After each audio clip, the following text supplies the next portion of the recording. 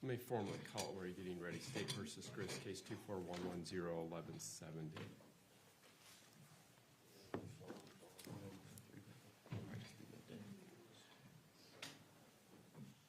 Well, let's see what he says.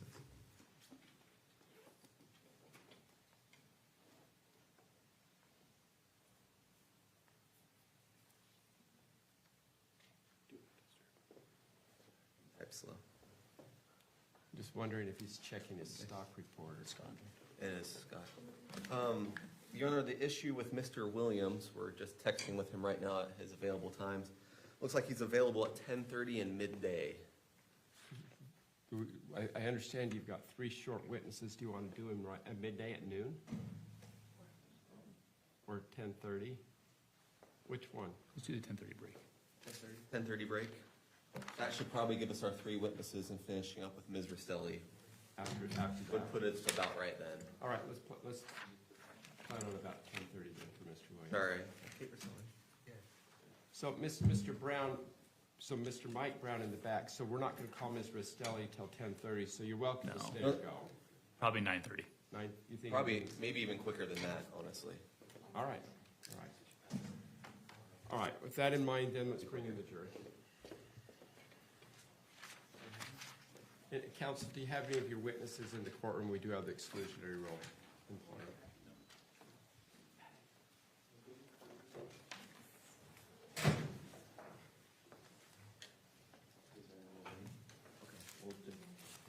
Good morning. Why don't you sit back out there and come in with all the other jurors? Are you a juror? I am not a juror. Okay, don't sit there. Go sit in. Yes, will do. Are you a translator? Yes, I'm here in Spanish interpreter this morning. Oh, your law motion. For 4B. 4B. 4B. 4B. Gotcha, thank you. All right. Now I know why I'm so confused. Everybody is so confused. The whole courtroom's like, what's going on? Is that hot in here, counsel? Yes. I'm going to turn the heat down.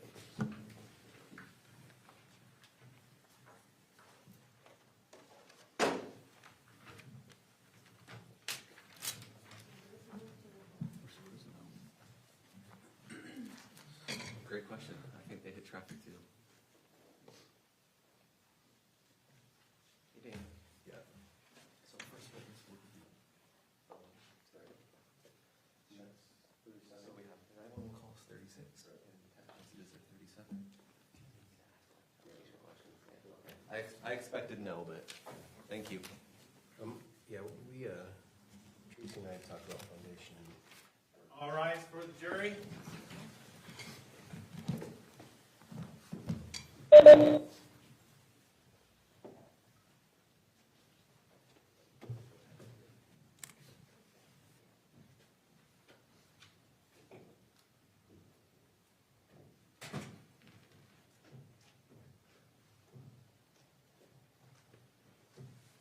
Thank you. Please be seated. Good morning, ladies and gentlemen of the jury. Thank you for being here on time today. A couple of housekeeping matters. Some of you have indicated, or one of you actually did bring your computer to work, so to speak, today. You're welcome to use any electronic devices in the jury room during breaks, subject to my admonitions about doing research about the case, using social media about the case. Any of that type of behavior would be inappropriate and shouldn't occur at all. Just remember, though, that your primary responsibility is for this trial, so don't focus in on what's going in there and focus in on this. When you go back to deliberate, those devices shouldn't be used at all until you've completed your deliberations, so just keep that in mind as well. The other matter is the attorneys have asked me to take 3 short witnesses out of order before we continue with Ms. Restelli. There's 3 neighbors that have some conflicts, so they're going to bring them in, do their testimony quick, and then we'll go back and finish with Ms. Restelli. That in mind, I'll turn the time over. Who's going to handle that? Is that you, Mr. Pollard? It is, Judge. Thank you. The state calls Caitlyn Laney.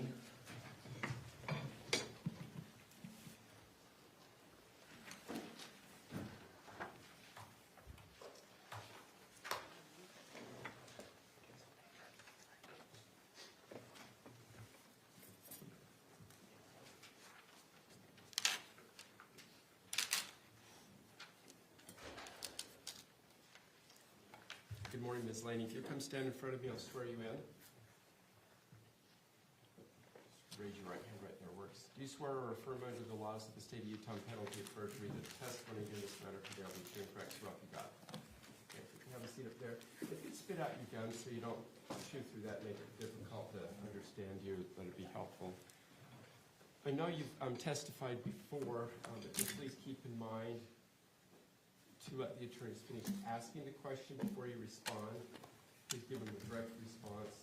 We don't need long answers. Short yes or no, that's appropriate. It's just Okay. give us verbal responses. I know you're not in your head right now, but we don't Yes. have video recorders, so just keep that in mind. Thank you. Mr. Pomeroy. Thank you, Judge. Ms. Laney, would you please introduce yourself to the jury? I'm Caitlyn Laney, And for the recording, how do you spell Laney? Laney. And what would you like to call us? What would you like us to call you today? Caitlyn's fine. Thank you, Caitlyn. Now, Caitlyn, where did you live in the summer of 2024? In Haymaker. Okay, and where is Haymaker? It's in American Fork.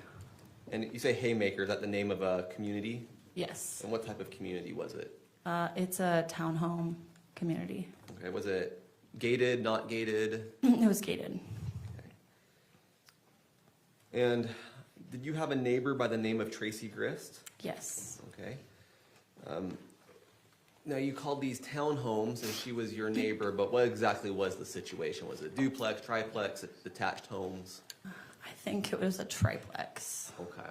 And so were you in the same triplex with Tracey? Yes. And do you recall who else lived in the home with Tracey? She had 3 of her kids. It was Rory,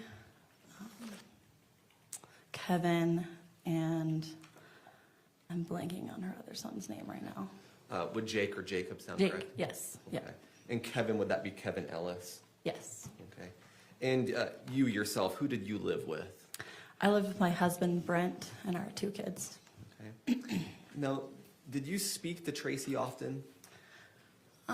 Sometimes, like, we were neighborly. Conversations in passing then? Yeah, I would see her outside, gardening. Our garages were next to each other, so sometimes coming in and out. She and Rory, they watched our dog for us a couple times when we went out of town. She's the one who gave me my garage code. Okay. And you said that you shared, or the garages were next door and it was a triplex, so I assume you shared some sort of walls with Ms. Grist? Yes, I think our condo was partially above, like, their garage. Our wall going up our stairs we shared, and like kitchen, that kind of side of the house. Would you generally hear very much noise from their apartment? No, occasionally in my laundry room, I could hear people, and then her garage door, it was really like hard to close, I guess, so it would slam a lot. Okay. Based off your description, is it fair to say just because of that layout, you didn't hear many noises other than what you just described? Yeah. Okay. Now, you mentioned that this was a gated community. Would you consider it a safe community? Yes. And then one last question about the housing situation. Did you ever notice whether Tracey would use a screen door of some sort on her front door? Yes, it was like one of those ones you can walk through that like would keep bugs out in the summer. And was it normally there during the summer? Yes. All right, let's move to a different topic. Do you remember calling 911 sometime during the summer of 2024? Yes. Do you remember the date? I don't off the top of my head. If I suggested that was July 12th, 2024, would that sound correct? Yes. Okay. What was the reason you called 911? I heard what I believe to be gunshots. Okay. So what were you doing? Well, let me back up. Do you recall whether it was morning, day, nighttime, evening? It was in the evening, around 10 o'clock. Do you recall what you were doing in the evening before calling 911? My husband and I were out in our living room watching movies with our kids. And you said you heard some gunshots. Describe exactly what you recall hearing. It was like 6 to 8 loud bangs, Okay. Did you take any particular note of the rate of the bangs? And what I mean by that, were they quick succession? Was there pauses between? They were pretty quick together. There might have been a brief pause between the last one, but it was quick. So after hearing these gunshots, what did you do, if anything? I first looked over to my husband because this is around 4th of July, and if anybody lives in Utah, they know that they're crazy for fireworks. So you hear fireworks pretty much between 4th of July and Pioneer Day. So it wasn't uncommon to hear them, especially on a weekend evening. So I looked over to my husband and I was just like, hey, was that fireworks? And he's a positive guy, so he's like, yeah, I think so. And I'm like, I don't think so. It sounded more like a bang, fireworks pop. And so I was like, I don't think so. So I had seen Tracey at the park a couple days before, and she had told us how her daughter, Kate, who had showed up about 3 weeks prior with the kids, was leaving an abusive marriage. And so when I heard the gunshots, what I thought was gunshots, I was worried. So after we talked for a little bit, I texted Tracey and just asked if they were okay. Okay. So you texted Tracey to ask if she was okay, and we'll come back to that in more depth in a second, but do you recall about what time that was? It's like 10:06 or 7. Okay. And the text, was that before or after you called 911? I texted her right before, like a minute before maybe I called 911. Okay. And do you recall maybe just the amount of time between when you heard the gunshots and when you called 911? Between a minute and 2 minutes. It was pretty quick. And then lastly, did you look outside to see what was going on? Did you do anything else to kind of see what was going on before you texted and called? I texted her. I got up and went to my kitchen counter and I texted her. And then I went and looked out our bedroom window. We could see in front of her garage. And sometimes her kids would come over on the weekend. And people weren't supposed to park in front of the garages. The townhomes share driveways. But sometimes they would. So I checked for a car there. Didn't see anything. And then I went to our bathroom window, which faces the streets. And it's a pretty small window. But I looked out the window and saw a truck running, and it looked like an older Ford. It looked like it was running, but the lights were on, like the flashers were on. And I noticed there was cardboard underneath it, which I thought was really weird. That was when I decided to call 911. The truck was not a usual vehicle in the neighborhood? No. Your Honor, the state has identified the 911 call as Exhibit 36. The state now moves to admit Exhibit 36. Any objection, Mr. Facemeyer? No, Your Honor. So admitted, thank you. Permission to play for the jury? Yes, please, thank you. July 12, 2024, 22:09:42. 911, what's the address of your emergency? 112 South 920 East, my neighbors. What city? American Fork. And the address one more time? I'm at 112 South 920 East, it's my neighbors, but What's the phone number you're calling on in case we're disconnected? 559-907-7484. Okay, so the address is your home, it's your neighbors, and tell me exactly what's going on with them. I'm pretty sure I just heard gunshots.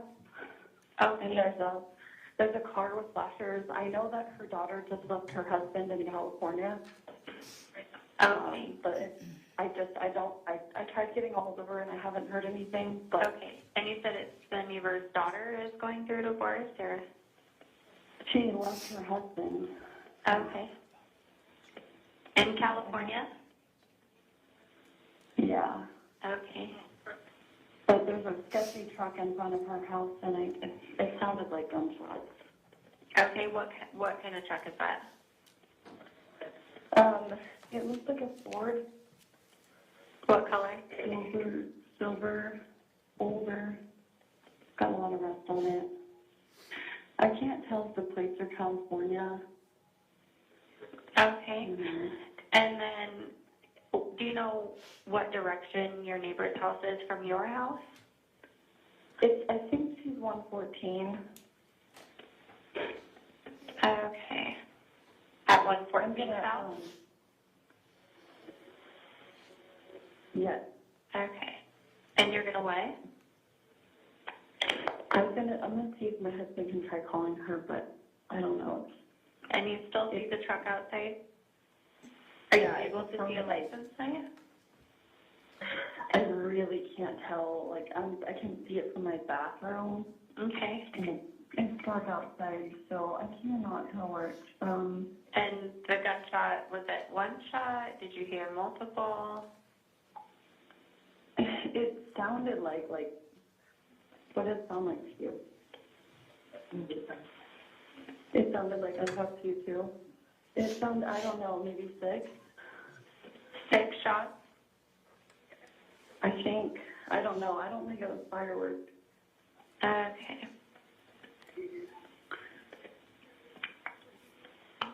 Where's your phone? And do you know, was the husband still in California, or? I don't know. I don't know all the details. I Okay. just, there's a sketchy looking truck in front of their house. Okay, and you've never seen it before in the area? Yeah, I'm gonna try to call her from my husband's phone, but Okay, yeah, I'm gonna keep you on the line, keep me updated with that. yeah, I'm gonna try to call her. What's her name? Maybe. Her name is Tracey. Her daughter's name is Katie. Okay. I'm gonna see if I can get a hold of her. It didn't sound like fireworks to me.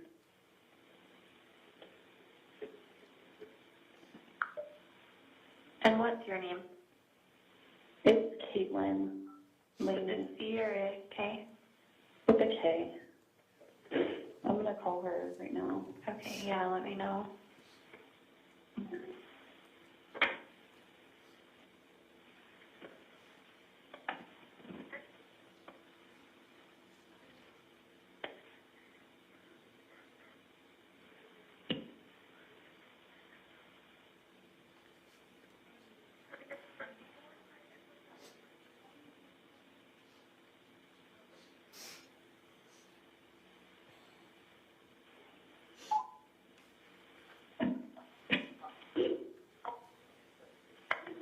She didn't answer. Okay. And what was your last name again, Caitlyn? It's Laney. It's Laney. Laney? Okay. Do you Does have, that look like there's, it looks like what? it looks like there's cardboard under like the front of the truck, which seems kind of weird, but I don't know. My husband thinks it sounded like gunshots too. Okay. What's Tracy's phone number?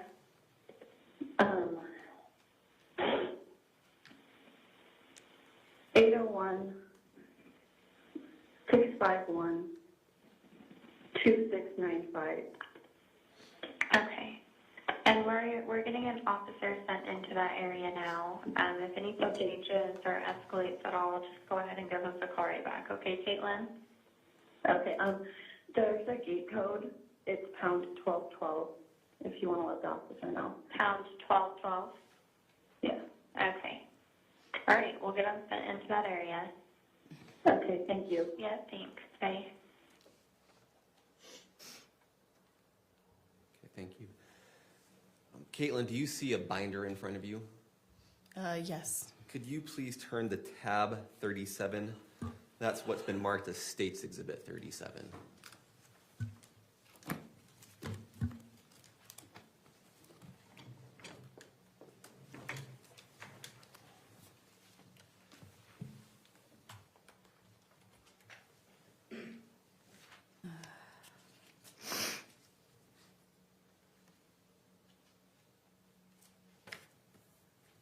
Okay. Are you I on found the it. first page of those? Yes. Previously, you testified about texting Tracey. Are these those texts? Yes. Your Honor, the state moves into evidence Exhibit 37. Any objection? No, Your Honor. So ordered, thank you. May we publish? Yes. Thank you. Let's just zoom in on that first message if we could. Caitlyn, would you please read the time stamp on that message? 10:08:33. And please read the message. Are you guys okay? The text message you testified about, is this message? Yes. Okay, and that timestamp of 10:08:33, that's accurate to the time that you texted Tracey? Yes. Okay, great, thank you. Now, these text messages weren't just texts on that night, they extend into the next day, is that accurate? Yes. Okay, so I'm gonna have you read a select few of these messages, okay? Okay. So the next thing I want you to do is turn the page to page 2. And if we could also move this to page 2. Thank you. And so Tracey didn't respond on the evening of the 12th. She started responding the morning of the 13th. Is that correct? Yes. Okay. Let's go to your, let's clarify one more thing. The green bubbles are from Tracey, is that correct? Yes. And the blue bubbles are from you? Yes. Okay. So let's go to your first bubble on the 13th. What did you ask Tracey? Was it your son-in-law? Continue to the next message, please. And how does she respond? Yes. And then please read your next message to her. A bullet went into our garage. And how does she respond? OMG. Do you know what that stands for? Oh my God. Okay. Let's continue to the next message. And what did you say in response? I said, oh man, just him, question mark. And what was her response across the next 3 messages? Yes. Excuse me. He had a knife. And my son Kevin shot him. Okay. And that message, again, the time on that one was? 6:58 AM. in the morning. Okay. Yes. So I'm going to ask you to just skip forward to page 8. Sorry. Let's go to page 9. The first green message from Tracey on this page. What's the time there? 7:02 a.m. Okay, so this is just a few minutes after that prior text. Yes. So it's the same conversation. Yes. Okay. What did Tracey ask you? What time did you call 911? Okay. And then this next message, this just appears to be out of order. You're responding to something previous in the conversation. Is that correct? Yes. Okay. So Tracey asked, what time did you call 911? And then her next message to you is what? Did you call 911 or did another neighbor? And what's her next message to you? I was on the phone with 911 and they were there so fast. And then let's read your last text message on this exhibit. I called at 10:07, I think. We were in the living room watching a movie with the kids and I heard the shots and texted you. And then I saw the truck with Cali plates and called. I was on the phone with them when I called you. Thank you. You can go ahead and put the exhibit aside now.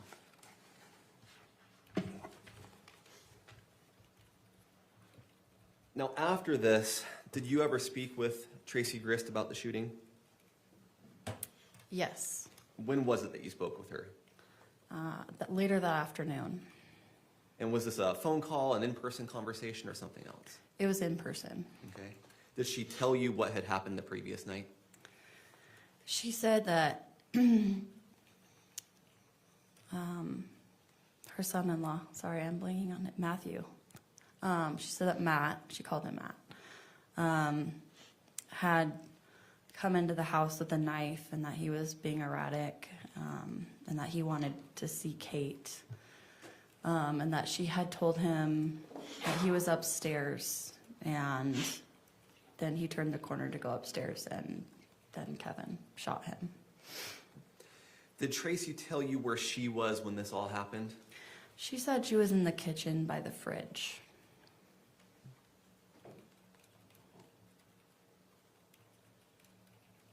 I think she said she was sitting on the counter by the fridge.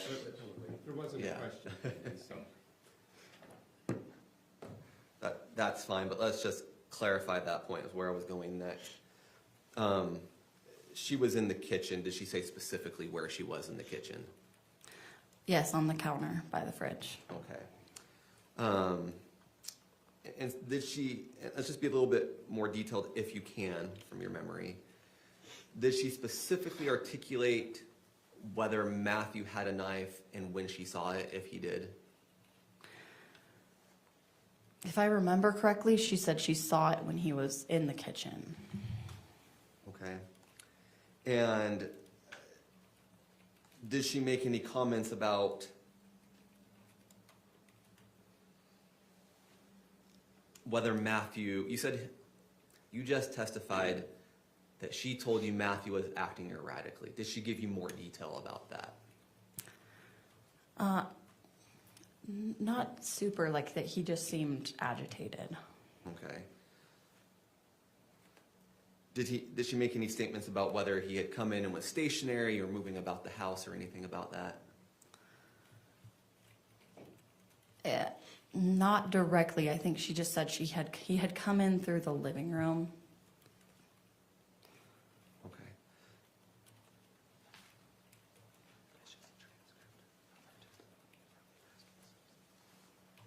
You remember testifying at a previous hearing? Yes. Okay. Judge, may I approach the witness? Yes, thank you.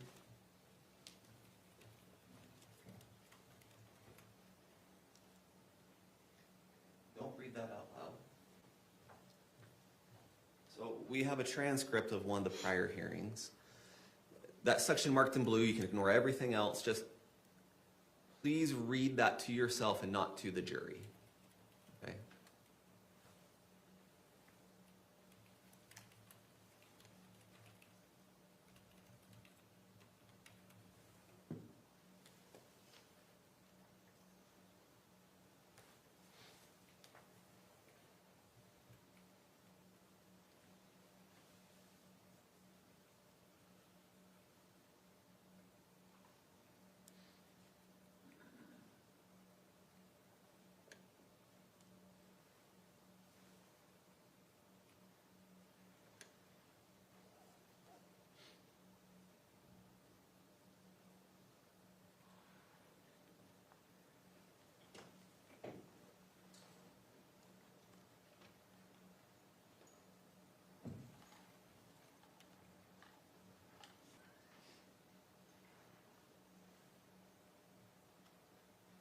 Okay. I'm going to come grab it from you.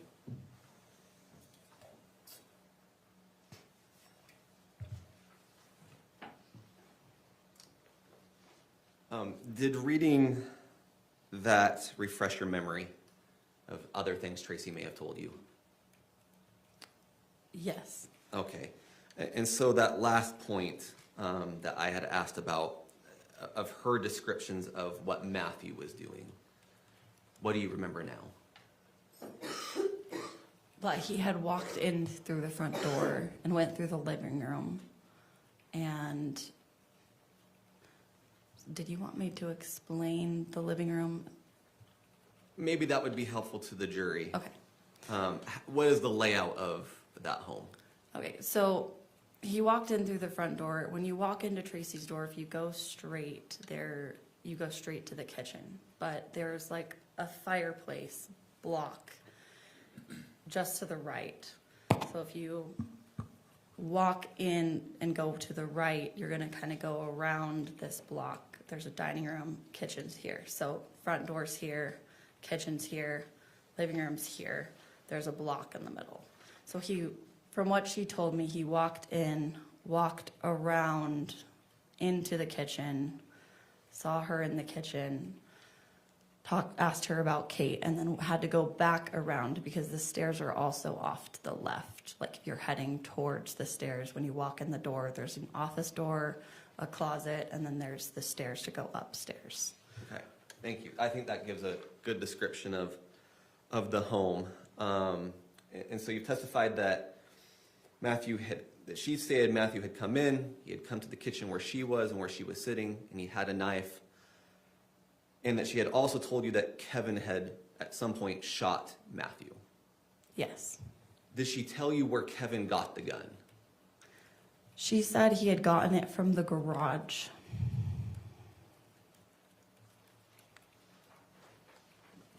And where is the garage in relation to these rooms?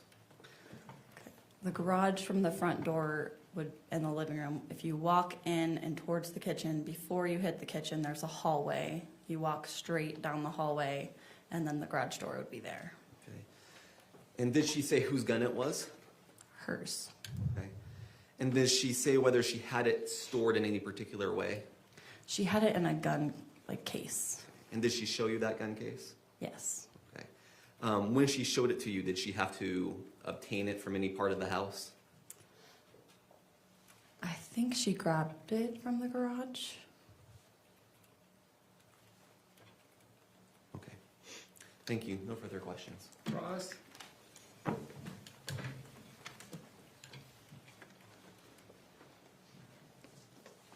Hi, Caitlyn. Hi. I just have a couple questions. Do you remember testifying before in a previous trial? Yes. And how long ago was that? 2 months. 2 months. Okay. And when you called 911, how long ago was that? Almost 2 years. 2 years. Yeah.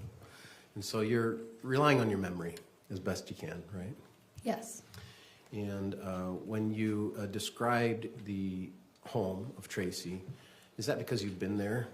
You've been in her home, or you've been in one exactly like it? Yes, I've been in her home. In her home. So when you open the front door, it swings, when I'm walking in, it swings left, right? Yes. I don't know how that will work. It swings left, right? But it swings left. Mm-hmm. Yes. Thank you. And when you first are in the doorway, you sort of have to make a decision on how you're going to continue into the house. Isn't that right? Yes. So the home is sort of built in a way to have an inviting area of a living room on your right side and then a hallway on your left side. Is that right? Yes. And so I think what you're describing is that when Matt, according to what Tracey had said, when Matt had came in, he had made the decision to go shift to the right to then have a chat with ended up being a chat with Tracey, right? Yes. But he could have gone left a little bit, like a dodge left or a dodge right. Is that a good way to describe that home? Well, if he went the way that I remember her describing, he would have had to go right. Yeah. And if he would have gone left, he would have like veered left and gone down the hallway toward the kitchen. Is that right? It was more of like a straight shot, maybe Okay. slightly to the left, but it was more of a straight shot to the kitchen. There's this wall, this obstruction wall, sort of right in front of you, that is where the fireplace is built in and provides this ambience for the living room, right? Yes. Okay. In your recollection of your conversation with Tracey, are there things that you might have forgotten? Possibly. You know, are there things that you're trying your best to remember? Yes. Would you say the same thing about during the trial 2 months ago, that the things you could have forgotten and things you're just trying to remember? It's possible. Yeah. You used the word agitated. Is that a word that you remember Tracey saying, or is that just a word you're trying to come up with to best describe what you recall? I believe she said agitated, but I mean a similar word with the same meaning is Sure. possible. Yeah, and I understand that.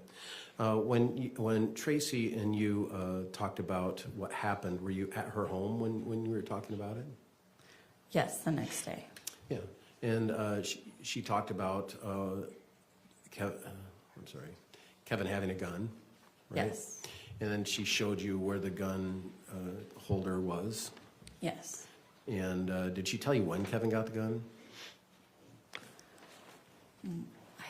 I want to say when Matthew got there, I don't remember if it was when he saw him pull up or when he came into the house. Do you remember whether she said either? It would have been that day, So she said he got it that day.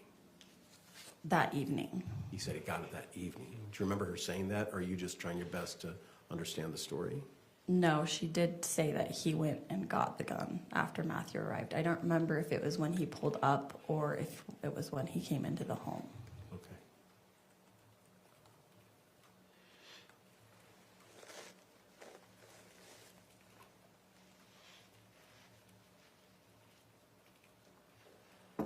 And this was how long after the shooting occurred?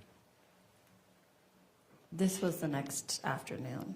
So how long after the shooting occurred, do you think? Shooting occurred around 10 p.m.? Yes. Yeah. And so when were you having the conversation? It was the next day around 1 or 2. Okay, so about 12 hours later? Yeah. Okay. No further questions. Any redirect? 30 seconds, Judge. Thank you.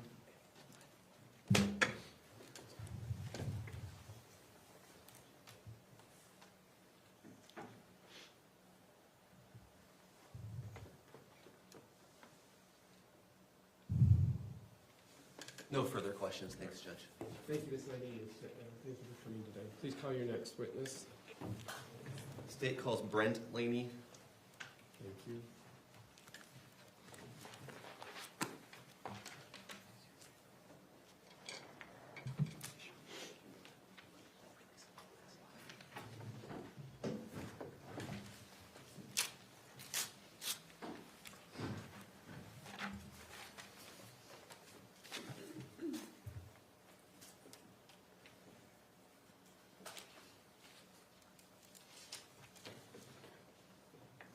Good morning, Mr. Laney. If you'll come stand in front of me, I'll swear you in, right up here.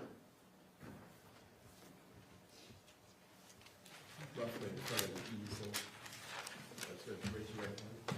You swear or affirm under the laws of the state of Utah on penalty of perjury that the testimony given in this matter today will be true and correct, so help you God. Thank you. Have a seat up there, sir. While you're coming up, I know you've testified before. Just keep in mind your verbal responses. Wait for them to finish asking the question before you respond, and only respond directly to a question that's pending or been asked of you, okay? Yes. Thank you, and then speak right into the mic so we can hear you. Thank you, Judge. Good morning, Mr. Laney. Would you introduce yourself to the jury, please? My name is Brent Laney. Thank you. Mr. Laney, do you want us to call you Mr. Laney, Brent, or something else? Brent will be fine. Thanks. Brent, there was a person who testified just before you named Caitlyn Laney. Do you know her? Yes, that's my wife. You live with her, I assume? Yes. Okay. And where did you two live in the summer of 2024? Trying to remember the exact address. We don't need the address. A city is fine, or the name of a community. American Fork, Utah. Okay. Was one of your neighbors in that community Tracey Grist Yes. and Kevin Ellis? Yes. Did you know them very well? Not very well. Okay. They were your neighbors. Did you speak to them often? Occasionally, not very often. Okay. And what was the situation there where your neighbors were? Is it like across the street, duplex, triplex? What was it? It was like a townhome with kind of like 3 homes in one building, and so they were connected to the building that we were living in. Okay. And what type of community was it? A gated community.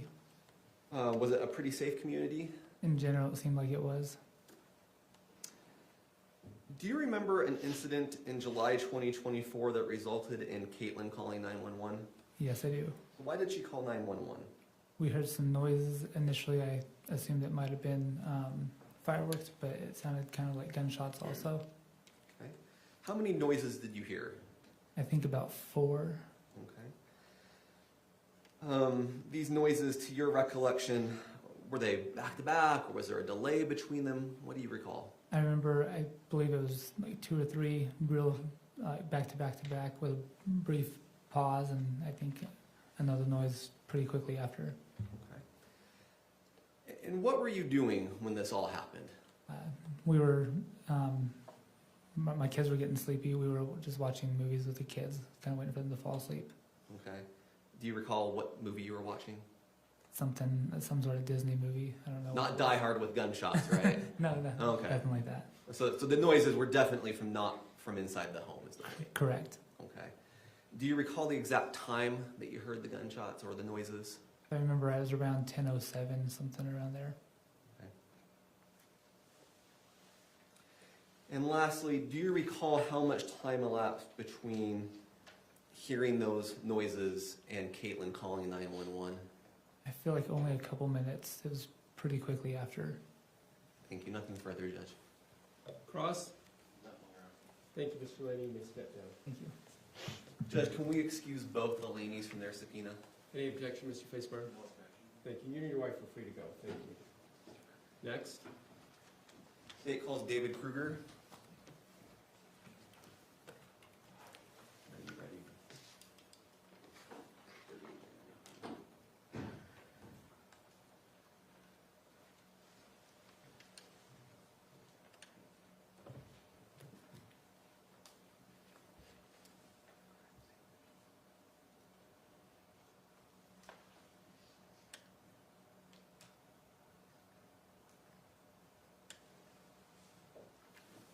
Good morning, Mr. Krueger. If you'll come forward and stand in front of me, I'll swear you in.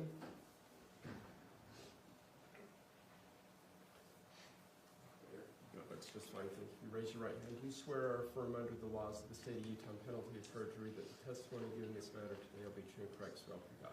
Yeah, nice one. Thank you. Have a seat up there. We know you've testified before. Just a couple of reminders. Please give verbal responses. Only respond to the questions that's been asked of you to give a direct response, please.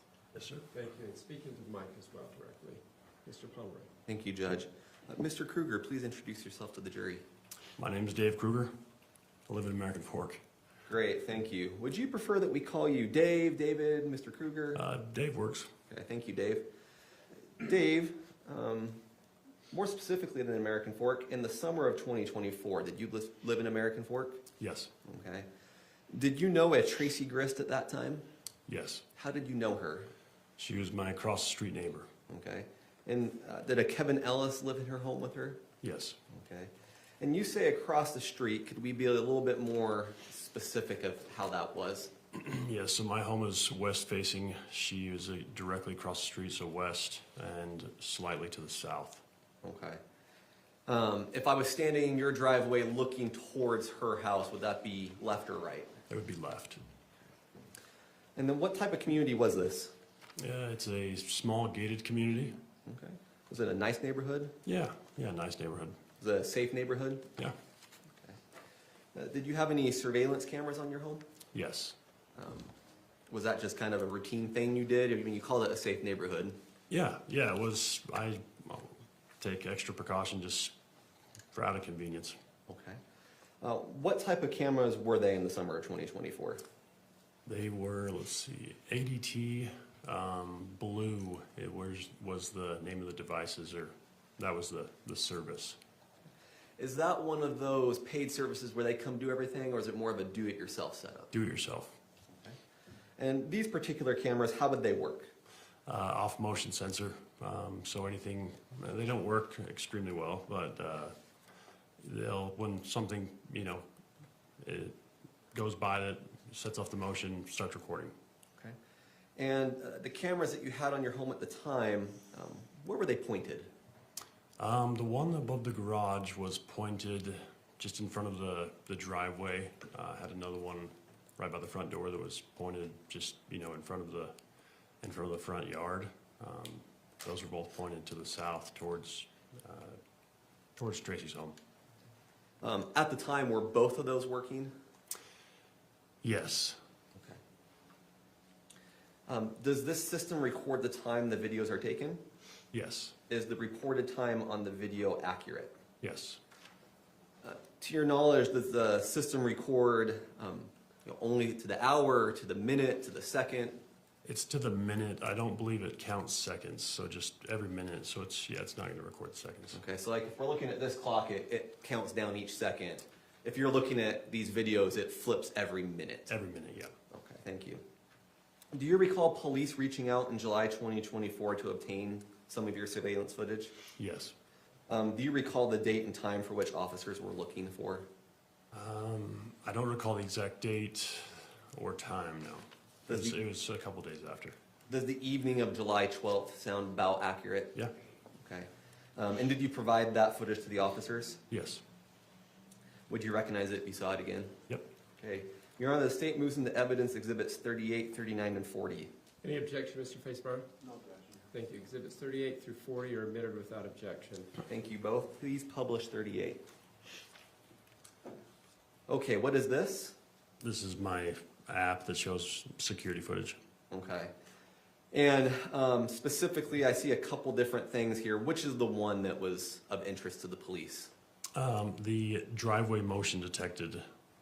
Okay. That would be the black and white image kind of in the middle. Yep, Okay. And what's the timestamp of that? 10:06. And that would be the timestamp of when it activated. Correct. Okay. Let's move to Exhibit 39 and 40. We Okay. blow those up for the jury. Please. Thank you. So this is 39. And are you able to, is that already playing? Thank you.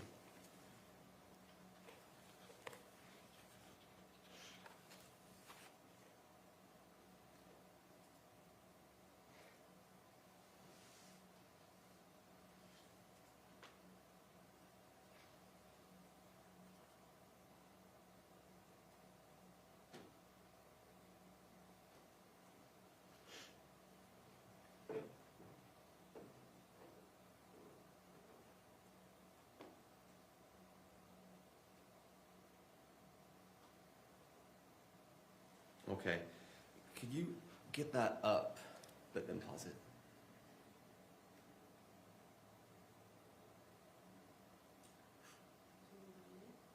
Yeah, sorry, get it back in. There you go, so pause it. Thank you, right there. Okay, so this was the clip. Correct. And this is the clip that started at 10:06. Yes. Okay. And we saw the entirety of it just now. Yes. And how many seconds is the entirety of this video?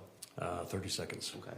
And were you able to see the object that caused the movement that triggered the camera? The truck, yes. So it was a truck that Yeah. caused it. Okay. And that's what we saw in the still frame. And in fact, where it's paused right now, can you still see that truck? Yes. Where on the screen would it be? The top, middle to the left. Okay, thank you. Now we can go to Exhibit 40.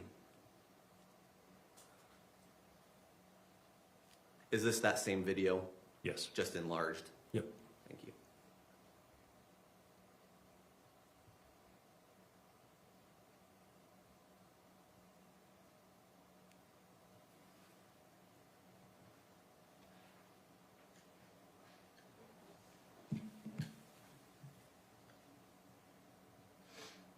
Okay. Thank you. No further questions. Ross? Thank you, sir. You may step down. Thank you. May he be excused from the subpoena, counsel? Please, Judge. Thank you. You're free to go, sir. All right. Please call your next witness, Mr. Pomeroy. I believe we're returning to Mr. We're going to return to Facemeyer. Ms. Restelli, Mr. Facemeyer. All right, let's bring Ms. Restelli back, and I'll re-swear her in for today.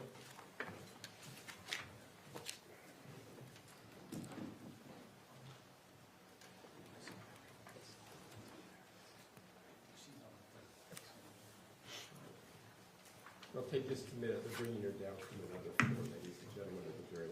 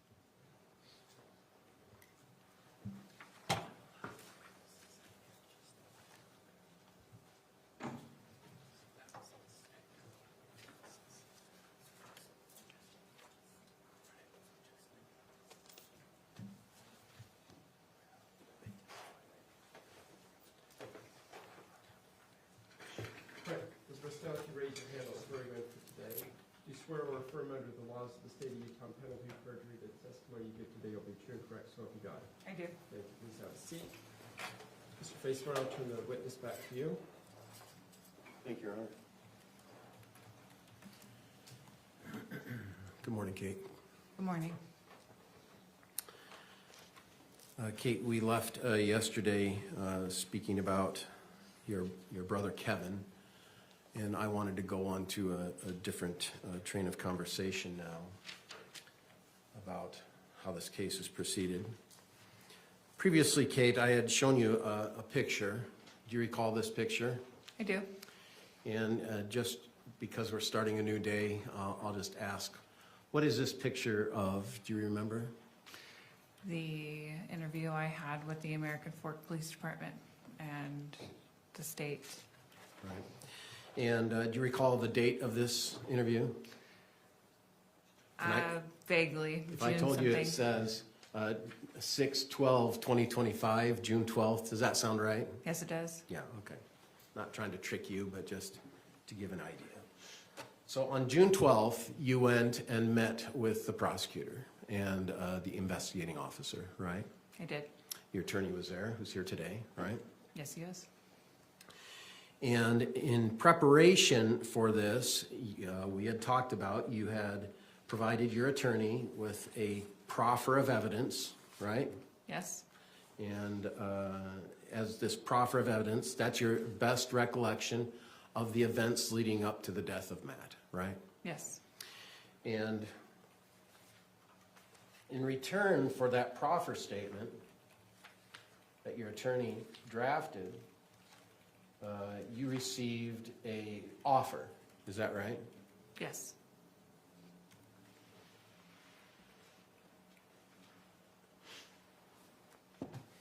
And indeed, there was an offer provided to you by the prosecution even before your proffer statement. Were you aware of that? I'm sorry, say that again? May I approach a witness here? Of course. Proffer letter.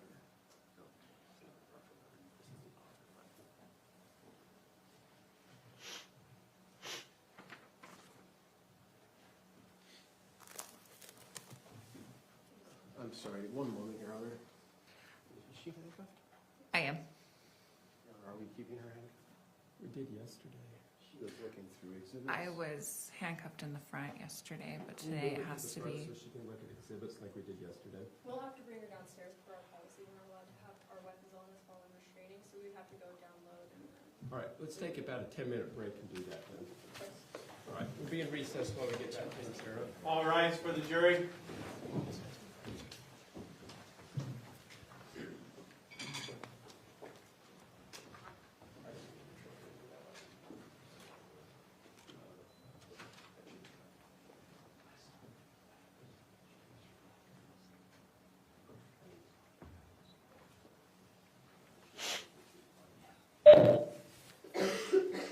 Thank you. Please be seated.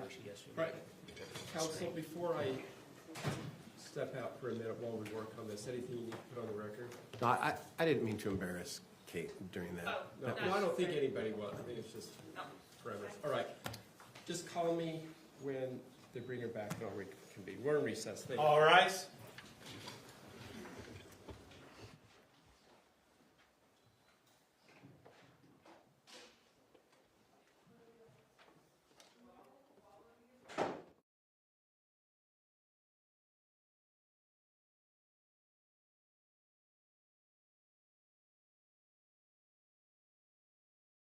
Zero. You ready to bring the jury out again? Let's bring Yes, the jury Judge. out.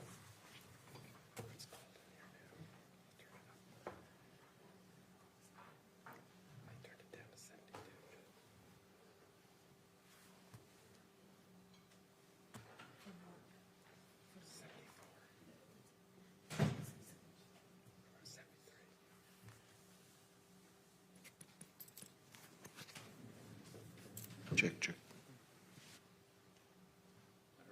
Yep. All rise for the jury.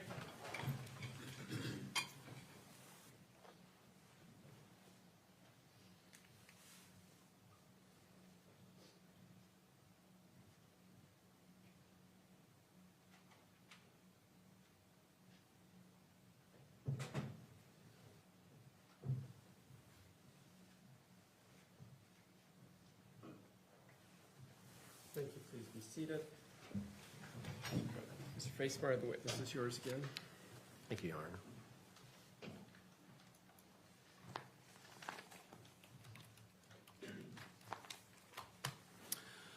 I'll approach the witness, Your Honor. Of course. You have ongoing permission. All right. So Kate, I've provided you page 1 of a letter, and at the top of that letter, it says what? The very top. Plea offer letter, Correct. And what's even above that? Utah County Attorney. Right. So this is a letter drafted, it appears by the Utah County Attorney, is that right? Yes, And it's a plea offer letter to you, right? correct. And what's the date of that letter? May 16th, 2025. All right. I'd like to offer this as an exhibit, Your Honor, Any objection? No objection. and to publish that to the jury. What exhibit number is this? 2, I think. Okay, defense exhibit 2 is received without objection. Thank you. And as a publisher, Your Honor, I think my witness will have that available to her on screen as well.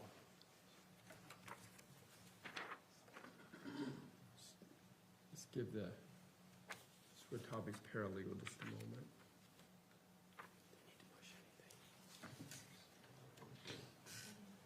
As they prepare that, I just want to ask a couple questions, if Of you're course. okay. Excuse me. Kate, do you know what the importance of the date of this letter is? May 16th, 2025? No, I'm not. Are you aware, or let me better state, do you recall what your case was doing in and around this time of May 16th, 2025? I don't recall. Do you recall coming to court with your attorney and scheduling a preliminary hearing? I believe I was scheduled for a preliminary hearing. And do you know when those preliminary hearing dates were? No, I do not remember. If I told you that those preliminary hearing dates were May 20th and 22nd, would you have any reason to disagree with that? No, I would not. Does that sound right? Honestly, I don't recall. Do you recall that we scheduled 2 full days for that preliminary hearing? I don't recall. Do you understand what a preliminary hearing is? I do. And what's your understanding? That all the evidence and discovery is presented to the court, and they decide whether or not they have a case against us. Excuse me. Right. And so at that hearing, evidence would be presented to your honor and not to a jury, right? Correct? And the purpose of a preliminary hearing is not to determine guilt or innocence, is it? Correct? It's just to determine whether there is sufficient evidence for you to be charged with what you're charged with. Correct. And that hearing was coming up on May 20th, right? Yes. Thank you. I would ask the court to take judicial notice that there was a preliminary hearing scheduled on May 20th, 2025, scheduled for 2 days in Mr. Restelli's case. Any objection? No objection. So noted, thank you. Just so we don't have to worry about that any longer. Are you aware that there was a preliminary hearing that took place in relation to your mom, Tracey, on May 20th? I'm aware that she had a preliminary trial, yes. I do not remember the day. Sure. And so this letter, now we have it exhibited before us, was before that date of the prelim, right? Correct. And as you see, this letter is an offer for a settlement, right? Yes. And is it your understanding when this letter was presented to your attorney, it says, "Dear counsel," that this was in and around the time that you were preparing yourself to cooperate to then tell your story of the events surrounding the death of Matt? Yes. Excuse me. Thank you. I don't think that was you, but thank you. And it takes a lot of work for a prosecutor to put on a case for 2 days, right? Correct. Object to speculation. You see a lot of work being done Thank you. I'll accept the objection. You see a lot of work that's being done by the state presenting this case today. Is that right? I can assume so. Yeah. They have lots and lots of exhibits. Yes, they do. They have a binder full of stuff for people to look at, the jury, myself, yourself, the court, correct? Yes. Doesn't take 10 minutes to put this kind of stuff together, does it? No, it does not. Right. And so the state made an offer prior to your preliminary hearing and prior to the time that they had to present these exhibits for the preliminary hearing, correct? Say that one more time. I can't. I'm sorry. Oh, I'm going to have to rephrase it. okay. No, and I do think this was asked and answered. She said the date was the 16th. We have an admission that the preliminary hearing was on the 20th. Do you remember what you did on May 20th? I was taken to court and I met with Judge Griffin in his chambers and forewent my right to a preliminary hearing. Thank you. In the law, we call it a waiver. Is it true that on May 20th, you waived your right to a preliminary hearing? Yes. And did you waive your right to a preliminary hearing because of this offer that you received from prosecution? I did. And you did not have to go through a preliminary hearing and endure the evidence that they were going to present to the court at that time? No, I did not. But you did know at that time that you waived your preliminary hearing the evidence that they were going to present on your case. Is that right? I was given discovery, yes. And so you knew the evidence they were going to present at the preliminary hearing. Not all the audio or picture files, but yes, the discovery. You certainly were aware that you had taken texts and you had done your texts and you had sent them to Tracey and Terralyn and you had taken copies of phone recordings and you knew of that, right? Yes, I did. And you knew that the police had that. Yes, I did. Yeah.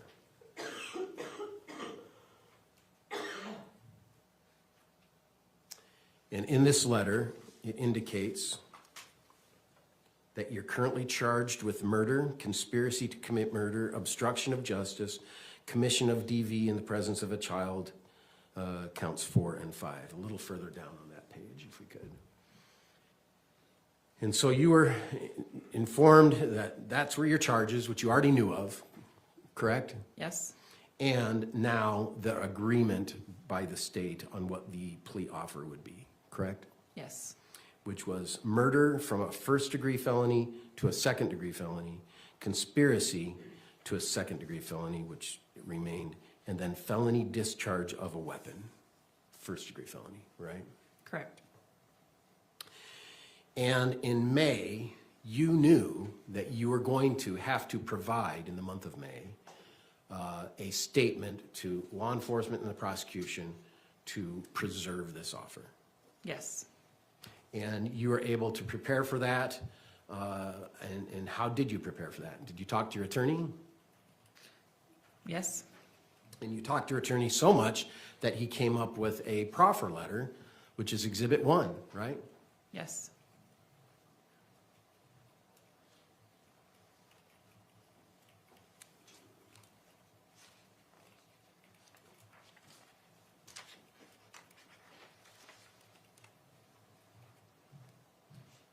And the proffer letter was drafted on or about June 6th, Correct. which we have seen before. And that gave you a couple weeks to speak to your attorney, to get the story of your recollection of the events surrounding the death of Matthew prepared for enough to speak with prosecution, right?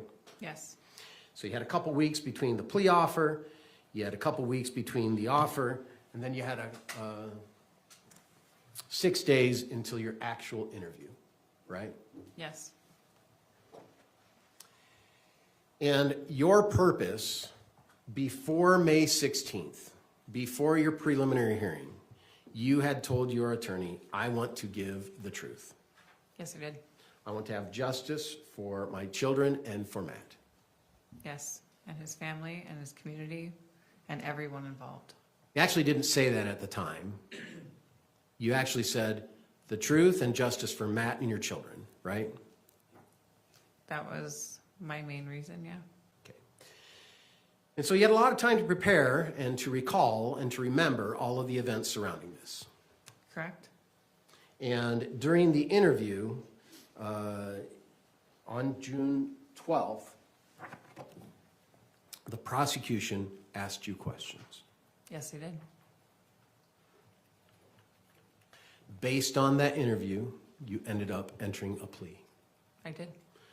And in the plea, you pled, as shown here in this report, this letter, to murder and conspiracy and felony discharge, right? Correct. And then after the plea, the court set it for sentencing. Is that right? Yes. Did you know what the benefit of pleading to these 3 charges would be as opposed to the 5 charges that you were charged with originally? No. You didn't. I knew that some charges were removed. I don't know what every charge carries. When you pled, were you aware of the benefit of, well, let me ask this question. I strike that. Did you know that when you were pleading to the 3 charges in this letter that are indicated right there, that you would be going to prison? Yes, I did. When you agreed to this, were you in prison? No, I was not. You were actually in the Utah County Jail, weren't you? Yes, I was. You were in the Utah County Jail for how long? 8 months? 10 months? 11 months. 11 months, thank you. And so in your 11 months, you knew that your time in jail in the county would stop at some point if you took this plea. Yes. And that you would be changed to a prison inmate rather than a county inmate. Isn't that right? Correct. And that wasn't a real question for you. You knew that was going to be the case if you entered that plea. Yes, I knew I was going to prison when I got arrested. And that wasn't my question. My question was, when you entered your plea, you knew that your entry of the plea of those 3 charges would require you to go to prison and not remain in the county jail. Yes. And did you know what the time difference between those 5 charges you were charged with and those 3 you were pleading to would be in difference to how many years you would spend in prison? As far as I knew, life was always on the table. So you are under the impression today that you are going to be in prison for the rest of your life. No, I am not. So when you just said, I know that life is always on the table, what do you mean by that? In Utah County Jail, when I was given this letter, I knew that I was going to be charged with this felony discharge of a firearm, and that's a felony 1. And the felony 1s carry a life sentence.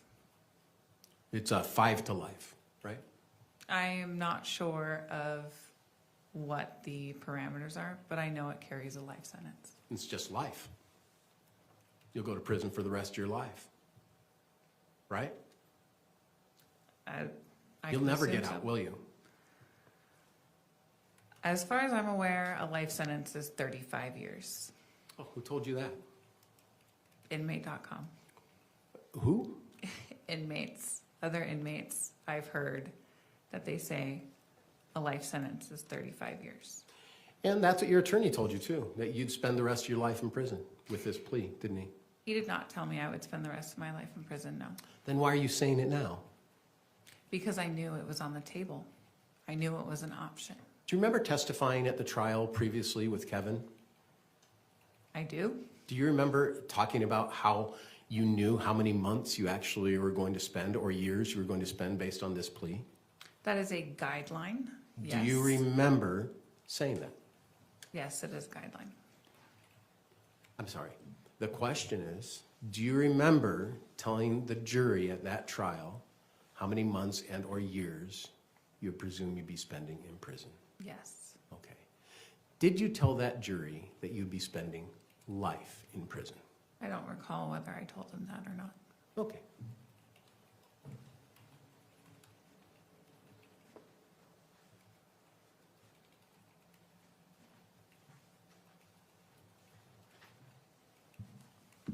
This will take me some time, Your Honor. That's fine.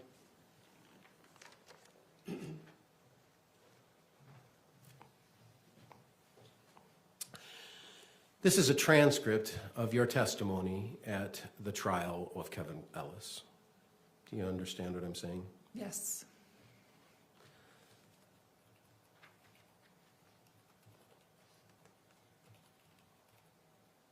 Oops.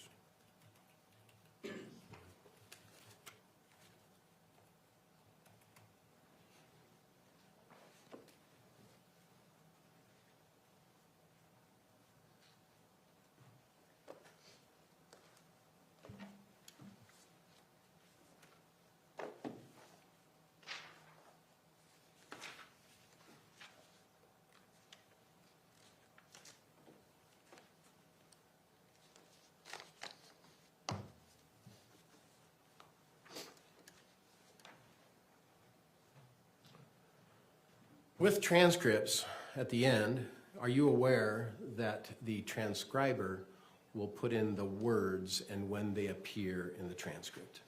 No, I am not aware of that. Would you like to see it? If you think it's necessary for me to see it. Your Honor, at this point, I'm going to object. This is outside the realm of her knowledge of how a transcript works. And there's I nothing think to she's already refer. told us that she doesn't know, so I think that's on the record. And what does that page describe?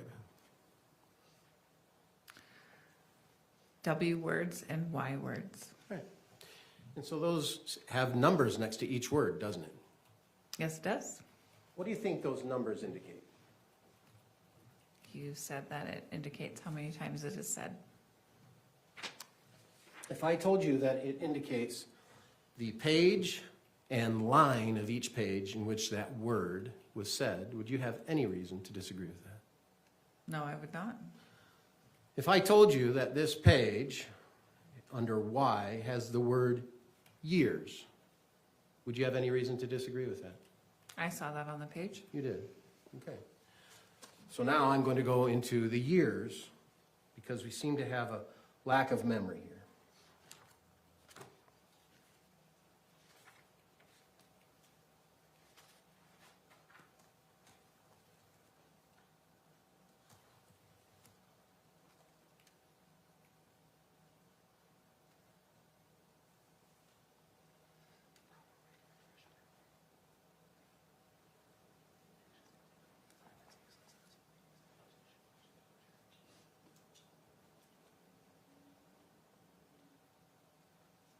And do you know why I'm doing this?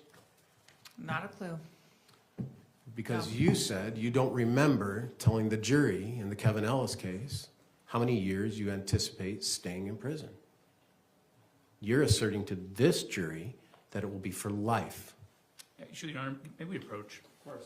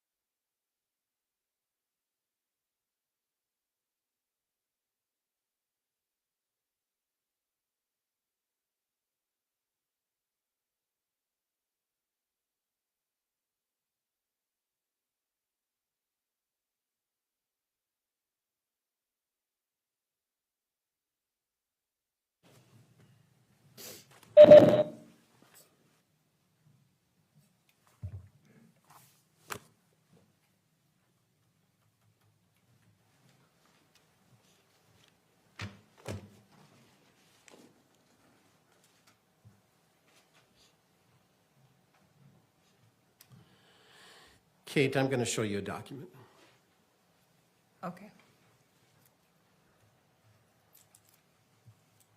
You pull up the chart for the matrix.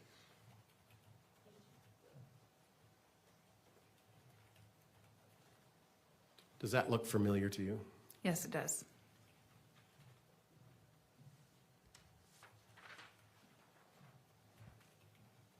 And what does it look like to you? It is a page from my pre-sentence report.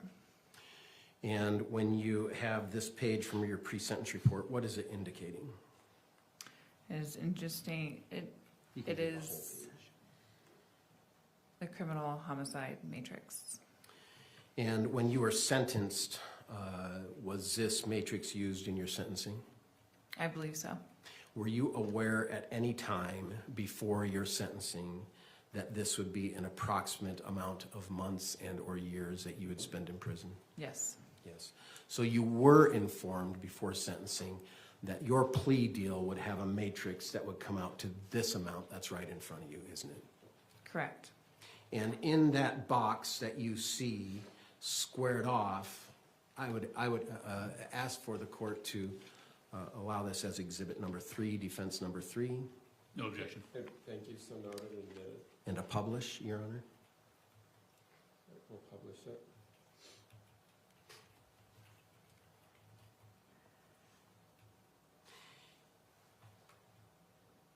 In the box, on the bottom, there's a squared amount of MOS. What does MOS mean to you? MOS is indicated for months. And in your sentencing report, how many months does it say the board would have, how many months does it say is the approximate time that you would spend in prison? For that one charge, 108 months. And you have been telling us for your first degree, 5 to life, right? I believe so. That is not calculated here. Is that your understanding? That the life isn't calculated? That your 5 to life discharge of a firearm, first degree felony, is not calculated here. Is that right? Not on this page, no. And where is that calculated? There's a little box with, this is active convictions. And then if you go across, it says time, and there's 108 twice, plus 72, for a total of 288 months. And so is it your understanding that you're going to spend 288 months? Yes, if the board allows me to be released. Do you remember saying something completely different to the prior trial? No, I don't. Do you remember saying that you would spend about 11 years in prison, but it's up to the board? That was before I was fully knowledgeable in how the board works. Do you remember saying that to the jury? Yes, I do. But you now, once again, are changing your testimony? Because I have new knowledge of how the board works, and I have spoken with my case manager in prison. And you didn't know that at the time that you accepted your plea, did you? I didn't know what. Of the new knowledge you now have. No, I did not know that. Matter of fact, when you set your plea, you were looking at the 108 months, weren't you? As a guideline for the board to review. When I set my plea, the guideline was 288, but I knew that life was still on the table. I knew that I could still spend a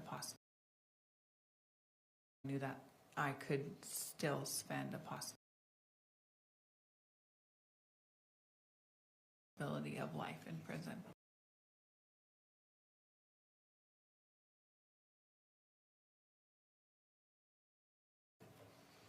Why did you not tell the jury in the Ellis trial that?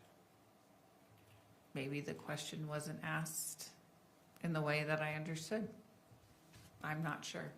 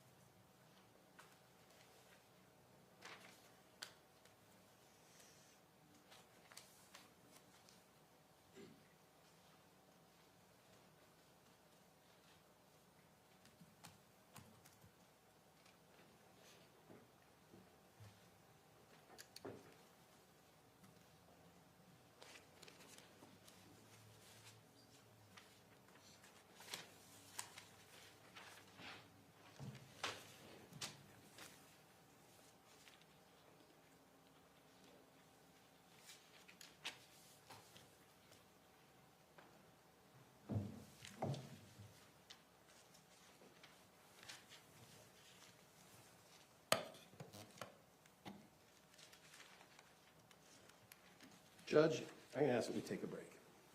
I don't wanna waste the jury's time watching me look through papers. I'm gonna ask that we take a Let's break. take a recess. All rise for the jury.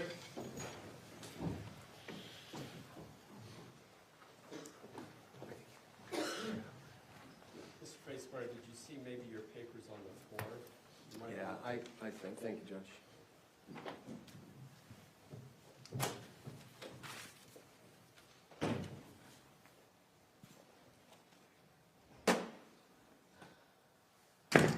And please be seated. All right, counsel, we'll be in recess until Mr. Tracebar is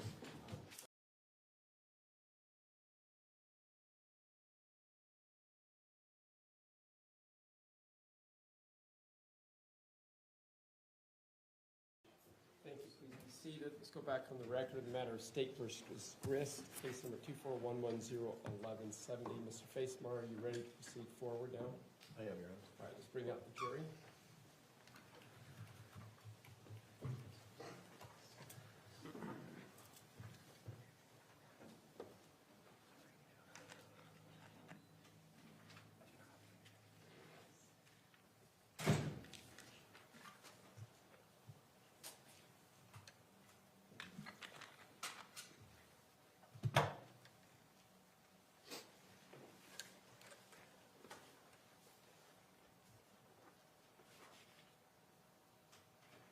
All rise for the jury.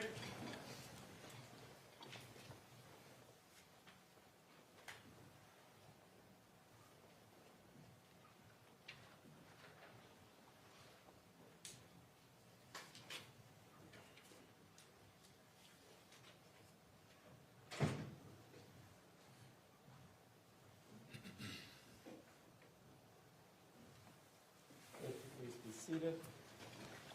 Mr. Facemar.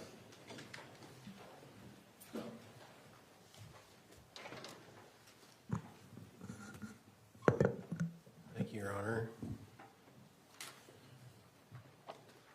Kate, is it fair to say that you know more now than you knew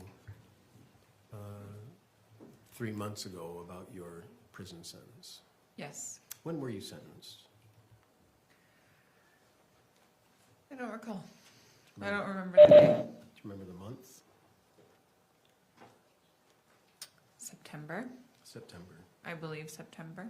So you've had an opportunity to be in the prison system for September, October, November, December, January, February, March, April, 8 months, right? Yes. And you have an opportunity to learn a little bit more about life in prison and about your sentence, right? Yes. But there's certain things you know now that you didn't know at the time that you were negotiating for a plea resolution, right? Correct. And what I'm asking you is what you knew at the time of negotiating for your plea, did you know and think about your sentence to be? Do you understand that? Yes.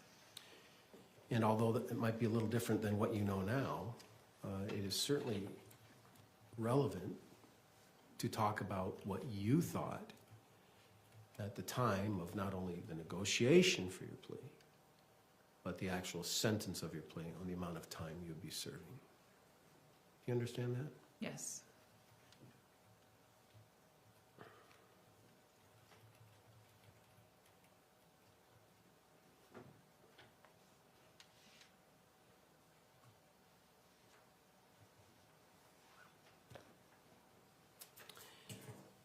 In the offer letter, you would get the offer to plead to murder from a first degree to a second degree. Correct. And you understood the difference between a second degree and a first degree. Yes. Was it explained to you by your attorney? It was. A second degree has an indeterminate sentence of 1 to 15 years, whereas a first degree felony, and if it's murder, is 15 or even 20 years to life in prison, right? Correct.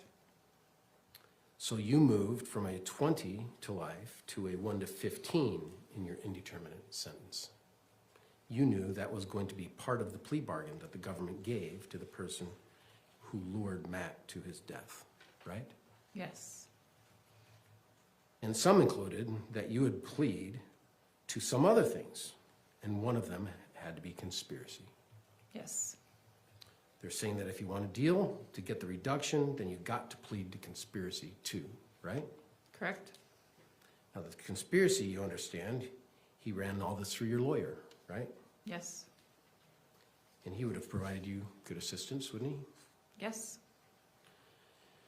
And I think he told you, he understood, he answered all your questions, and you thought you understood the legal process and the fact process and the plea bargaining process, right? Yes. So with these other offenses, again, they're reduced. Now the felony of discharge of a weapon, that says felony 1, right? Correct. Now felony 1 is a 5 to life, right? Correct. However, there are matrices that give you an idea, at least, of what kind of sentence might result from one kind of plea, right? Correct. And in reality, even though that third-degree felony, number 3, first-degree felony, even though it's an F1 5 to life, your sentencing at the board, the matrix that's going to mostly apply is the second-degree murder, right? I'm not sure on that fact. You've got a matrix that applies, and it shows the likely sentence might be from the Board of Pardons at various offense levels, right? Yes.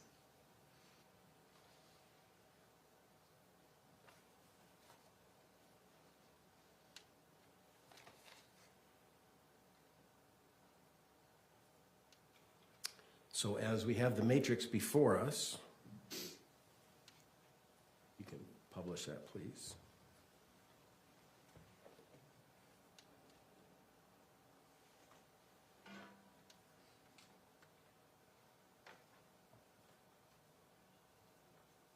At the time of negotiation, at the time of plea, at the time of sentencing,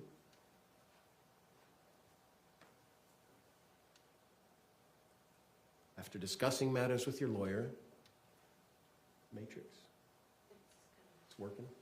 It's just slow. It's like Oh, turning on the there it faucet came. of the hose. After working with your lawyer, what we're talking about in terms of time is if you're down on the matrix, as there being a pre-sentence report, which is prepared, and your lawyer speaking to this, as you indicate, there's a square of 108 months, right? Yes. That's because you were allowed to plead to a second degree that resulted in death, right? Yes. And you were shown that if you were given a first degree murder, that it's 11 years, that 11 years goes to 240 months, right? Which would be on the matrix to your left of that box. Do you see the 240 months, first degree murder? I do. And what is the months in that? 240.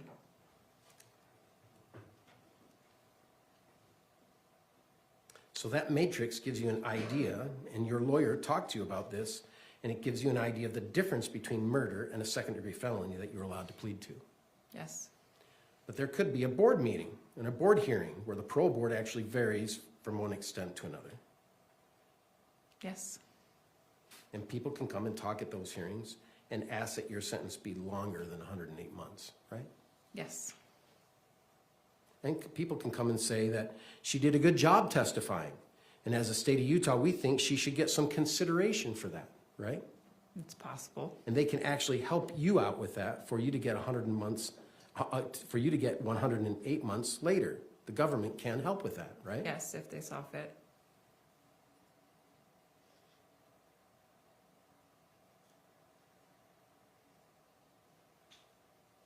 And so at the time of negotiation, at the time of plea, at the time of sentencing, it was your understanding that you were moving from a murder, 240 months, to a second degree death, 108 months. Isn't that right? Yes. Now today, you don't agree with that. Is that right? I'm agreeing. You are agreeing. And so your board review of 108 months is still standing, isn't it? I will see the board. I have a tentative board hearing in June of 2036. 2036, Yes, sir. which is approximately 108 months. not sure on the math. It's 10 years from now, 11 years. 120 months would be 10 years, right? I don't know. 10 times 12, 120, Sure. so 120 months. Mm-hmm. Is that a yes? Yes. Thank you. A lot different than the 240 months if you're convicted of murder. Correct. So there is a great advantage to enter into the plea in which you did enter into, isn't there? Yes, there is. And you took advantage of that by cooperating to tell the truth, right? Yes.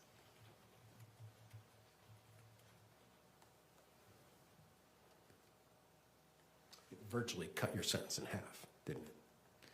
I'm not sure of the math on that. Well, 240, that's 20 years, right? If life is still on the table, there's nothing cut in half. 240 is 20 years, right? Yes. Thank you. And you said you have a board date in 120, right? Yes. And the recommendation on the matrix is 108, right? Correct. And you've essentially cut your sentence in half, haven't you, with that plea offer? On that charge, yes. Well, on that charge, it's 108, not 120. Says it right there, doesn't it? 108? I have 2 charges of 108 and 1 charge of 72 months. And your 2 charges are concurrent with one another, aren't they? I'm not sure how the concurrent and consecutive work. If I told you that concurrent means they go as you're sentencing at the exact same time, would you have any reason to disagree with that? No. If I told you in your plea statement that you made, it talks about concurrent, meaning the time goes at the exact same time with one another, would you have any reason to disagree with that? I was under the assumption that 2 run concurrent and 1 runs consecutive. Do you remember my question? No. My question was about concurrent. Do you remember me saying the word consecutive? No. Because I didn't. So, Object argumentative. I think we're getting a little argumentative, Mr. President. thank you, Judge. So in your plea statement, it describes the difference between concurrent and consecutive, doesn't it? Yes, it does. And in concurrent, it describes your sentence as concurrently would, not does, but would concurrent run together at the same time. Correct. Right. Which means if you had a 1-year sentence and another 1-year sentence and it was concurrent, you would do 1 year on both charges, correct? I believe that's how it works. And in your plea statement, which you signed, didn't you? Yes, it did. And you read, didn't you? Yes, it did. And it tells you all of this, doesn't it? I believe so, yes. Yeah. And then it says consecutive would be 1 sentence, and then when you're done, the other sentence, right? Yes. Okay. And on this matrix, it says on your 2nd-degree death, 108 months, right? Yes. But you know that consecutive sentencing, you know now that consecutive sentencing has a percentage attached to it, don't you? I believe so, yes. And you know that that percentage, even consecutive sentencing, which is one after another, doesn't go the whole term, does it? I had that explained to me, yes. Yeah. It just gives a percentage of that term, right? Right. Yeah. Do you know what that percentage is? 40%, I believe. Is that because you read it at the very bottom of these little words right here? No, I was remembering from my memory. That's because that's what you've learned since you've been at the prison for a while, right? No, I remember that from my meeting with my attorney while I was still in Utah County Jail. And at the time of the trial with Kevin Ellis 2 months ago, you were expecting the 108 months to be a good range of time you would spend, but not a perfect amount of time you would spend. Isn't that accurate? Yes. Thank you.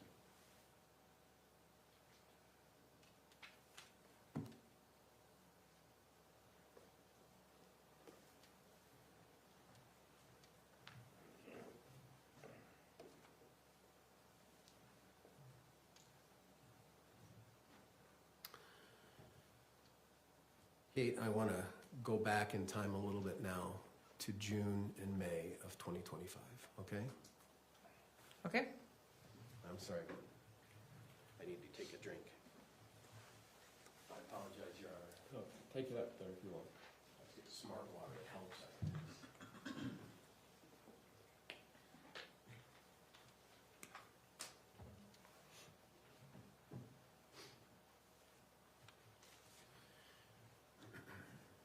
Tracey, at the time you went to speak with the prosecutor, I'm not Tracey.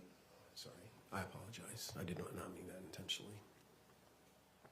Kate, at the time that you went to speak with the prosecutor and the investigator, June 12th, were you prepared to tell the truth? I was.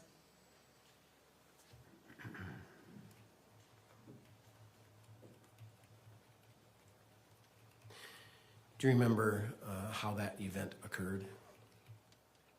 Yes. How did that conversation occur? I'm not sure what you're asking. Well, we have this picture. It shows you and Mike Brown. There's Mike in the back of the courtroom. You and Mike Brown one side of the table, right? Yes. And then on the other side of the table is our prosecutor friends and then the investigator, right? Yes. And how did that conversation transpire? Did they ask questions or did you just say, hey, I have something to tell you? I believe they asked questions. And did you respond to the questions? To the best of my ability, yes. Did you respond truthfully? To the best of my ability, yes. Did you find that during your questions with them that they were telling you things that they thought were true? I believe so. And were you telling them what you knew to be true? Yes, I was. And during that conversation with them, did you tell them about whether or not there was a plan to hurt Matt when you left California? Yes, I did. And what did you say? Do you recall? I believe there was no plan to hurt Matt when I left California. You believe there was no plan. Indeed, you said there wasn't any plan at this point to hurt Matt. Correct. So I need to get my dates right. On June 20th, right, there was no plan to hurt Matt. Correct. But there had been a conversation about a plan or about hurting Matt previous to that. Is that right? As a figure of speech, possibly.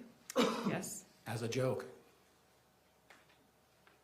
It's a joke until it becomes true. Didn't you refer to it as a joke? I thought it was as a figure of speech, yes. When did you start to realize that there may be a plan to hurt Matt? About a week and a half after being at my mom's, give or take a couple days. And what did your mom say? She said we could get him out here and we could shoot him and have it look like self-defense.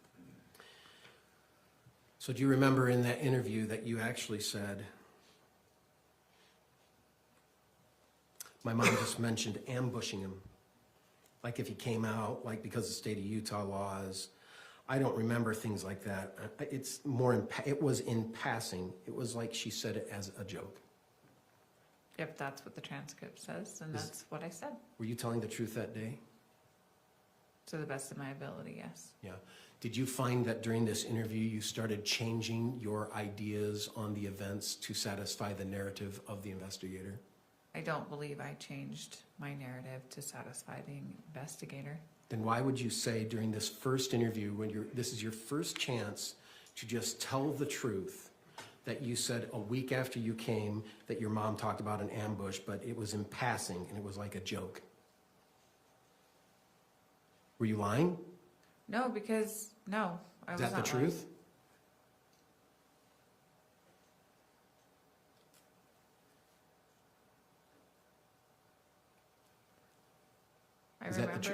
I remembered a lot even after the interview.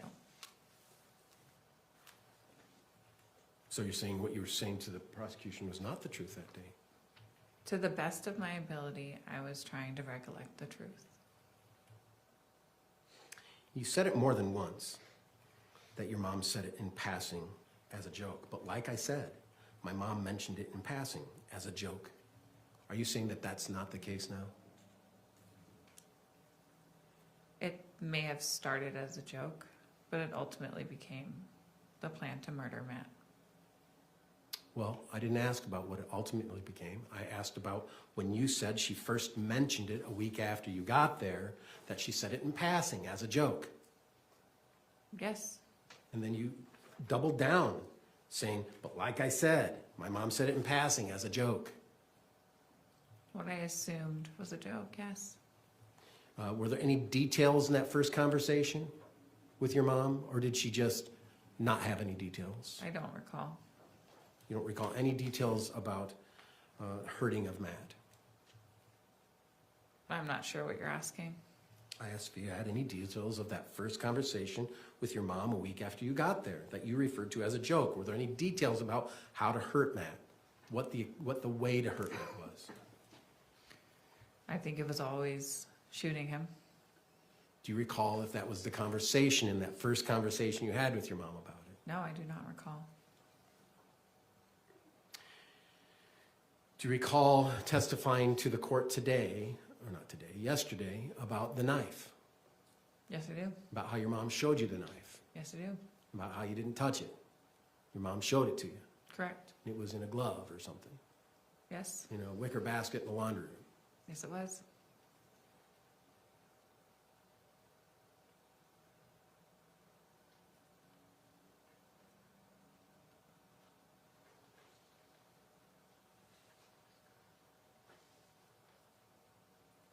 Do you recall talking about the knife when you were with the prosecution and the investigator on June 12th? No, I do not. Do you remember saying that I just grabbed it? And I was like, I don't want to touch it. I never grabbed it. I went to grab it, and then I thought, oh, I'm not touching that. Do you recall saying it was a really short conversation? She showed it to me, and I don't know where. There was so much else to the conversation, and then they said, what was your response? And you said, I just grabbed it. And I was like, I don't want to touch it.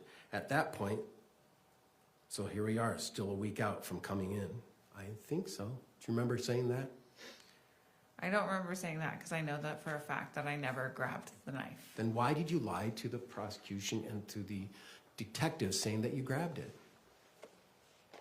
That may be a misprint, honestly, because I never grabbed the knife. I thought about it, and when I went to grab it, I said, nope, I'm not touching that.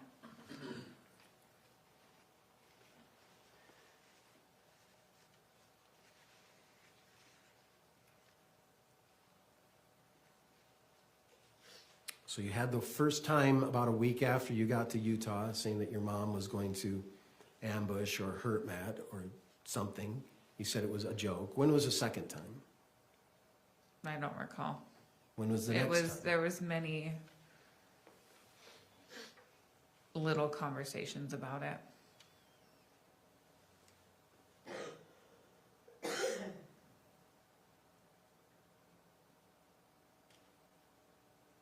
Little conversations about it? Yes. Like what kind of details? Like that I needed to say that Matt liked digital camo because the knife was digital camo and Matt owns nothing in camo to make the story plausible.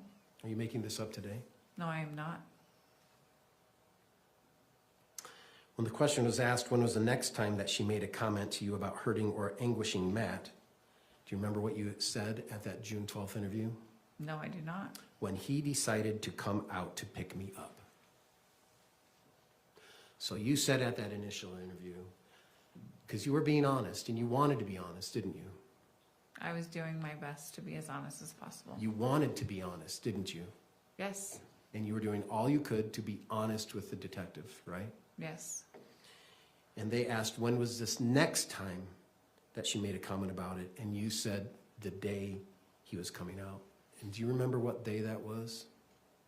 What day he came out? Mm-hmm. Yes, he was murdered on July 12th. So the next comment that she made about it was on July 12th, according to your truthful testimony to get the plea agreement, right? If that's what it says, yes.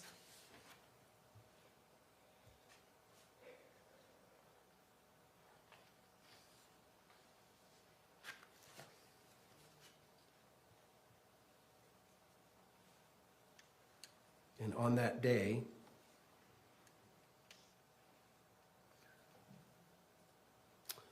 you told her by text that he's coming out, right? On July 12th? Yes. Yes, I did.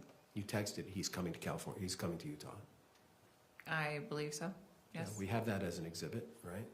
Yes. You've seen that text, right? Yes. And what did she say? I don't recall what she said. Should we open the binder? I think she said, I'll call you. Okay. Does that sound familiar? Yes.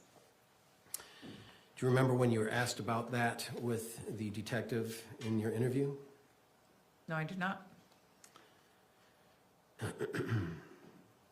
I told her, I said, Kevin's on his way, and she said, oh, okay. Was this a telephone conversation you had with her after? You told her that Kevin was coming, or Matt was coming? Yes. And we've seen the reports of the telephone conversation, right? Yes. And what did she say when you told her? Did she say, I'm coming home? On the phone call? Yeah. Yes, she said that she was coming home. She was finishing up her appointment that she had, canceling her appointments that she had in the afternoon, and that she'd be home in the early afternoon.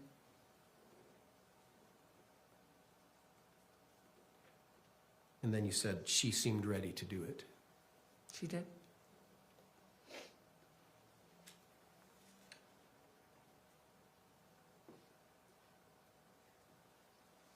Why did she say that?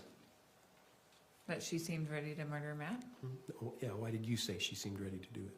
Because she seemed ready. She seemed like she was preparing herself mentally to pull the trigger if she had to. Okay, that's not what you said in the interview. In the interview you said, because they said, why did she say that?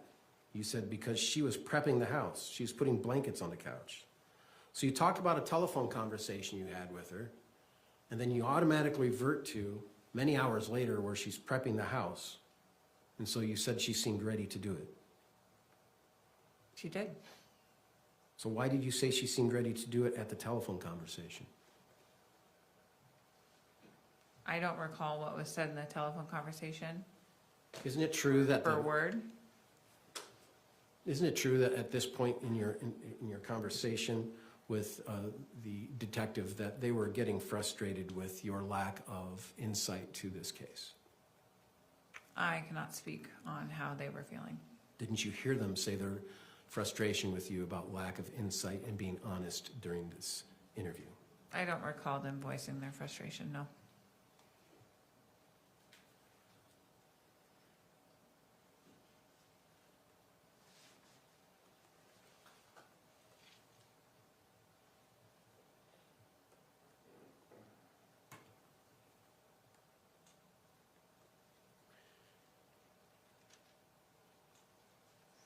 Did she discuss any other logistics with you that day? Logistics as far as what? The killing of Matt, On how it was going to happen? the logistics, yeah. Yes, on who was going to pull the trigger, where Kevin was going to be, where she was planning on being, where Rory and Jacob were going to be, yes. Where my children were supposed to be, yes. Do you remember what you said to the police officer on June 12th? When asked that exact question? No, I do not. Did she discuss any logistics with you? And your response was, I don't think so.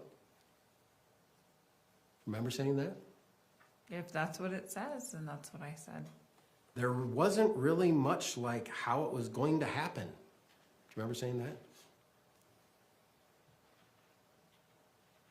We talked about where Kevin was going to be. No, you didn't say that. On this day of the interview, you said there wasn't really much like how it was going to happen. She kind of left me in the dark with that. Remember saying that? I don't remember saying that, but if it's written, it must have come out of my Do you mouth. acknowledge you said that? Yes. And this is the day you're there to be as truthful as possible, right? To the best of my ability, yes. And this is the day that the prosecution had all your text messages available and they had opportunities to question you about your story on how this homicide of Matt occurred, right? Correct.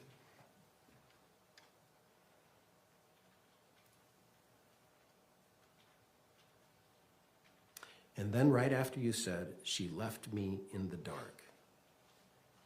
Then they asked, like Kevin was going to be downstairs and I was going to be upstairs. Is that what she told you? And you said, yeah. You said she was making preparations. What other preparations? She removed my kids' toy baskets in front of the fireplace. My son steals toys. And so she moved those into the garage so they'd be out of the way. Remember saying that? Yes.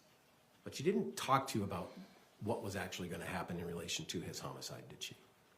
I mean, you said she left me in the dark on that. I'm going to object to vague. Is he asking for what she said then, or is she asking for now? What she said then. All right, let's rephrase it so with it being understood what you said then allegedly. State that one more time, please.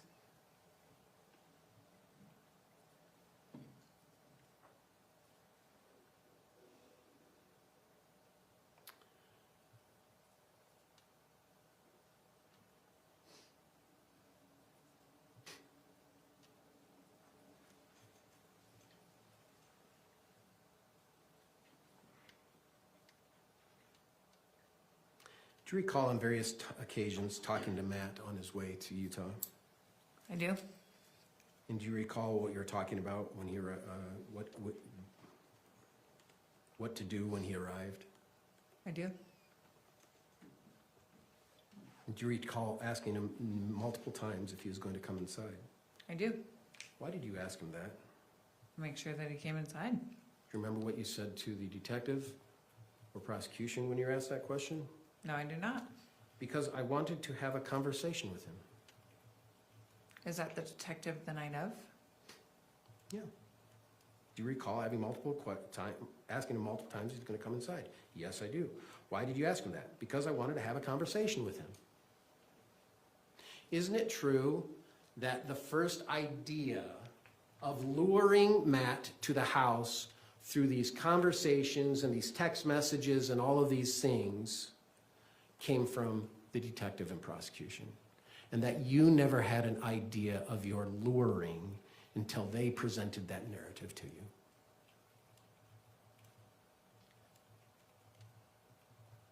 I knew I was luring him to Utah. I didn't acknowledge it. You acknowledge it after your plea when you got a reduction in your sentence, though, don't you? Yes. And you acknowledge it when you're here today, don't you? Yes. But you didn't acknowledge it when you're being as truthful as you could, right? Yes. Until it was first presented to you that you were luring Matt to Utah. Yes. Did you want Matt to come to Utah? No, I did not. So the whole idea of luring him to Utah had nothing to do with any plan. Your plan was to keep him in California and avoid him, right? I wanted that as an option. Yes. What was your other option? To murder him? A peaceful divorce. Okay, then it wasn't to murder him. It was to keep him in California and a peaceful divorce. That would have been the happy ending.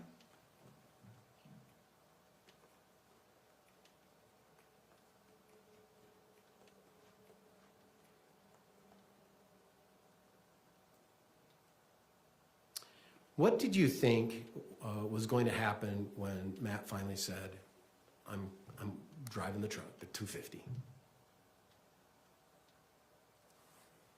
I knew what it meant. What did you think was going to happen when Matt decided to drive to Utah? I knew it would end in his death. Really? Do you remember what you said to the detective and the prosecution on the day you were going to be your most honest because you wanted to be honest? Do you remember what you said? No, I do not remember. I honestly thought she was going to let me talk to him. Remember saying that? No, I don't. Who is the she in that sentence?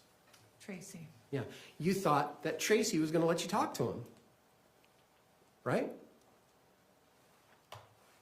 On some level, I guess. Yes. Thank you. Because that's what you really thought, didn't you? You thought you would have to have that very, very awkward conversation about divorce, right?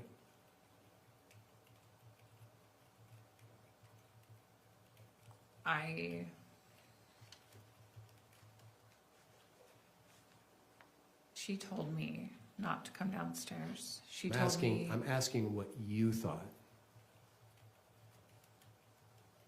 I'm asking what you thought. I honestly thought she was gonna let me talk to him. Are you being honest when you're saying that? I mean, you started it with honestly. I mean, Unfortunately, I don't think I was being 100% honest when I you said weren't. that. No, I don't think so, because So- I know for a fact that she was going to kill him. So, when you went there and spoke to them, you decided you're gonna go there and lie to them. I'm sorry? When you went and spoke to the prosecution and the detective on June 12th, you decided that you're actually gonna go and lie to them. That wasn't my intention. but That's what you're how it saying came right out. now.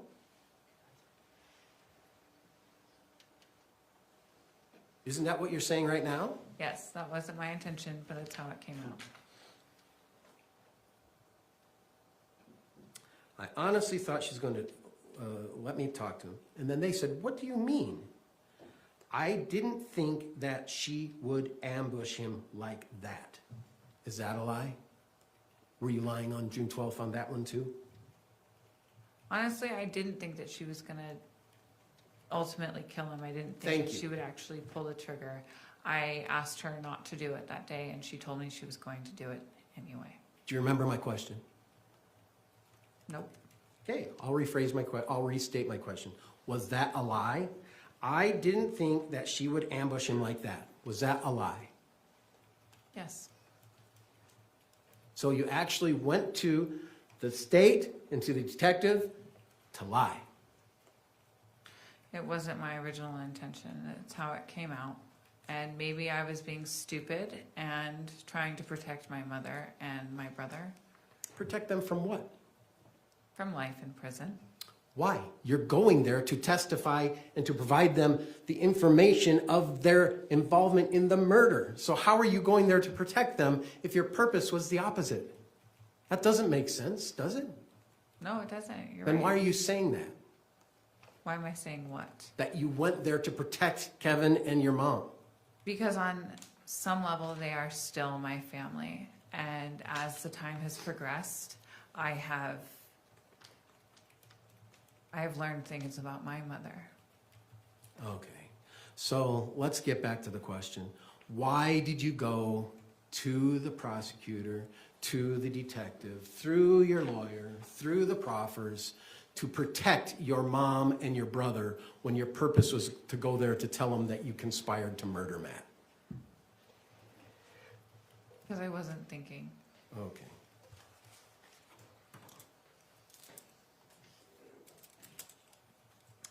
I thought that I would be able to at least talk to him and have a little conversation with him. I'm trying to get to you, Kate, is you're telling the truth here. You actually did think you'd have an opportunity to have a conversation with him, didn't you? No, I did not. Okay. Even though you said it 3 times to these detectives, to these prosecutors. Objection. I also Asked said and- it. Asked and answered Let's several ask and times. answer. Let's move on.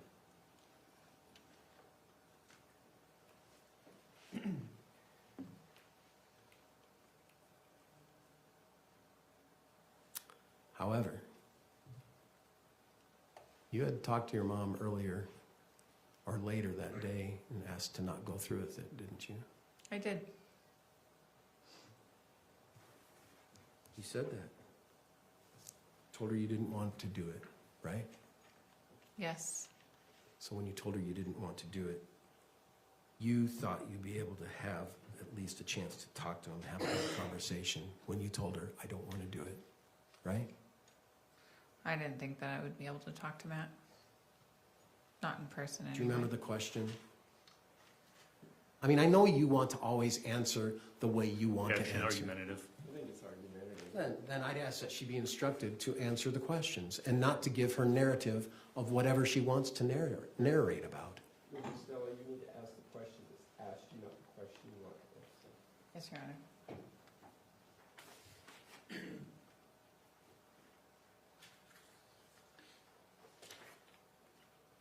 So, isn't it true that you wanted to talk to Matt and that's why you said to her, I don't want to go through with it? No, Then why did you say it to her? because I didn't want him to die. So you didn't want to talk to him, but you didn't want him to die. Correct. So you didn't want to have a conspiracy to murder him. You wanted to retreat from that. Yes. Thank you.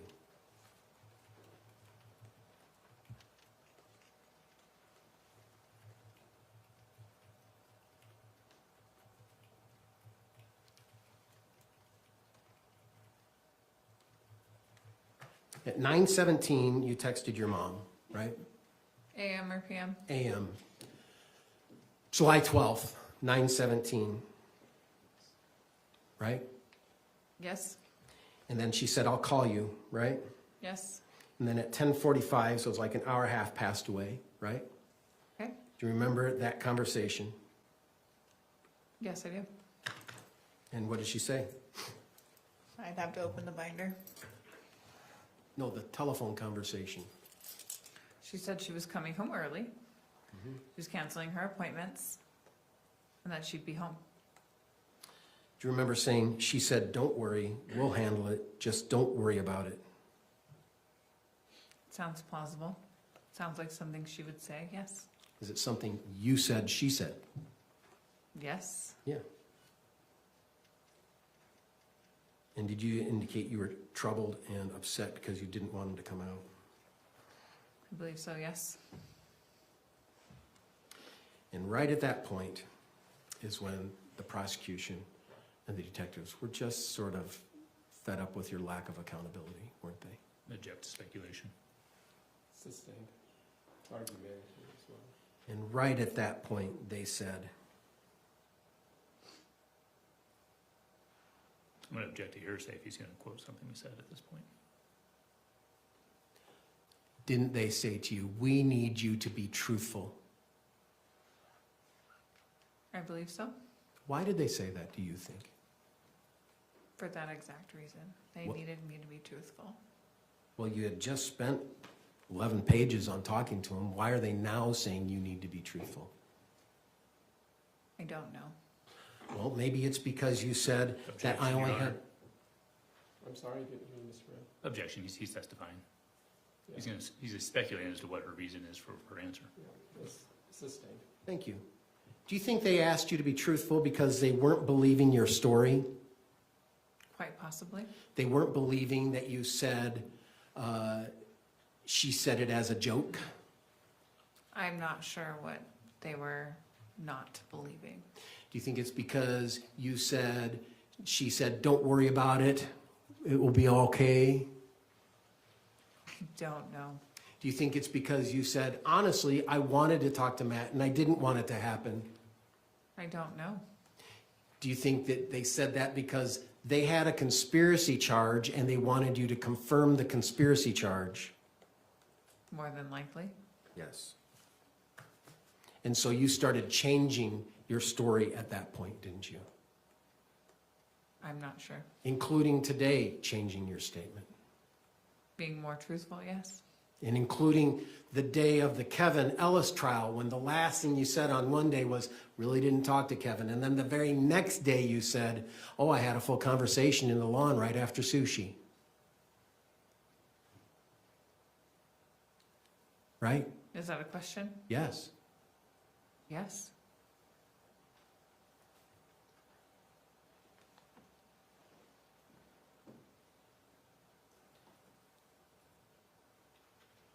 And when they said to you to be more truthful, they asked, you didn't have a plan in place. Right? I believe so.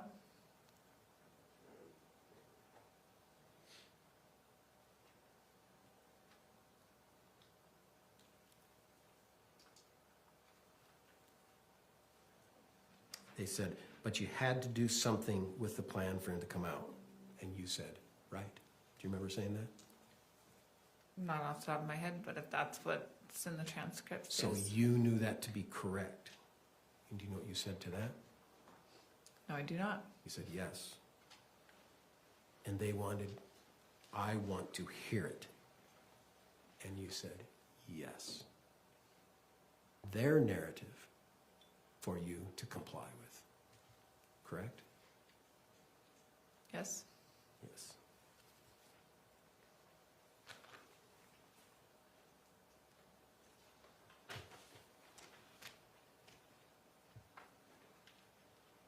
At one point, you had to tell them, I'm being honest with you. Remember that? No, I don't. I'm being honest with you, and that's what happened. If I told you you said that, do you have any reason to disagree with that? No.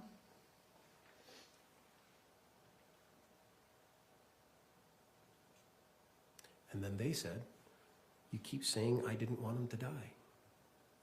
And then you said, I didn't. Was that a lie?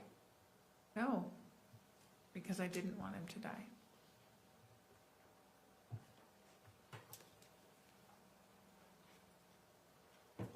And it was at this point where they used the word lure. Do you remember them using that word with you? Yes, I do. And is that when it clicked in your mind that I did engage with him and lured him to the house? That's a strong possibility.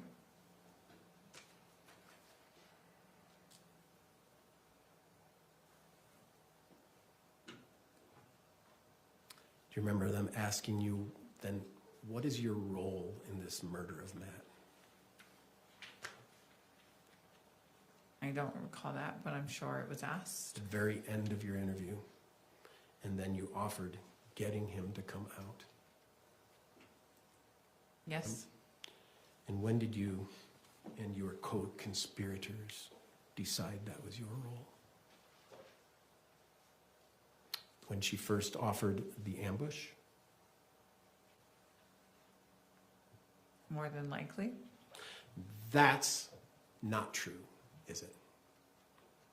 What's not true? Well, you said previously the ambush was a joke. You didn't know what your role was when you said it was a joke? How would you know your role when you said it was a joke? You didn't know when your role is. Do you know what the right answer is? Don't you? Object is either argumentative or a compound question. I think there were 3 questions in there, but it was definitely argumentative. I'm going to sustain the objection as to 1 being argumentative and 2 it's a compound question. You couldn't know your role when you already referred to it as a joke from your mom. Do you agree with that? No. You disagree.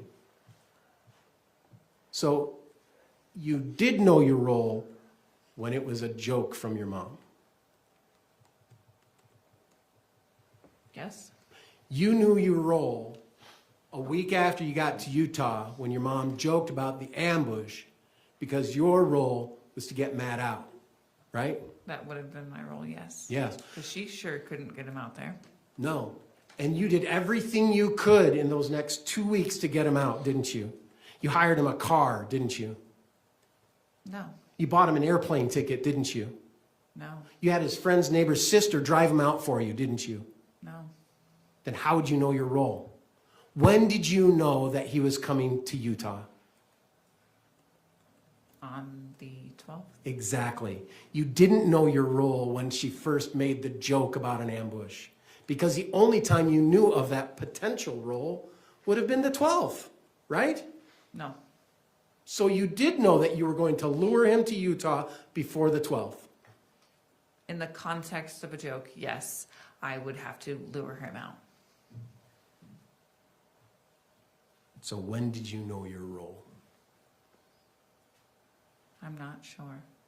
Isn't it true it was July 12th? That's the only logical answer, isn't it? That's when it was solidified. And you talked about it with her, about your role before that. Yes. Even though in this interview you said you didn't talk about any logistics. Yes. Do you see you're contradicting yourself, Kate? I understand that.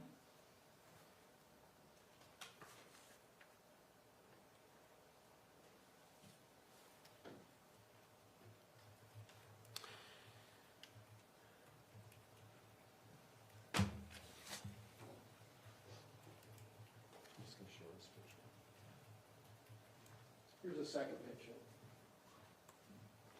Do you recognize that? Yes, I do. And what is that? That is, I believe, the second interview I had with Detective Nordine. Same day as your interview, right? Is it the same day? I know that I had a follow-up interview with Detective Nordine. Do you consider these to be the same day? Yes. And so after you concluded your interview with Detective Nordine and the prosecution, there was a break in the interview, wasn't there? I believe so. And then you waited, and then at least Detective Nordine came back in to talk to you again. Do you remember that? Yes, to ask follow-up questions. This was after you came to be truthful, right? Yes, And after you said your story in the beginning, right? yes, And after they then had to remind you, you're here to be truthful, right? yes, And then after you said, I'm being honest, right?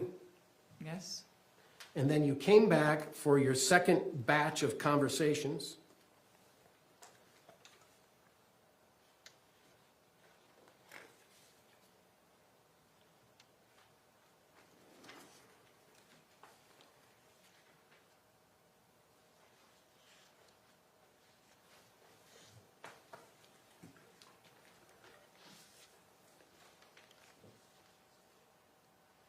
And you started talking about Matt and the things he had done to get better, didn't you? I don't think I know what you're talking about. Stop drinking. Yes, for 2 weeks. Yeah. So while you were gone, Matt made an attempt to improve himself. Yes, that's what he claimed.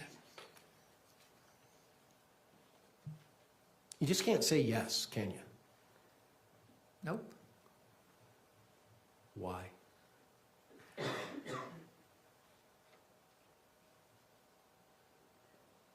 don't like the.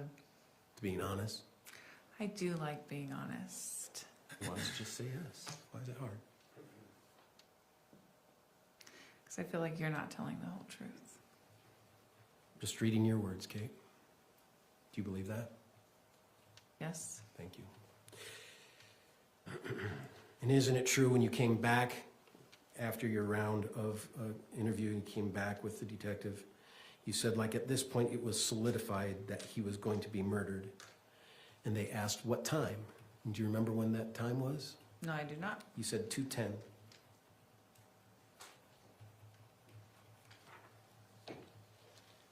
Why would you say 2:10? I was assuming the time. I misspoke.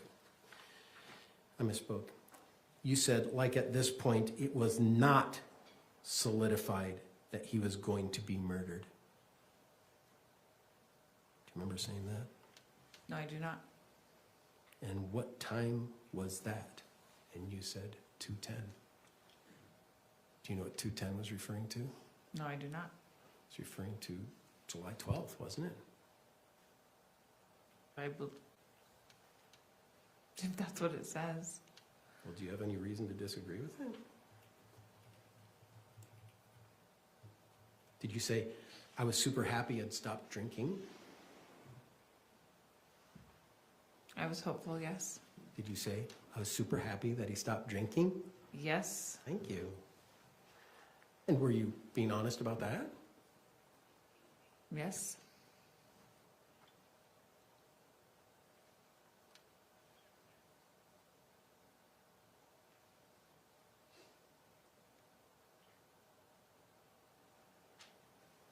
And isn't it true that you said at 2:10 it was not solidified that he was going to be murdered? Yes.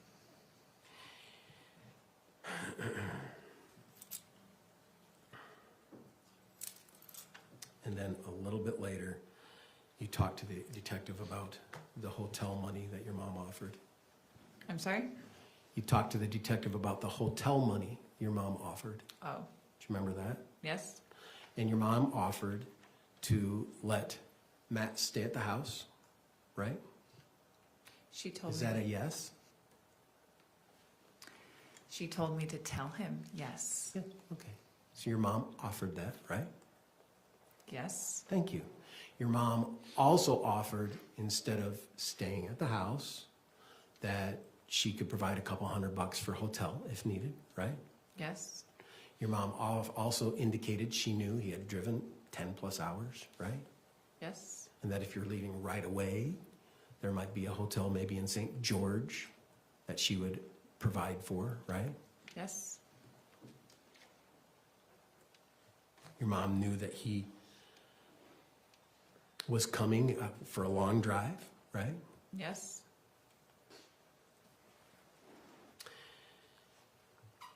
And you said, I feel like at this point it was 50-50. Didn't you? Yes.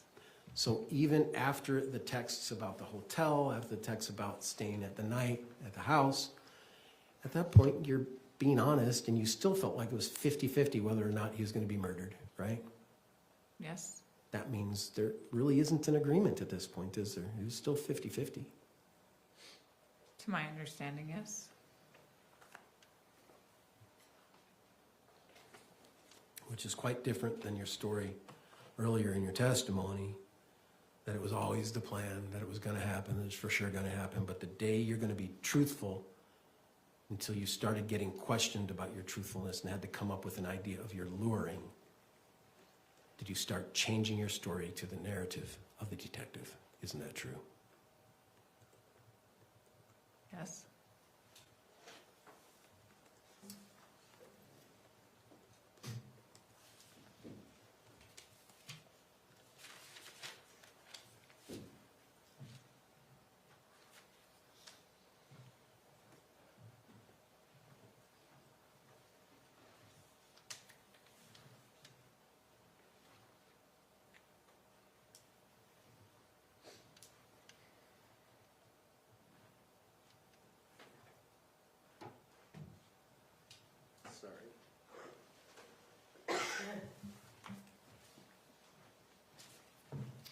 We ended yesterday's testimony with my question regarding your contact with Kevin. Do you remember that?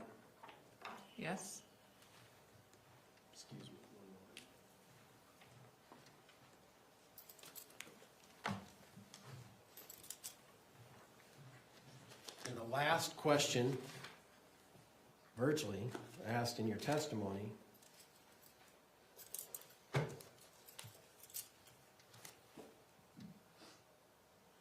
the question was asked, did you have any interactions between him, meaning Kevin, between 3 and 9:30 or 3 o'clock, 3 to 10? And what was your answer? Do you remember? No. You said, I don't believe so. So specific question, what was your interaction with Kevin between 2:30 and 9:30 or 3 to 10? And did you have any interactions? You said, I don't believe so. And then that was the end of the day, wasn't it? The end of your testimony that day. Yes. Yeah. And then the very next day you came to court, right? Yes. And then you came up with a whole new story, didn't you? Came up with? Yeah. You testified about a whole new story, didn't you? I shared new details, yes. You testified about a whole new story, didn't you? Objection asked and answered. I don't think she does answer it, Judge. She gives a narrative, and then I don't know. I lose it on the narrative. I think she's asked it. Let's move So was that a yes, Your Honor? Did she say yes? That's what I thought she said. Okay, yes. And the new story that you're saying, your new testimony, is that now you had a meeting in the yard area, front or back, I don't know which, with Tracey, yourself, and Kevin after they get back from sushi, right? Yes. Never told that to the prosecutor on June 12th, right? Right. Never told it to the prosecutor on your first day of trial, did you? I don't believe so. No, you even ended by saying, I didn't have any interaction with him, right? Yes. Right. But you got a chance to sleep on it. During your interview, when did you decide that you had a meeting with Tracey and Kevin in the yard after sushi? I'm not sure I understand the question.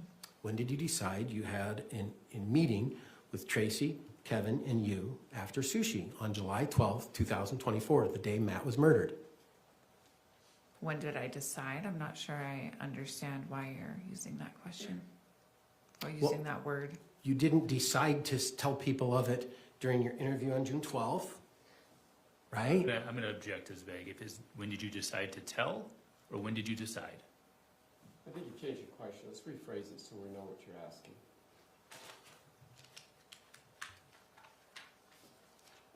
Well, I didn't say, when did you decide to tell, Judge, because, It's vague. so now I'm going to make some argument. I didn't ask, when did she decide to tell? Because we all know when she decided to tell. It was the next day at court. My question was, when did you decide When did you decide what? to tell the story that you said the second day of court? All right, we'll say that question so it's clear what you're asking. When did you decide to tell the story about a meeting between you, Tracey, and Kevin in the yard after sushi? I don't recall.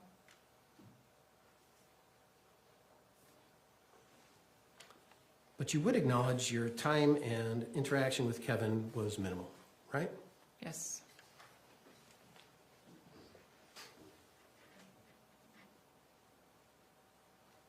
Did you ever have an occasion to talk with your mom about Kevin in March of 2024?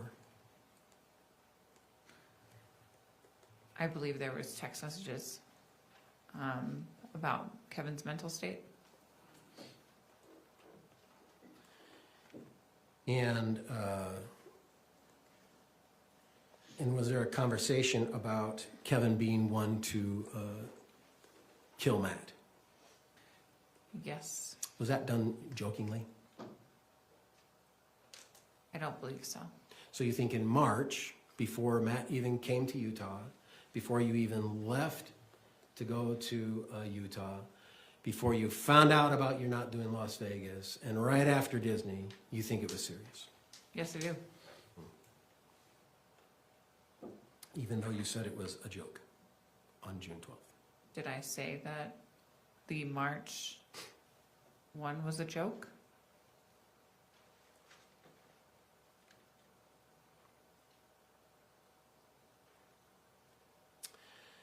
Well, the question was asked. That's a good question. Even though you're not allowed to ask me questions, but that's a good question. You were asked, what was the context of that conversation? You said, just simply that. It was sad. She was talking about Kevin feeling, how Kevin was feeling, and it was, again, she made it sound like, what do you think I'm going to say? A joke? Yes, like a joke.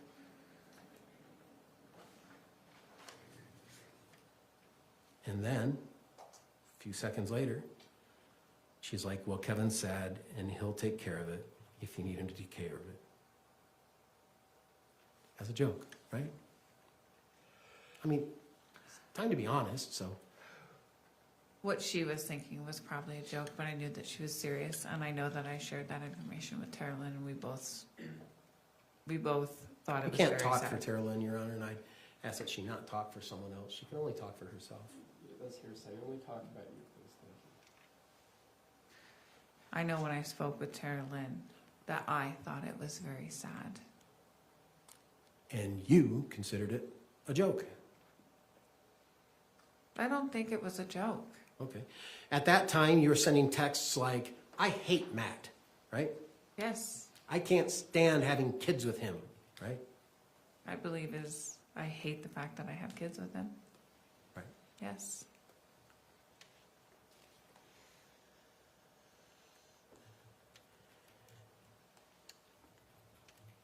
Indeed, the detective said, at this point, do you still think it's a joke? This is June 12th. He's following in on the joke. Or do you think it's getting a little more serious? It's getting a little more serious, you said. So he even asked, do you think it's a joke? And you said, it's getting a little more serious. At this point, so if we're still a week out, what do you know of her conversations with Kevin? And do you remember what you said? No, I do not. A week out. I don't know of any conversations with Kevin. Were you lying to him? I was not a part of any conversations between my mom and Kevin. Well, you know of a conversation between your mom and Kevin on the day of sushi when you had it in the yard that you decided to drop a bomb during the last trial. Yes, that is true. Weren't you just really being honest here when you said that? In which, When you said, I don't know of any conversations with Kevin. no, I don't believe I was being honest.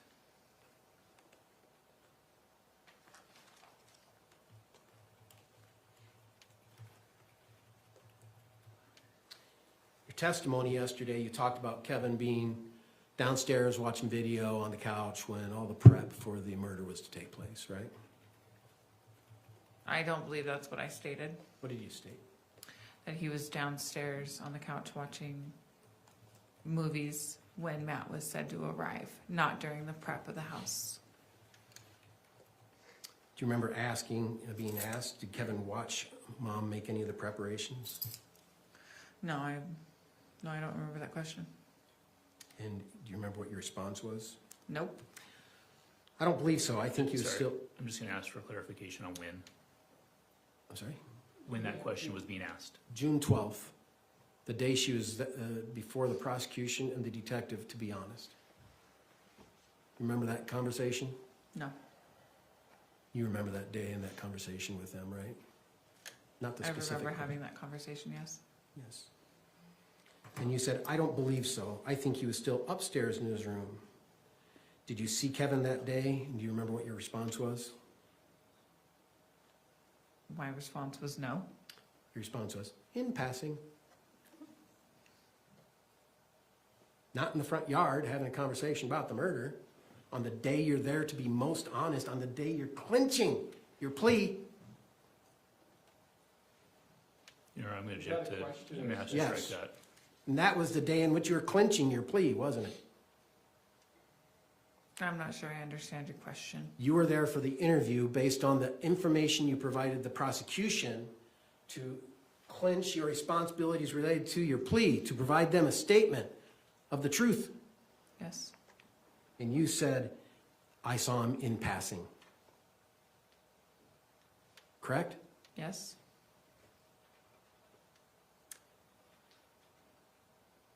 They followed up with that. How did he seem? So now they want to know. Like, is there anything else that happened on that day? The day Matt's driving out to Utah? You know, we really want to know what's going on that day. You know, I'm gonna object to that and ask that it be stricken, speculating as to any of our intentions. I think you need to tone it. And they said, how did he seem? I'll accept it. And they said, how did he seem? And do you remember what you said? No. He seemed fine. Like normal. Like any other day. Remember saying that? No, I don't remember saying that. Do you agree you said that? Yes. He doesn't have kids, so my kids are a lot.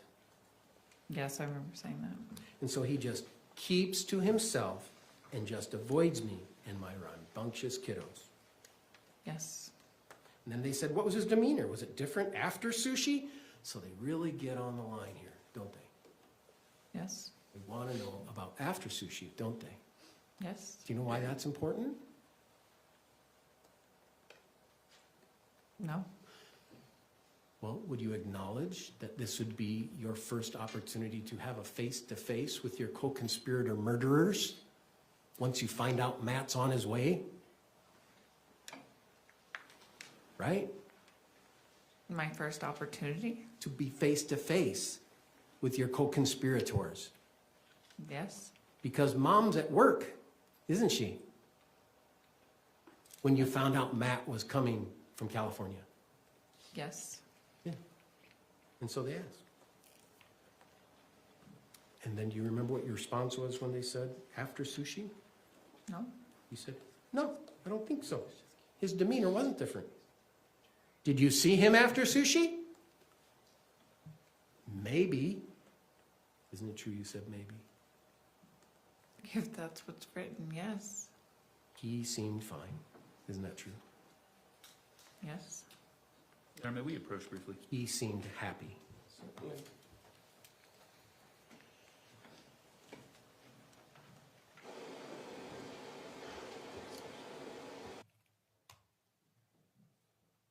So, during your interview, June 12th, you'd voluntarily come forward to be honest.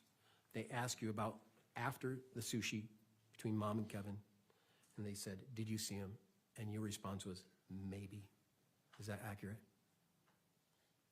In what's written, yes. And what you said, Yes. is that accurate? And you also said he seemed fine. Is that accurate? Yes. He seemed happy. Is that accurate? Yes. Sorry, Judge, I've misplaced. Take a moment and just check your notes, you're fine. Ladies and gentlemen, if you want to stand up and stretch a minute while Mr. Facemar is checking his notes, then you're welcome to do that. We won't do a formal recess, because this will just be a minute or two.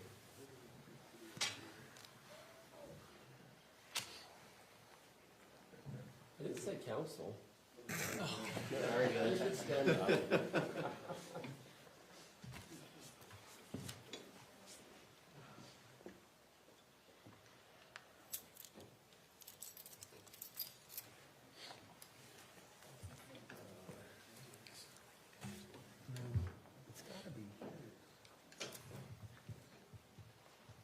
Was it the paper that maybe fell on the floor, Mr. Facemar?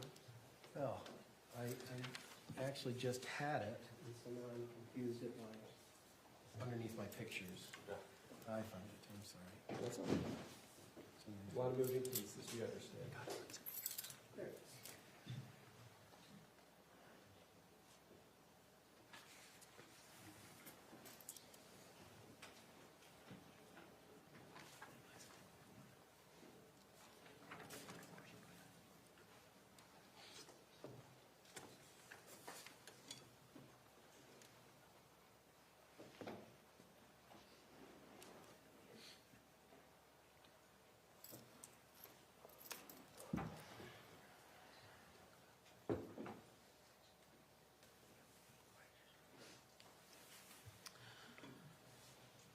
Okay.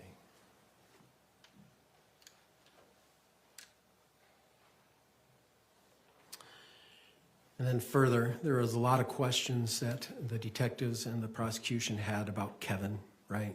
Yes. And the reason they had questions about it was because we all know Kevin is the one who shot the gun, right? Yes. And so they want to know, obviously, what your communication with Kevin is like. So they asked those questions, didn't they? Yes. And they said, tell me everything about that part of it. And do you remember what you responded to by saying? No. You said, I didn't talk to Kevin that much. Remember that? Yes.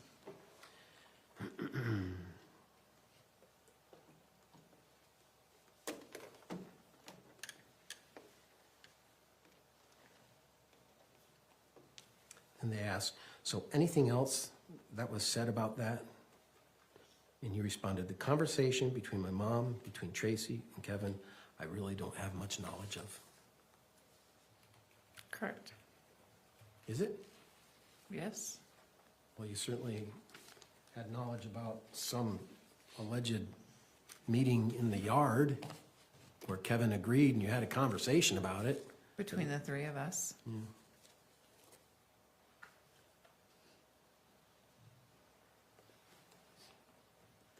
Is there something you didn't know about Kevin as a result of this case? I had no idea he used cocaine. Indeed, Kevin was under the influence of cocaine the night of the shooting. Isn't that true? It's okay to just give a one-word answer, yes or no. Yes. Thank you. And when Kevin came out and shot your husband, the father of your children, he was under the influence of cocaine, wasn't he? Yes. Kate, isn't it true that you came to prosecution to be honest? Yes.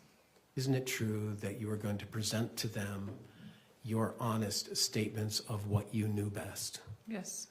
isn't it true that you were going to come to them with your best ability of memory? Yes. Isn't it true that in your first interview with the detectives and the prosecution that you gave them your honest answers? No. Now you're saying you lied. I wasn't 100% truthful, correct? Isn't it true that you came to them and informed them that you didn't have communications with Kevin during that June 12th interview? I'm sorry, what's the Isn't question? it true? I'll restate. I'm going to object to asked and answered. I think it's asking them to. Isn't it true, Kate, that your versions of the events have constantly changed based on the narrative that the detective was informing you of the conspiracy? No, It has not changed? I don't agree with the word constantly. Okay. That it is numerous times changed to conform with the narrative of the detective for the conspiracy? No. No? Isn't it true that Kevin just decided to remove from your life the hardest part of your life, being Matt, and he came out and shot Matt? I'm not sure I understand the question that you're saying. Isn't it true that you built up this fear of Matt amongst your family when you came to Utah? My family had first experience. Is that a yes or a no, Nay? Kate? Yes. Thank you. Isn't it true that Kevin knew you were fearful of Matt? Yes. Isn't it true that Kevin felt an obligation to protect you from Matt? Objection, speculation. I think it's speculation. Isn't it true that Kevin sent you a text advising you that he would protect you from Matt? The word protection was never used. What did he use? He said I don't recall the text message, but he said that he could be home. He could be home. And what did you think that implied? That he would be there to protect me, not necessarily shoot Matt, but to protect me. Thank you. And it wouldn't be to shoot Matt because you didn't know that was going to happen, right? Not in that instance. No. And that instance, thank you. That instance was when he was in Wendover, right? I believe that's where he was. Yeah. And he was in Wendover while you were in Utah. Yes. And so when you say not that instance, you're actually contradicting yourself because you say the whole time you were in Utah it was the plan to kill Matt. No, that's not what I stated. Okay. And that while he was in Wendover was when you had the conversation about him not using the word protect, but you felt it as being a protection, right? From day one, he was Yes. going to protect me. That Kevin said, I'll be back in case Matt comes, right? Yes. He never had to say that before, did he?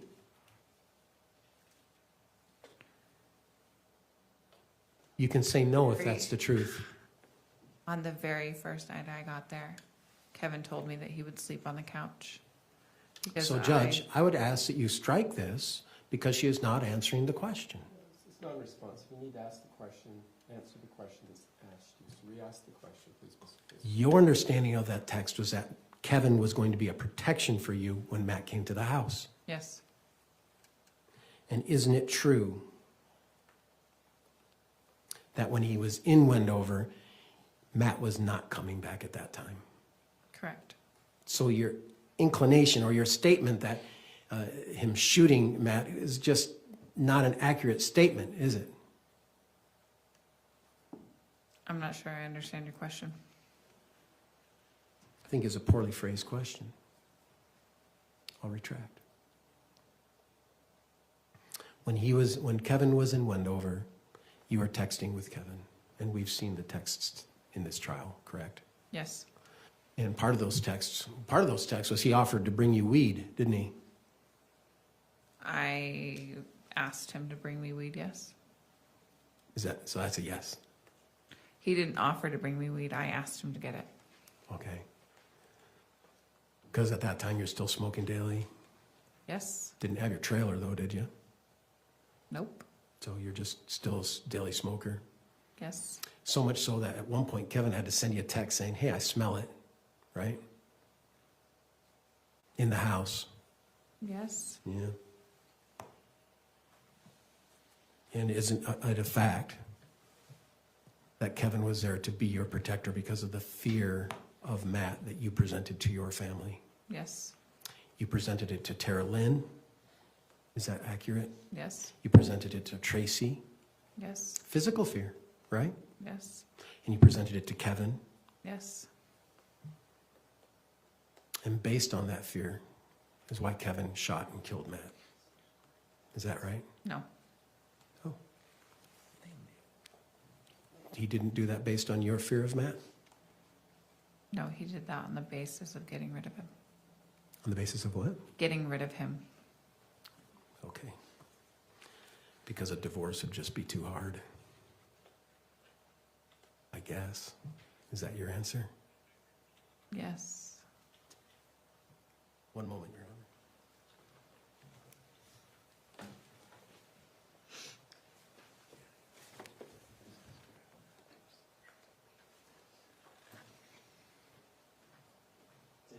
I have no further questions. Thank you. Mr. Brent, I believe you indicated you had some brief redirect. Yes, Your Honor, briefly. Thank you.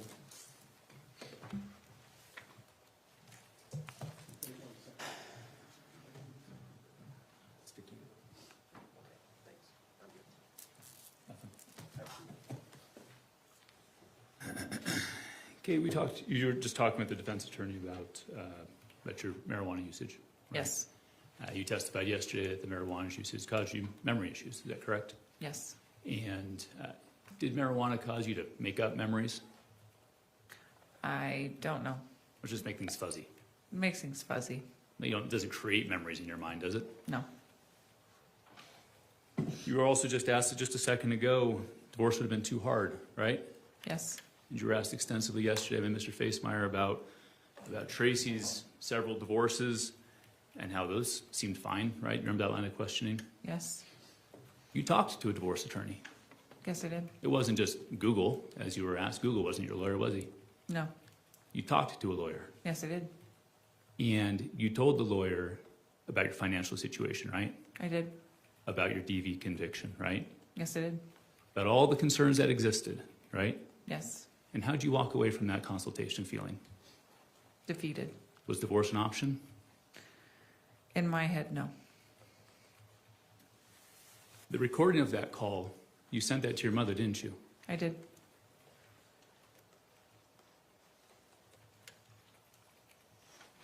I may have misspoke yesterday, so I want to correct this.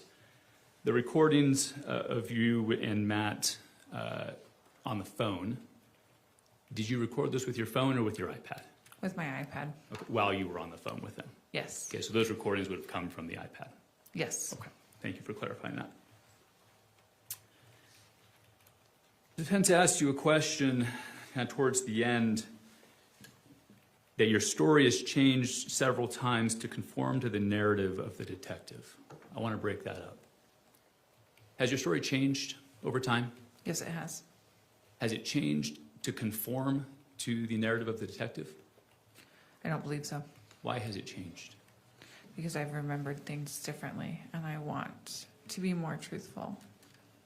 Would you agree that in June of 2025, when we first met, would you agree you minimized your involvement in the case? Yes, I did. Would you agree you minimized Kevin's involvement? Yes, I did. Would you agree you even minimized your mom's involvement? Yes. Why? I believe I was attempting to protect them and not realizing that I was actually hurting myself. Okay.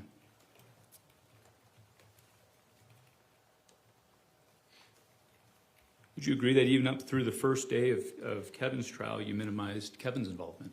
Yes. Why? Again, I wasn't thinking and I was trying to protect him. Do you feel bad for Kevin?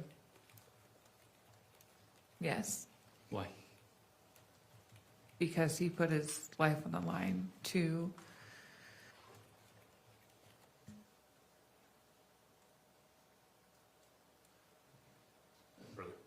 Thank you. Any recross? Thank you. All right, Ms. Restelli, you may step down. Counselor, can I see you up Thank there you. for a moment, please?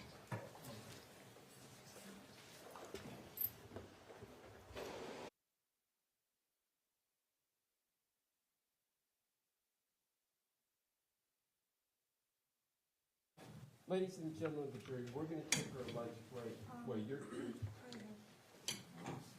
yeah, we know. We're going to take your lunch break early now. We're going to stay and do some legal matters of attorneys and I in the courtroom. So just keep my admonition in mind about forming an opinion about the case, talking about the case, doing research.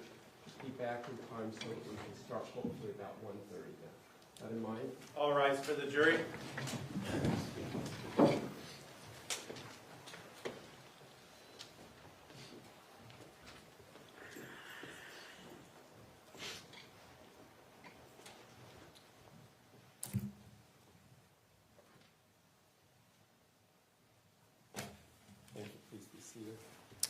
First order of business. Mr. Brown, was there anything you needed to put on the record, or did you want to talk with your client? I have with her, but I don't think I have anything to put on her. All right, I was just going to ask that she be released from her subpoena so she can go. No? Okay? Release her from transport. She can go today, but not from Oh, the subpoena. okay, sorry. Release for today. If we need her back, I'll have the state and Mr. Facemar coordinate with you again. Fair enough? Yes, Thank you. All right, so I believe we have Mr. Scott Williams on the line, who is Mr. Ellis's attorney. Is that correct, Counselor? Yes, Your Honor. All right, can we put him in the room?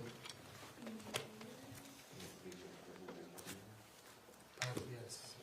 And Judge, we are asking for the prison to bring Kevin into the courtroom. All right. Is he on another floor? All right, so it's going to take a moment to get him down. Mr. Williams, good morning. Thank you for working around our schedule today. I know you've been in trial. You're welcome. Thank you, Your Honor. Good to see everyone. We got some feedback. Just a second. Could you say something again so we got feedback from you still? Good morning. Good morning. That's much better. They're bringing your client down from another floor, so it'll take just a moment or two, and then we'll bring him right in. Thank you. Thank you. One moment, Judge. That's fine.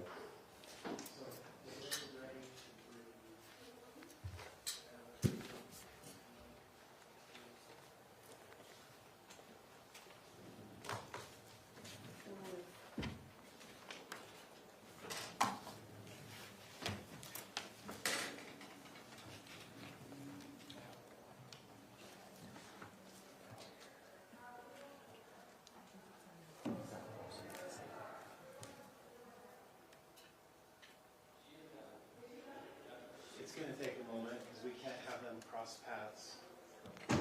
So, isn't she locked up in this holding cell? Yes, but Mr. Brown is talking to her right now. So Well, they can't bring Kevin down and bring him straight in. we're just keeping them separate so that they don't have the ability to talk to each other. So, We have deputies coming to do this. It's just taking a moment. all right. Why don't we do this, counsel? Let's just take a brief recess, Mr. Facemar, so it's not everybody here. Probably about 5 minutes to get him down, and then I'll come back in as soon as I get your client. Did you hear what the problem was? Yes, Judge. I'm asking Scott, Mr. Scott Williams. Did you hear what the problem was? I did, yes. All right. So let's take that brief recess, and then when you've got Mr. Ellis here coming, I'll come back right immediately. Thank you. We're All recessed. right.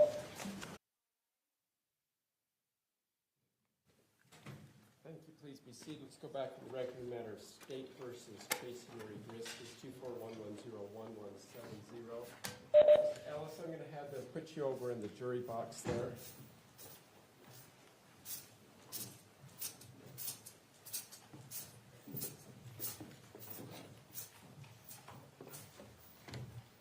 All right, Mr. Williams, as you probably just gathered, your client is present in the courtroom. He's sitting in the jury box right now. I'll turn the time over to the state and then to you, and then Mr. Facemar, if you have anything you wish to put on the record. Who's taking over for the state? Mr. Pomeroy. I'll take this one, Judge. Thank you. Your Honor, as the court knows, Mr. Ellis was a named co-defendant of Ms. Grist. He has already had his trial where he was convicted. The state would be interested in calling Mr. Ellis in this case.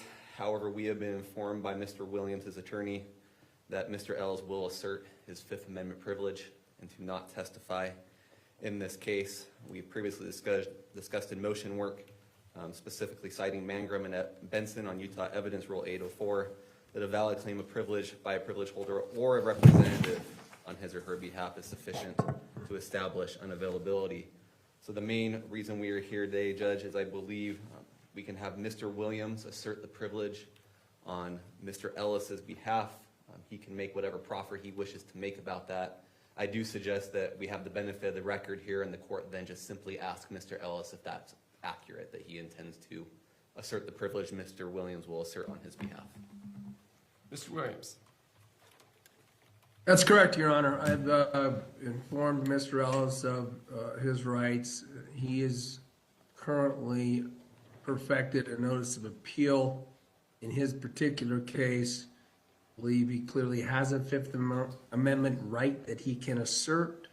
And consistent with my advice, it is intention to assert that Fifth Amendment right in blanket fashion. He would assert that to any question asked of him by the prosecution or any other attorney in this proceeding. Thank you. Is that good? Is the state offering any immunity, or Mr. Pomeroy? The state is not offering immunity, Your Honor, but for the record, it's my understanding that in the hypothetical case that were we to offer that immunity, Mr. Ellis would still elect to not testify even if the court ordered him to do so. And I believe, again, that Mr. Williams could proffer that. Mr. Williams. I believe that would be the case. I appreciate and agree, however, with the state that the invocation of his Fifth Amendment right does not require them to then provide immunity and subject him to the potential penalty that might be associated with a contempt finding, and that we are not to that stage and appreciate not having to get to that stage. But were they to provide immunity, yes, my understanding is, now this would not be related to my advice, of course, but that he would not answer questions anyway. All right, thank you. And Mr. Ellis, do you wish to abide by your client's, or excuse me, your attorney's advice and assert your Fifth Amendment rights? Yes, I do. All right, thank you. All right, the record reflects Mr. Ellis is asserting his Fifth Amendment rights as advised by his counsel. Anything else you wish to put on the record, Mr. Pomeroy?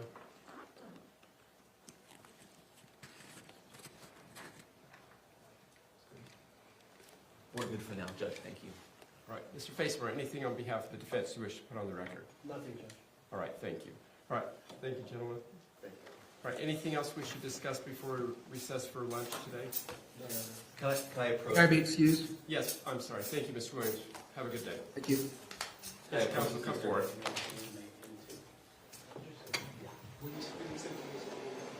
Yeah, that's got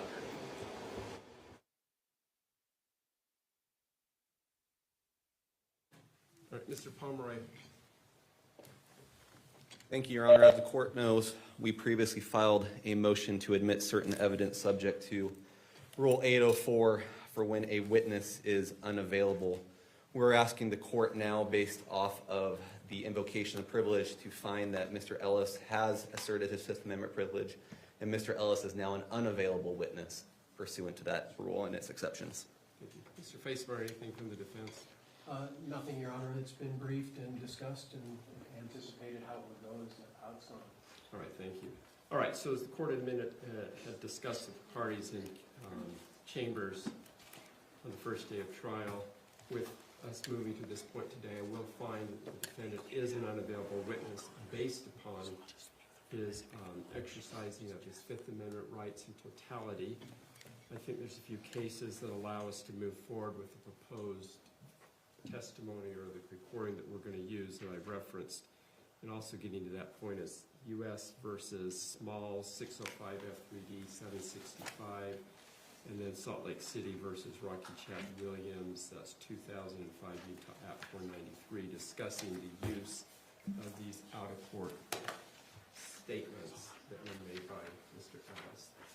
So with that in mind, that'll be the order of the henceforth, there won't be a written ruling as much as we're in the middle of the trial. I think it's pretty clear where we are at this point. Anything else, Mr. Pomeroy? Could we please release Mr. Ellis from his subpoena?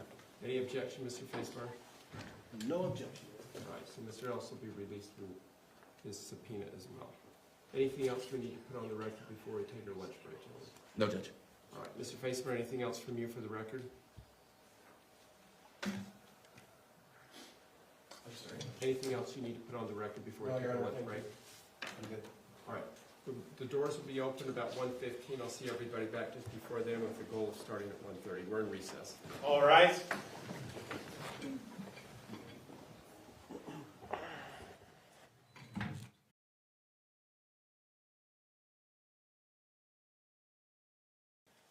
Please be seated. Do we have all our jurors back? We did. All right. Counsel, let me before I call the case, then I have some questions. State versus Grist, case 241101170. What's the plan for this afternoon, Mr. Otavi? You want to take it? Go ahead. I'll be taking the first witnesses there, Judge. The plan is to take Officer Garrett, then the medical examiner, Dr. Ho, then the DNA expert, Rachel Williams, and if there's time at that point, we would take Diane Restelli. All right. Anything else you need to put on the record, Mr. Facebar? No, Your Honor.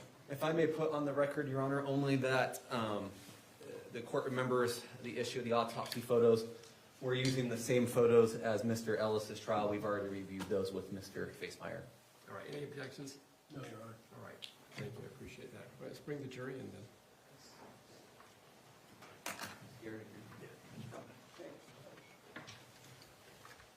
Just probably look around the room before I ask.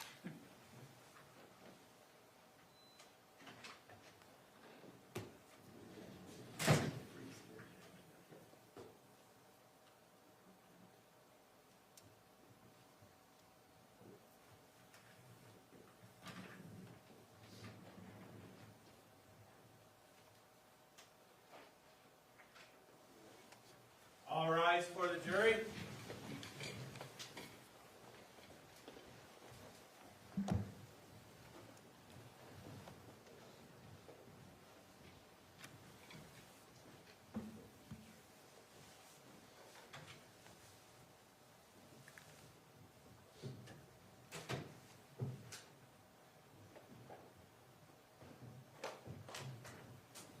Welcome. Please be seated.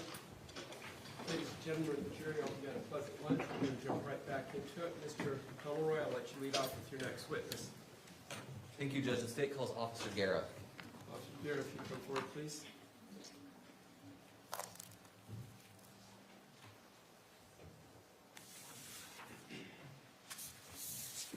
You raise your right hand. Do you swear or affirm under the laws of the state of Utah, penalty of perjury, that the testimony given this matter shall not be true and correct, so help you God? Thank you. Please sit up here. Counsel, do we need this easel up during this testimony? I think at this point, Your Honor, we can take it down. Let's do that, please.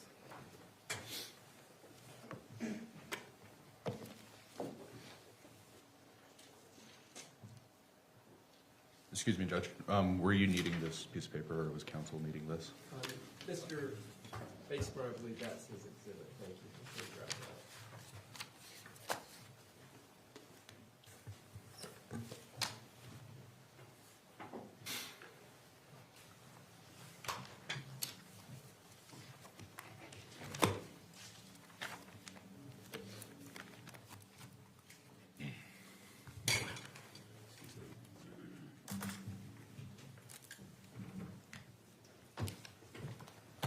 Good afternoon, Officer Garrett. Would you please inform the jury of your name? David Guerra. Thank you. And could you spell your last name for the record? Guerra. And I know I've called you an officer and we can make assumptions, but tell the jury where you work. American Fork City. As a what? As a patrol officer. How long have you been a certified law enforcement officer? A little over 3 years now. Okay. And were you a patrol officer in July of 2024? Yes. Okay. And what does it mean to be a patrol officer? Patrol officers take calls for service for any citizen within our jurisdiction. And that could range from a crime to a medical emergency to welfare check. That's correct. Lots of different things, right? Yes, Okay. Were you on duty July 12th, 2024? I was. In that evening, were you called out to reports of a gunshot? Yes. About what time was that? A little after 10 p.m. Did you write a report about that incident? I did. Did you review that report before coming to court today? Yes. And in fact, you've already testified about this in another case, haven't you? Yes. Does your department issue body cam to patrol officers? Yes. Were you wearing a body cam on July 12th, 2024? Yes. And did you review that footage? Yes. And the state identified a file as Exhibit 41. Had you had a chance to review that before today as well? Meaning the body cam? Yeah, your body cam. Yes. Okay, and was that an accurate copy of your body cam? Yes. Okay. Your Honor, state moves into evidence Exhibit 41, Officer Garrett's body cam. Any objection, Mr. Facemeyer? Thank you, so ordered. Thank you. And we'll play portions of that in a minute, but I have a few questions first. Okay. So let's just slow it down a little bit and talk about when you were called out to the scene, okay? Do you recall the location you were called to? Are you specifying like an exact address? Just whatever you remember. I was dispatched to a high-density housing in American Fork. Okay. And high-density housing, so what type of houses were they? Townhomes. Townhomes. Do you remember if they were attached townhomes, detached townhomes? They were attached townhomes. And how many in a unit? I'm not for sure. If I suggested it was a triplex, does that sound correct? Yes. Okay. And the particular unit you were called out to, did you eventually determine who lived there? Yes. Who lived there at the time? The defendant, Miss Grist. Okay. And did Ms. Grist live there with anyone else? Yes. Who? In this matter, it would have been her son, Kevin Ellis, and her daughter, Kathryn Restelli. Do you recall whether any other children had lived in the home at that point in time? Yes, it would have been Kathryn Restelli's 2 young children. Okay. So this is just for context, and you can just tell me in kind of general terms.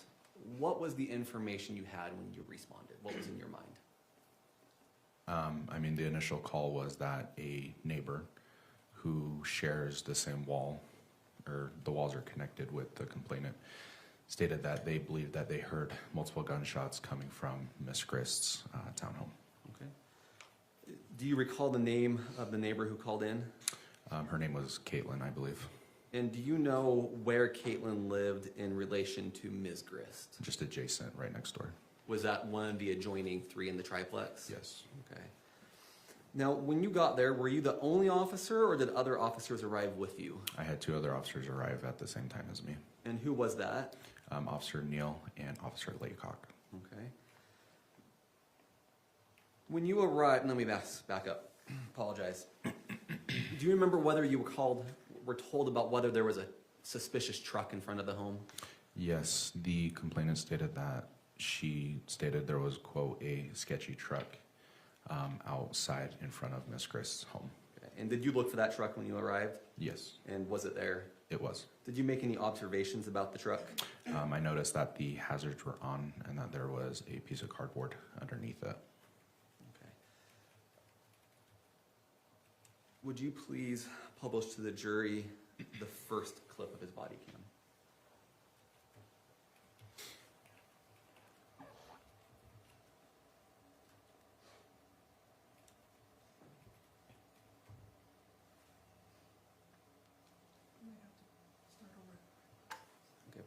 Yeah, pause it.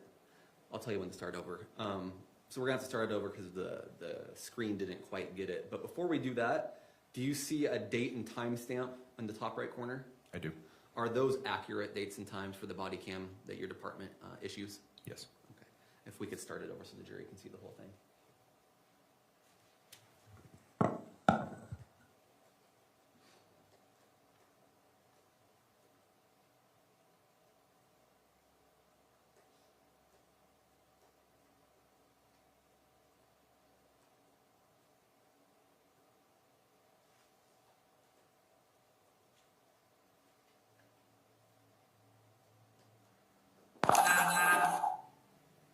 Okay, so that was that truck. Please put on Exhibit 27. This was previously admitted. Is this that same truck? Yes. Okay. Now, I assume after this you approached the actual home? I did. Okay. And as you approached the home, did you make any observations of note in your mind? I noticed that most of the home, meaning the exterior of the home, was dark. The porch light was not on. However, there was a light inside the home that was on, believed to be somewhere in the kitchen area, so in the rear of the home. Okay.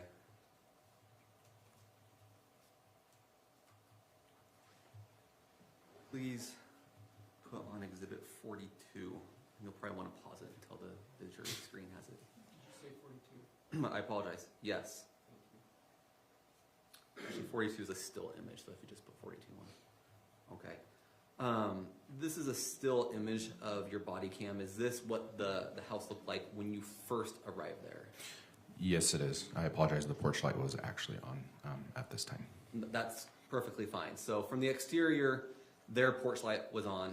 And as you can see from the photo, you can see the front room. Is that correct? Yes. And the front light was off there. Yes. But one of the rear lights in the kitchen was on. Yes. Okay.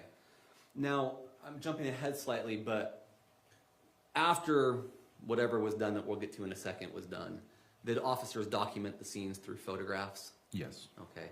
And that was after first aid and some other things that happened, right? Yes. Okay. Could we show 51?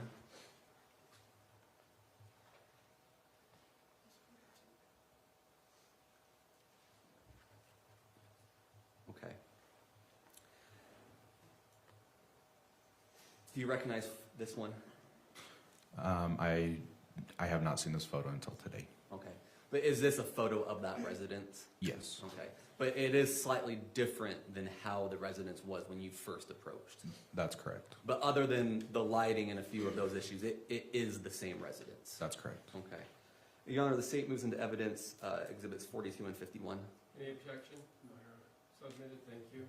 Now publish 51, please.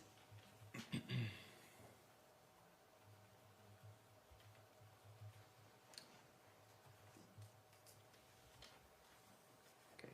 And you'd agree this is a clearer shot, but the lighting is not the same. That's correct. All right, let's take that down. We'll talk a little bit about your entry into the home. I assume that you got into the home. Yes. Okay. So what exactly did you do when you got to the front door? I knocked on the door. And did anyone respond? Yes. Who responded? Kevin Ellis. Did you say anything to Mr. Ellis? I introduced myself, and it appeared as though Mr. Ellis was in a lot of stress, and I asked him multiple times what was going on. Okay. Do you recall if he said anything, and if so, what he said? He very quietly said he had a knife. And I'm assuming this would have been recorded on your body cam? Yes. We could publish the second clip from his body cam.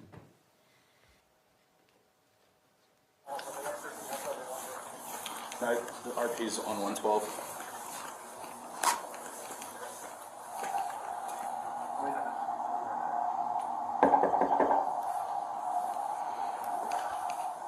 How's it going? What's going on? Can I come in? What's going on? What's going on? Is that the part of the body cam where he said that the guy had a knife? Yes.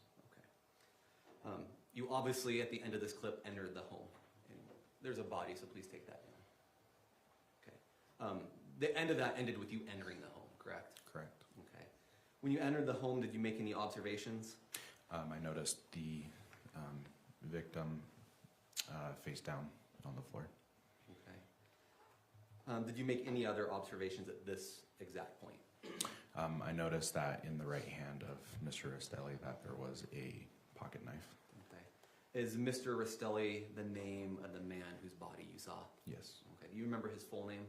Matthew Restelli. Okay. Did you check on any signs of life on Mr. Restelli? I did. Okay. How did you do that? I went in his neck area to see if I could feel for a pulse. Did you feel a pulse? I did not. Did you observe any breathing? No.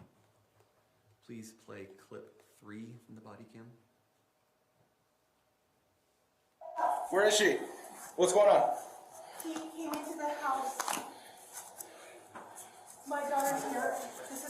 Okay, can you step outside, please? Will you get medical?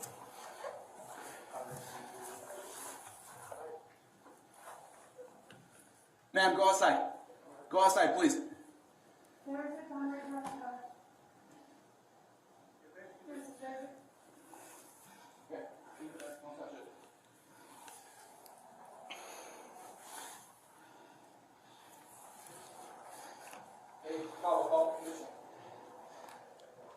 J46, we have a man down. He's possibly echo. What does possibly echo mean? In police terms, there's no signs of life. You called for assistance, but acknowledged there was no signs of life. That's correct. And in that body cam, we heard a woman's voice say a couple things, one of which is he came into the house. Whose voice was that? That would have been the defendant today, Ms. Grist. And we saw in that body cam video a knife. Is that the knife you were referring to a moment ago? Yes. Okay. After you checked on Mr. Restelli's body, did you do anything else? Yes. I, in a very loud voice, called out who I was, meaning I was a police officer with American Fork, and that if there was anybody else inside the home, to make it known. And did anyone respond? Yes.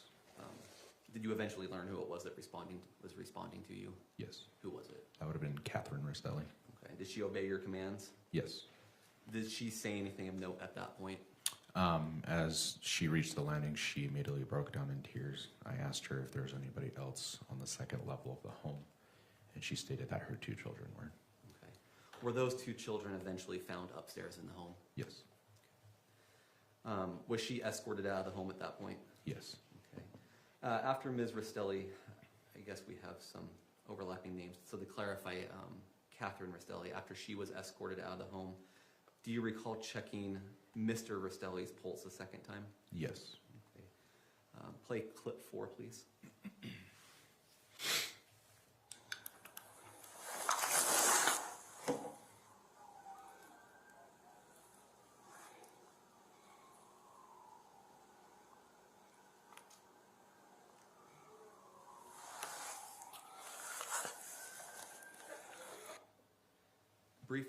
Put that back up, I'm sorry.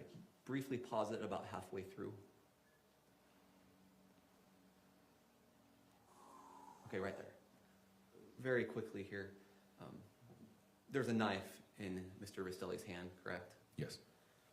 Up until this point in time, had anyone disturbed or moved in any way the knife in Mr. Restelli's hand? No. Okay, thank you. We can take that down.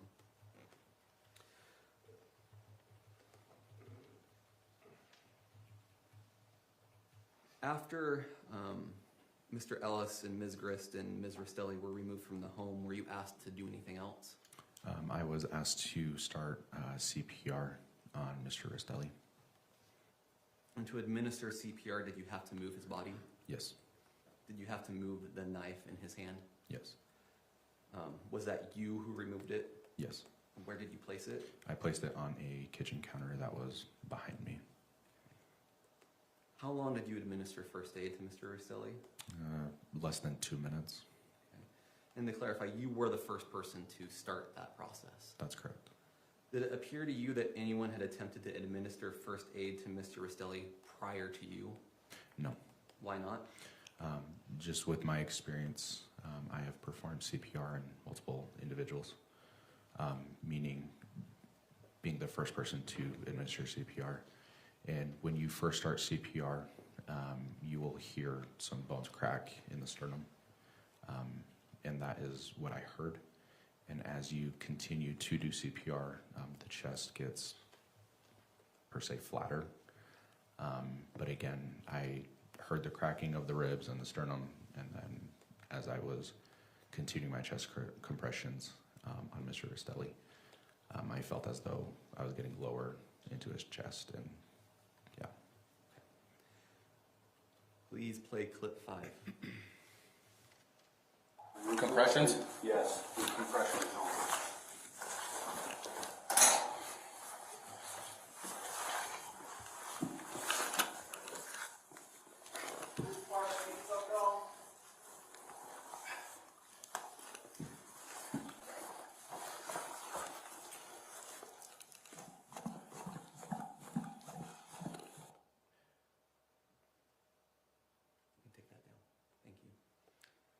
So that was the clip of you removing the knife and then beginning CPR, correct? That's correct. Okay. Before you removed the knife, did you or another officer document that knife in a photo? Yes. Okay. Do you recall who it was that did that? That was Officer Laycock. Okay. Can we show the witness exhibit 43, please? And then just the witness. Can you see that on your screen? Yes. Connor, may I approach? Certainly.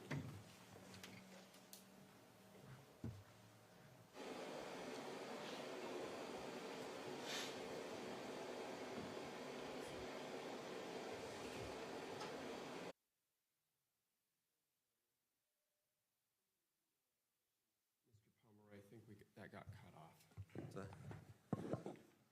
Asking me to remember the question, Judge. That's right, 43. Do you see exhibit 43 on your screen? Yes. Okay. Is that's a photo from, or a still frame from your body cam, correct? Yes. Okay. If we could show the witness exhibit 44. That is not from your body cam. Is this one of the photos taken by Officer Laycock? That's correct. And it's an accurate copy of that? Yes. Your Honor, may we please admit exhibits 43 and 44? Any objection, Mr. Facemeyer? No objection. Thank you. Okay, if we could publish 43.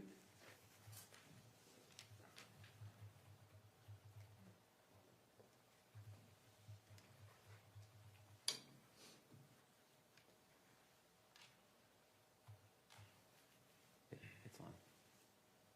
Now, if you could please move to 44.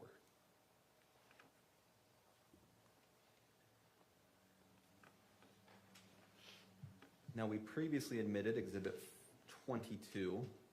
Could you show 22, please? And officer, this is the knife you placed on the counter. That's correct. Okay. Now, we can take that down.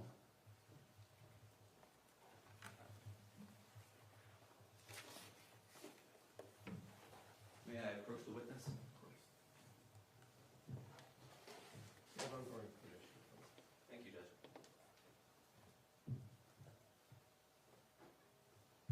Officer, I've handed you what we have identified as State's Exhibit 46. Do you recognize it? Yes. What is it? It is the pocket knife that was just shown, and the same pocket knife that was in Mr. Restelli's hand. Okay, so this is the actual physical knife. That's correct. State moves into evidence Exhibit 46. Any objection, Mr. Facemeyer? No objection, Your Honor. Thank you, so admitted. Thank you, Judge. Judge, we'd like to publish this to the jury. How would you like us to do that? We could have... Same way we did it last time. Why don't you hold it and you can walk right through down and show it to them. Let's not pass the mic back. Okay. May we invite the jurors in the back row to stand up?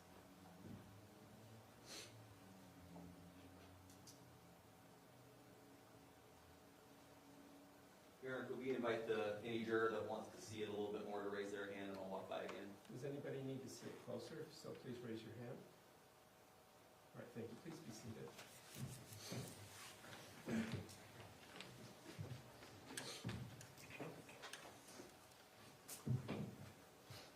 Just one more question about that knife. Do you see some pink handwriting on the blade? Yes. Do you recognize what that handwriting is and what it's identifying?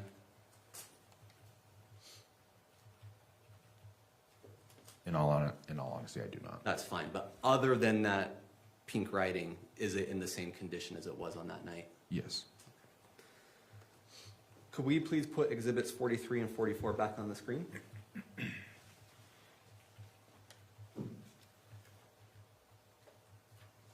And publish as well, there we go. Okay. Did you make any observations about the position of the knife in Matthew Restelli's hand? It wasn't until after things were cooled off, meaning when tensions weren't so high, when the adrenaline wasn't running. Yes. Okay. And what was that observation? That the knife was, meaning the blade was pointed towards Mr. Restelli. Okay. Does that have any significance to you? Just with the circumstances after hearing that Mr. Restelli was presumably coming to maybe, quote, burglarize the home, and that he was, shot in self-defense from Mr. Ellis. I believe the knife could have been pointed a different way, meaning in a more aggressive way. Okay. The knife, I mean, you have it right in front of you. Does it have essentially a hand grip or a finger grip or anything on it? I do observe a hand grip. Okay. Given how you would have expected a knife like this knife to be held, does that match how it's actually being held in this photo? Yes. Okay. In the photo, you just think that the blade is turned not in a direction you would have expected? Yes. Okay. We can take that down. After the paramedics had taken over the first aid, did you do anything else on the scene? Yes. I exited the residence so that the paramedics could have their space and perform life-saving measures. During that time, I exited the residence and got out some yellow caution tape and set a exterior perimeter of the residence. Okay. And other than the perimeter, was there anything else you did on this case that night? Later on, during the investigation, I was approached by another detective to re-enter the home, to go onto the second level, along with Ms. Restelli, to gather the children. Okay. And anything else? No. Okay.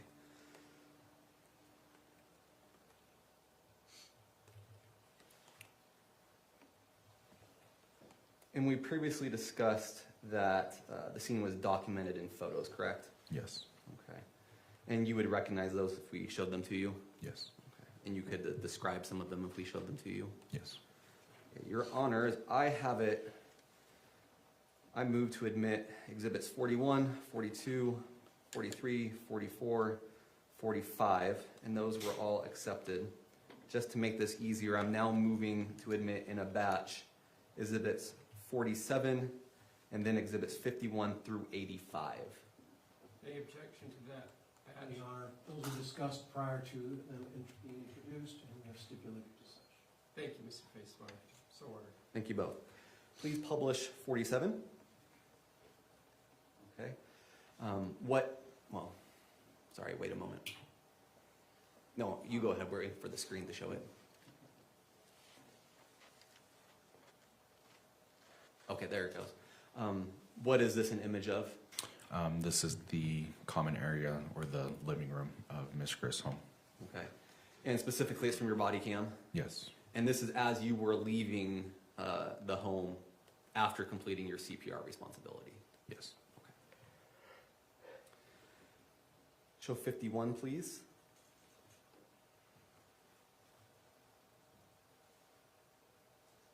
Sorry, 52. Okay. So these next few are scene photos. Just tell us what each photo is as we put it up, okay?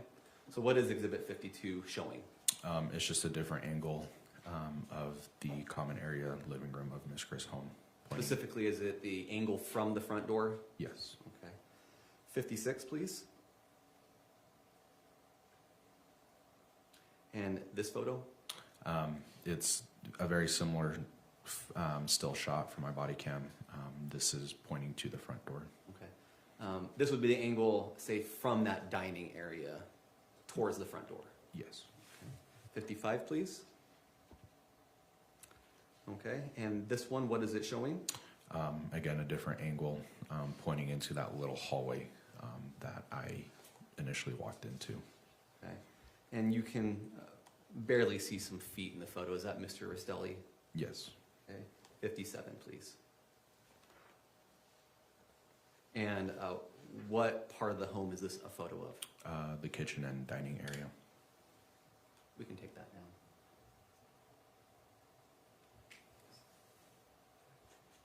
Thank you, Judge. No further questions. Cross? No question, Chairman. Thank you. You may step down, officer. Thank you. Actually, I apologize. I do have a few questions. Okay. Just sure. Just kidding.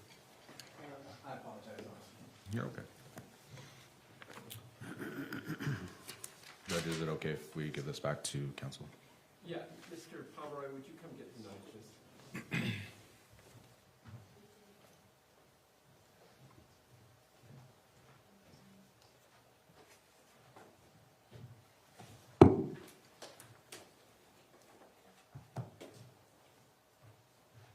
Mr. Pomeroy, put it over there. Or I can give it to the case officer. All right, that's fine too. Thank you. Sorry about that, Judge. That's fine. Officer Guerrero, good afternoon. Hello. You stated at the time of this event that you were an American Fork police officer, is that correct? Yes. And you remain such? Yes. And you've been an officer now for 3 years. Yes. And to be an officer, did you go through post-officer training? How did you become an officer? I went through a satellite academy through Utah Valley University. Okay. Did you get a certificate or a degree or? A certificate. Certificate? Great. And from there, you got hired on by American Fork City? Yes. All right. And as you concluded your responses to this event, you have responsibility still after you leave the scene, isn't that right? Yes. And as part of your training, you're informed that you will write police reports related to stops and to your police work, correct? Yes. And in this case, we have a police report from you that you drafted, correct? Yes. And in this police report, and it says American Fork City Police on the front, and then you assign it your personal case number, I guess, and then write a report. Is that right? Yes. And when did you draft this report? Do you recall? It would have been the same evening or during my same shift. Right. And do you ever, not ever is a bad word, but is it often that you will complete reports same shift and get them completed? Yes. And what's the reason that you do it so close in time? So that you don't forget the details. So you Just don't based on forget. based on my experience. Yeah. And you were probably instructed that as part of your training as well, weren't you? Yes. That the longer you go, the less details you remember. Exactly. And that if you wait for a long time to write or think or talk about details, you forget the details. And so you're instructed as a police officer to write them as close as possible so that you have good and best memory. Is that accurate? Yeah. I have no further questions, Your Honor. Can you redirect? No, Your Honor. Thank you. Thank you, officer. Thank you, Judge. Please call your next witness, Mr. Pomeroy. State calls Dr. Amanda Ho.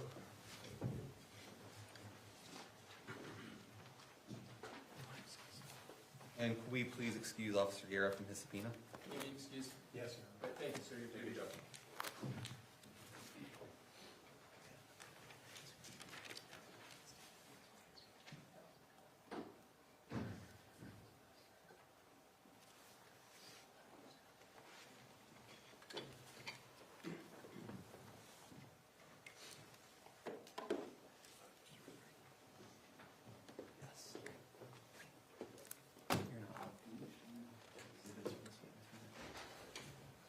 Good afternoon, Dr. Ho. If you'll come stand roughly in front of me, I'll swear you in.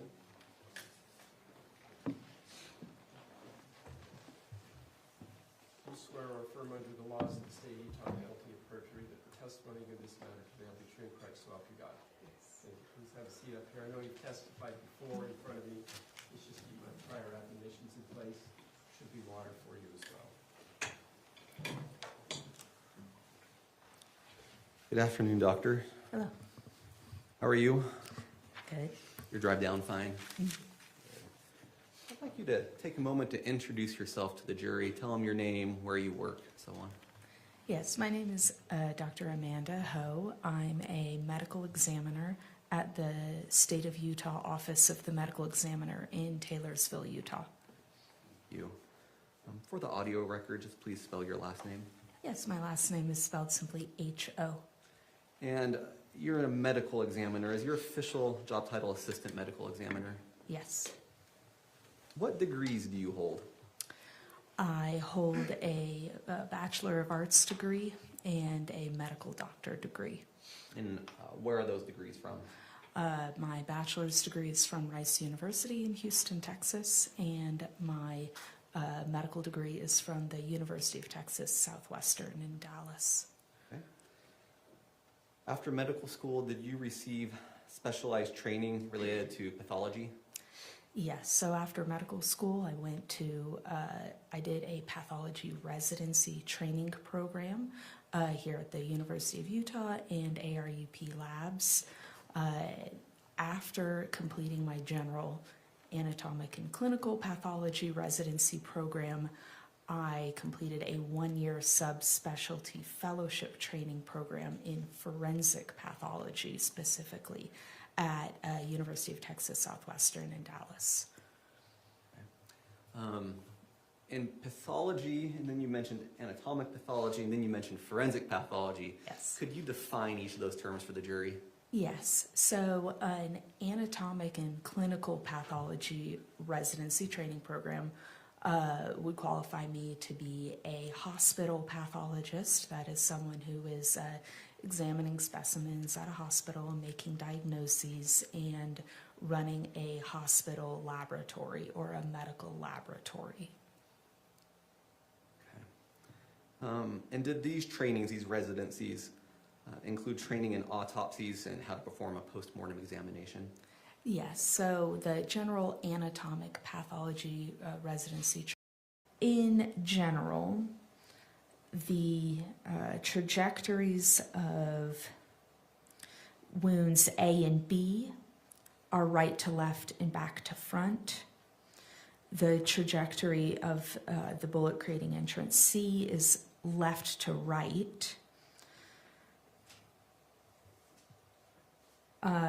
For G and H, they are front, or G is front to back, H, the trajectory is right to left. And just to clarify, when you give these directions, is that reference point from Mr. Restelli's reference point or from a viewer observing the body? That is as Mr. Restelli would have experienced it. So when I say right to left, it's from Mr. Restelli's right to his left. Thank you. Let's move on to the other wounds, E and F on the hip and I and J on the forearm. I think a previous answer may have implied it, but let's state it concretely. What can you tell about the trajectories of those wounds? Yes, so particularly for the wound of the forearm, I'll have you note the position of the body in the diagram. You see the diagram shows someone standing upright with their arms down by their sides and their palms facing forward with their thumbs facing away from the body. That's what's called anatomic position. So when I'm giving trajectories, it's the trajectory of the bullet in the body if the body were standing in that position. So the trajectory of the gunshot wound of the left hip is downward, left to right, and slightly back to front. And the trajectory of the gunshot wound of the right forearm is back to front. Again, if the palms were facing forward, back to front, slightly downward, and slightly left to right. Thank you. We're going to move on to a different topic now. You can take down the body diagram.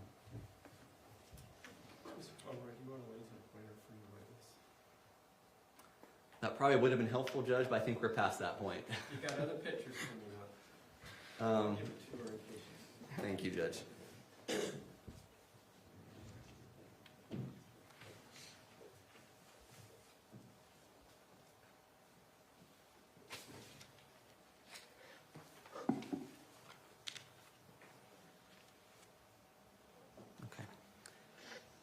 Let's publish Exhibit 95.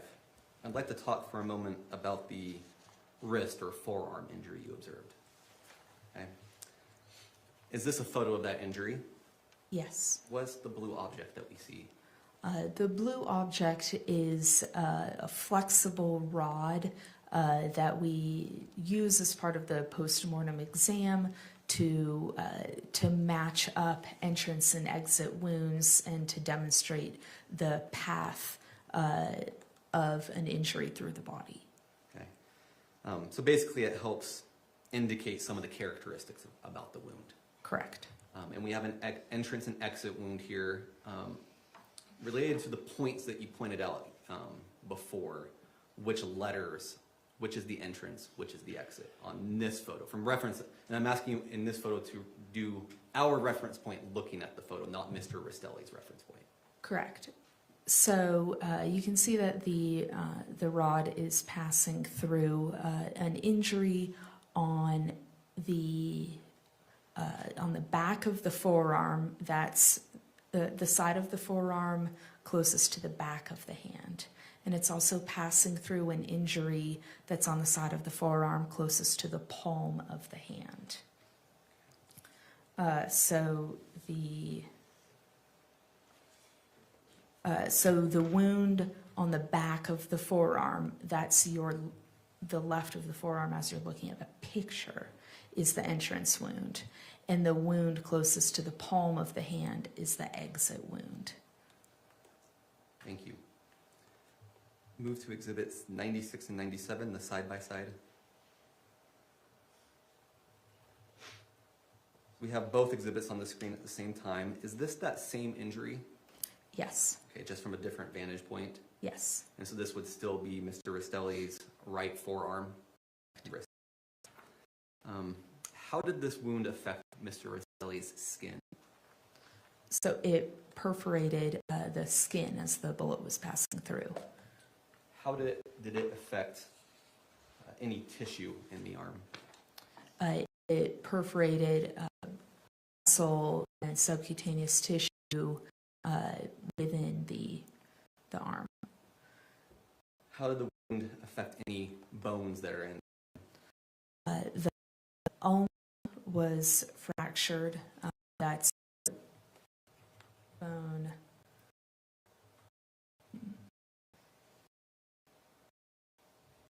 I think the pointer doesn't show it too well on the screen, but that's the one that runs along the pinky of your forearm, forearm. From reference point of this photograph, that would be the lower bone. Correct. And you said it fractured that bone. Correct. Did the bone damage any of the, sorry. Before you start, Dr. Cole, I think this is on the side. Yeah, it's, so I can get the pointer to show up, for example, on the wall, but I bring it down and it just doesn't reflect very well off the TV screen. But I think I can go ahead and verbally describe what I'm saying. Thank you. Did the bullet also damage any of the surrounding muscles? Yes. What muscle group was affected? I'm not sure that I understand your question. Would it be accurate to say that the flexor muscles were affected? Yes. To what degree were they affected? So I can't. I don't mean that from a biomechanical sense. I mean that, was it a light abrasion? Was it complete destruction? Was it a perforation? Do you understand the question?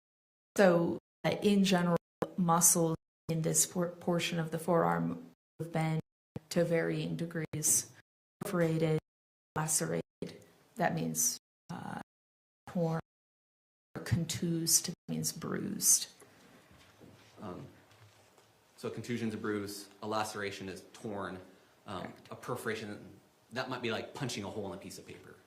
Correct. It means that a hole was punched through something. Okay. So all in all, the injury involved skin, bone, soft tissue, and muscles. Correct. So we can take that down now. Thank you. We'll do the flexor muscle and hand function. The flexors in general are going to allow you to close your hand and fingers into a fist, as well as to bend your wrist toward the forearm. As well as to bend your wrist toward the forearm. Do the bones and other soft tissues of the forearm also play a role in hand function?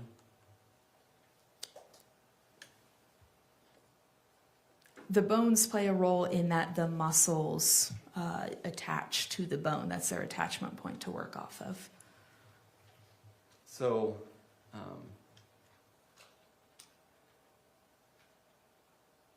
let's take it at the high level first. Based off all this damage, would you have expected there to be some impairment in grip strength in Mr. Restelli? Yes, to some degree, but I can't exactly specify to what degree his grip function would be impaired. Exactly. But we could say that the perforation of the ulna in some way affected the ability of the muscles to function. Would that be fair to say?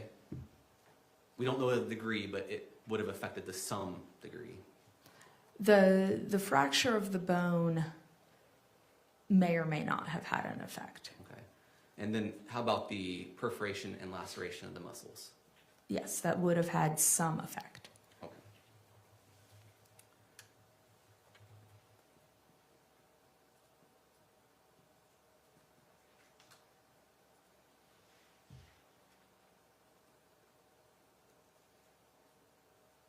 Did you review any of the police photos of this scene? There was one photo provided by our investigator that was not taken by our investigator, but that was provided to our scene investigator by law enforcement. You have that one queued up, all right.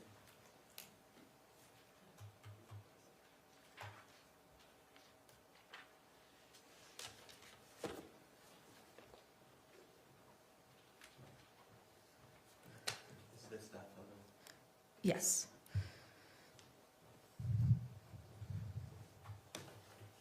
So that photo was previously admitted as State's Exhibit 44. We're going to put it on the screen for a moment.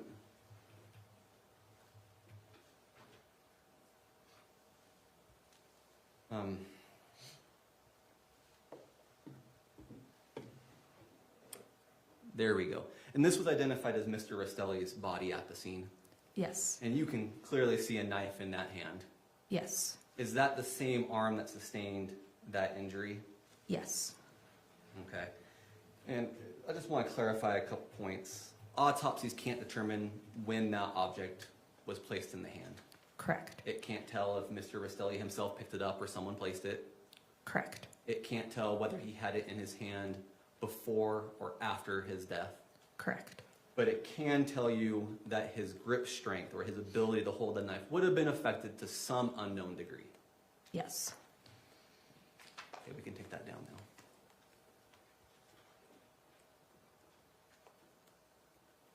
One more question about the internal examination.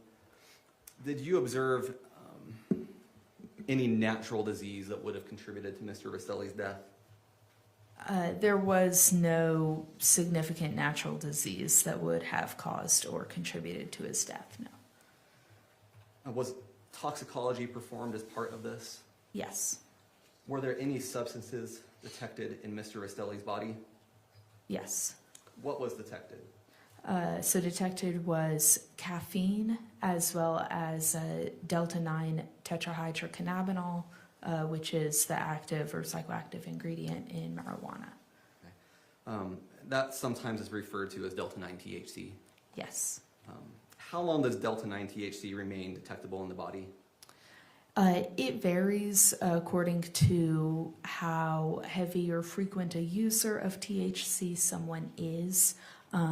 It can vary from, it can take anywhere from a few days, 3 or 4 days, to greater than 6 weeks for it to completely clear out of your blood.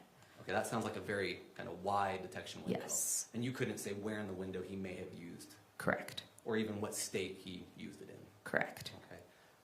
Did he detect any alcohol in his system? No. And did any of these toxicology results change in any way your conclusion about the cause and manner of death? No. Okay. Let's get to that ultimate conclusion then.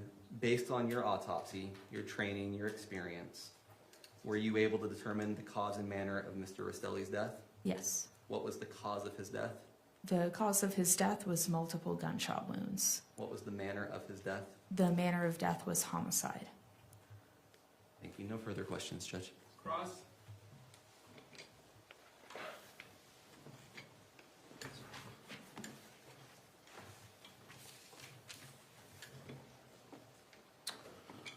Good afternoon, Dr. Ho. Hello.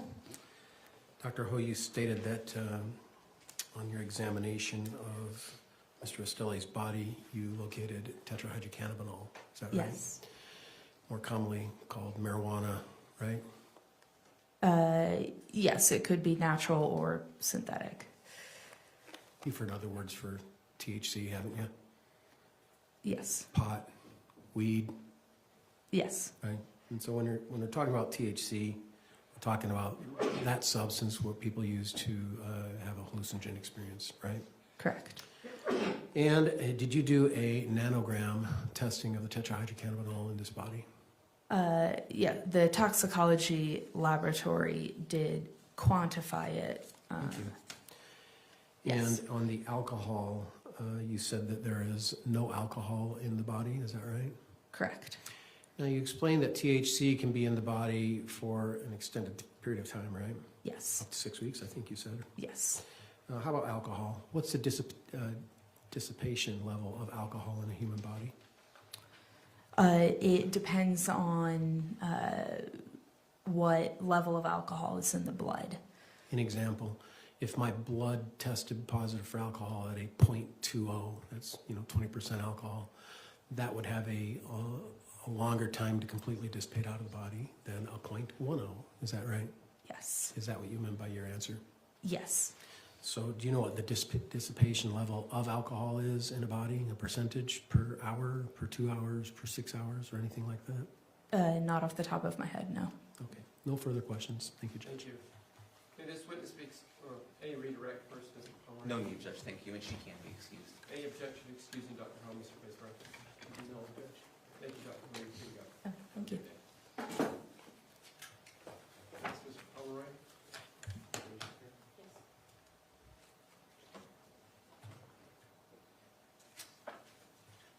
State calls Rachel Williams. Yes. And Judge, just forecasting here, I expect this to be a relatively short witness. Relatively. Maybe we could take the break after this witness, if that's okay. All right. Any objection, Mr. Vice-President? All right, thank you. Yes.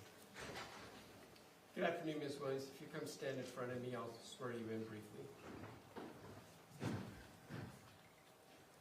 Raise your right hand. You swear or affirm under the laws of the state of Utah on penalty of perjury that the testimony given in this matter today will be true and correct, so help you God. Yes. Please have a seat up there. And I've testified before. Keep in mind those past admonitions about verbal responses as well. Thank you. Mr. Pomeroy.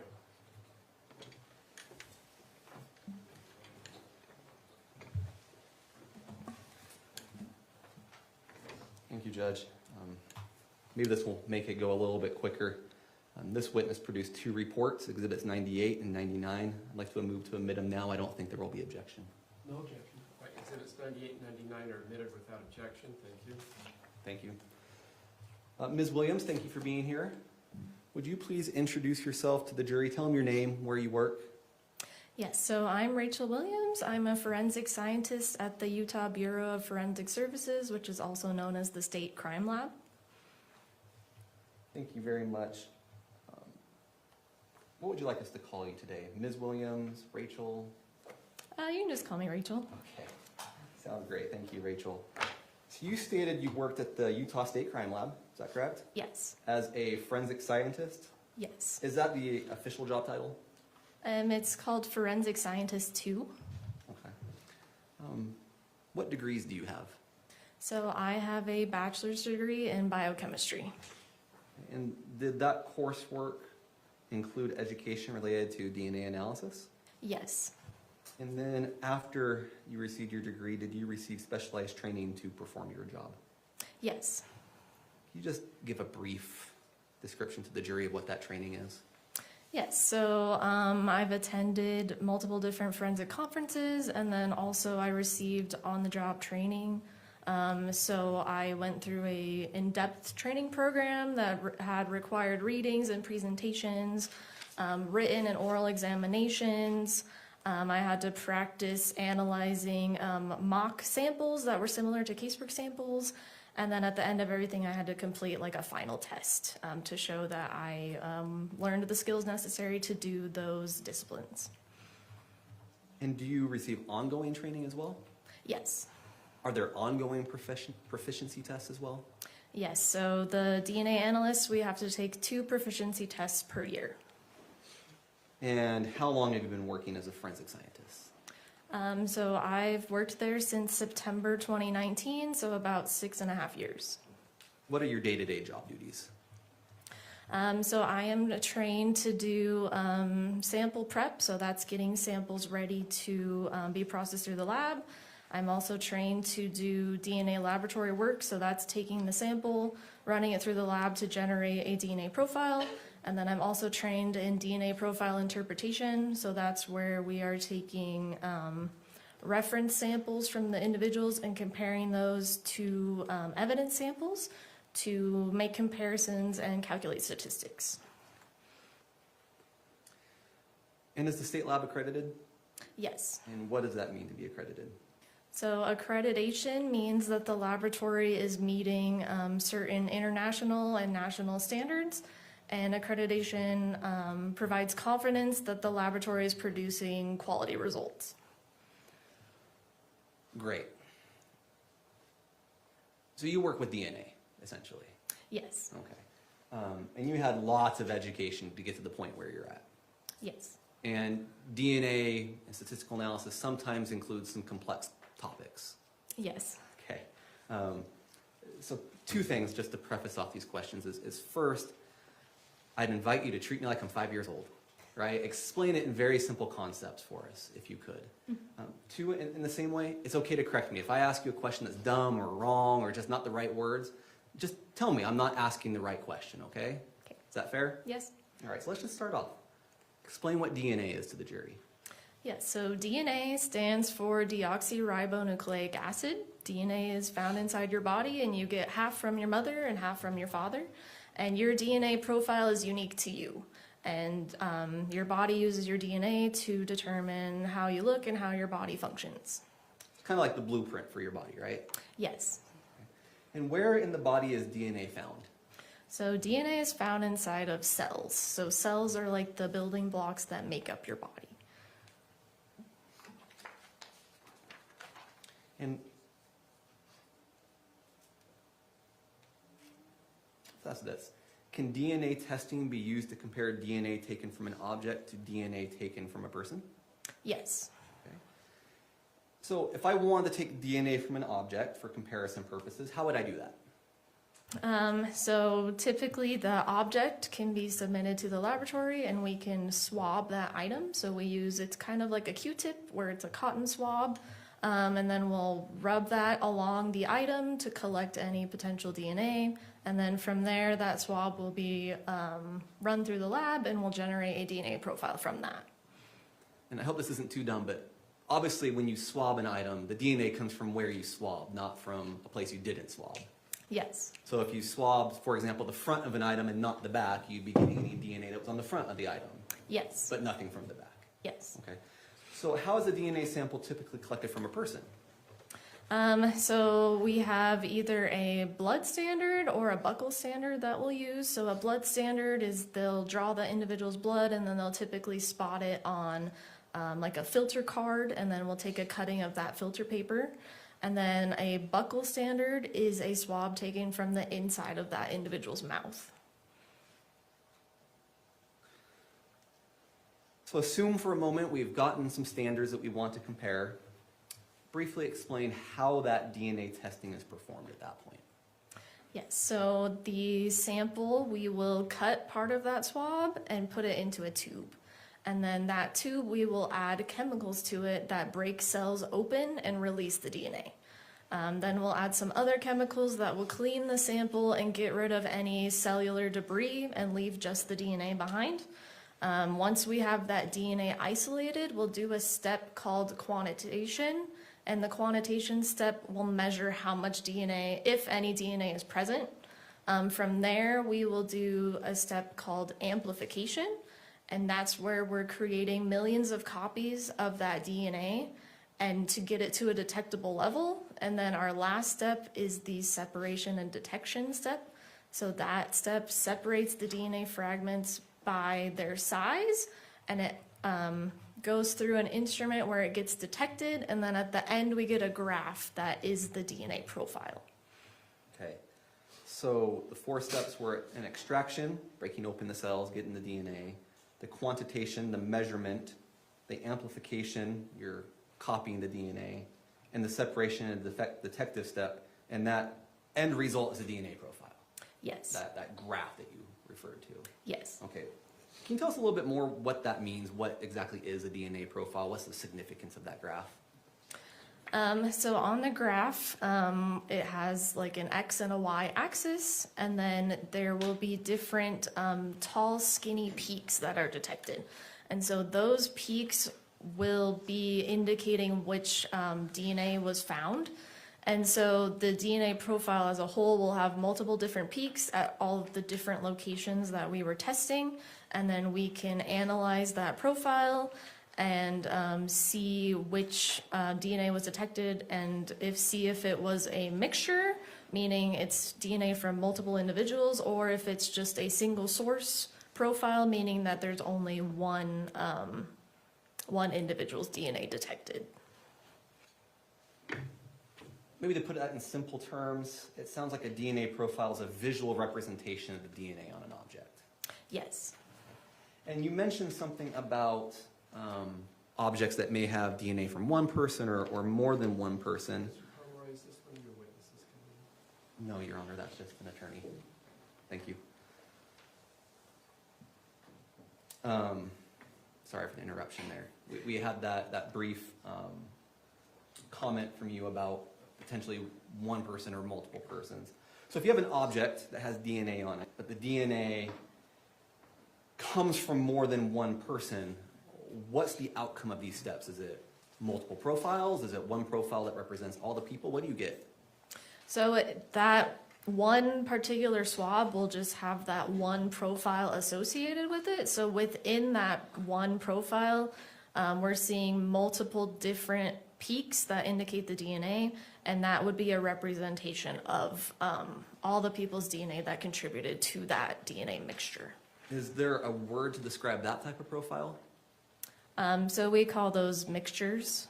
Okay, so a single source profile would be when the profile only has one person in it. Yes. And a mixture is a profile that has multiple people, 2 or more. Yes. Okay. Let's talk about that statistical analysis briefly. How do you actually compare, once you have the profile or profiles to compare, how do you see if there's a match or not? What are you doing in the statistical step? So I analyze all of the evidence samples first, and then after I've analyzed those evidence crime scene samples, I will then compare them to any submitted reference samples from individuals. And from there, I will do a visual comparison to see if it looks like any of those reference profiles could be in that DNA mixture. If I cannot exclude that individual from the sample, then I will calculate a statistic called a likelihood ratio. And so this likelihood ratio is the statistic that compares 2 alternate propositions or explanations for that observed DNA profile. And so the likelihood ratio statistic will change its value depending on which propositions I'm comparing. And so, like, for example, if I had a single source profile that was from one individual, I could potentially do, like, hypothesis 1 is that the person of interest contributed to the DNA profile versus hypothesis 2, an unknown, unrelated individual contributed to that DNA profile. So then from there, whichever one of those propositions is a better explanation for the DNA profile observed, the statistic will be higher in favor of that proposition versus the other. when you have an object that has some DNA on it, and you test it, and you generate that profile, do you have to make any assumptions about that profile before completing that statistical analysis you just talked about?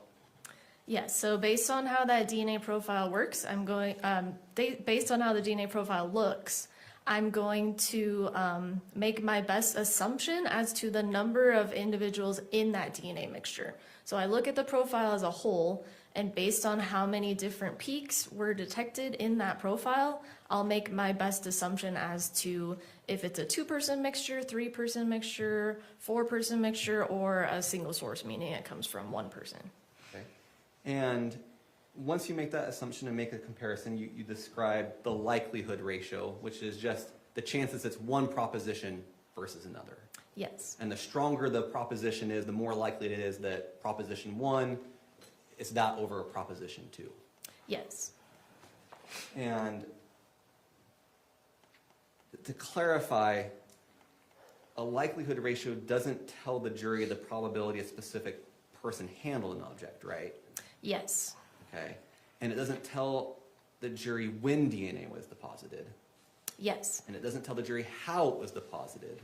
Yes. It simply compares 2 different explanations for the DNA that is on the object. Yes. So, example, I'm holding a pen in my hand. You could take this pen and do a swab and create a profile, right? Yes. And you could take a buckle standard from me and create a profile. Yes. And if you looked at the pen's profile and determined it was single source, great. Would maybe something you want to run in that case is the hypothetical 1, it's me, versus hypothetical 2, it's some random person in the population. Yes. And you could get very strong support or limited support or no support. Yes. Okay.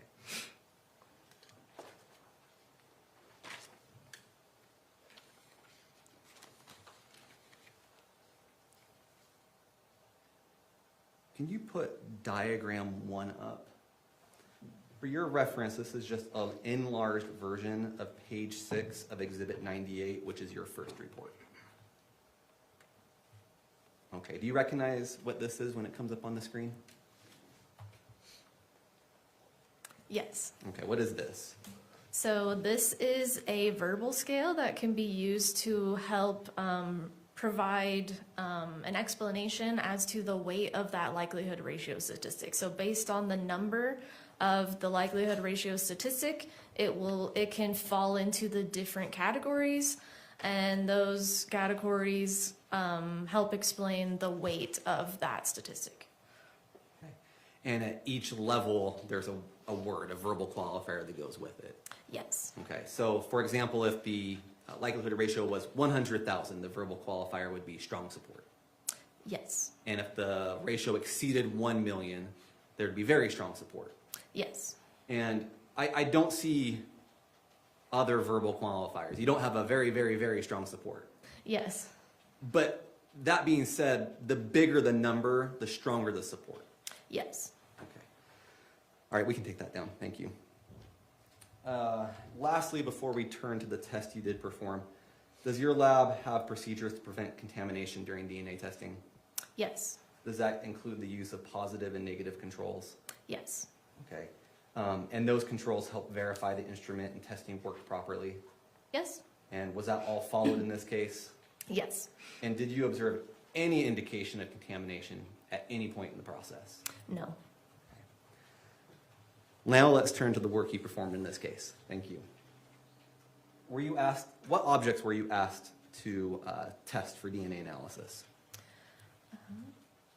Your Honor, would it be okay if I reference my report to get the name of those items? Yeah, just look down, read through, refresh your memory, then put it down and look up and then testify from memory.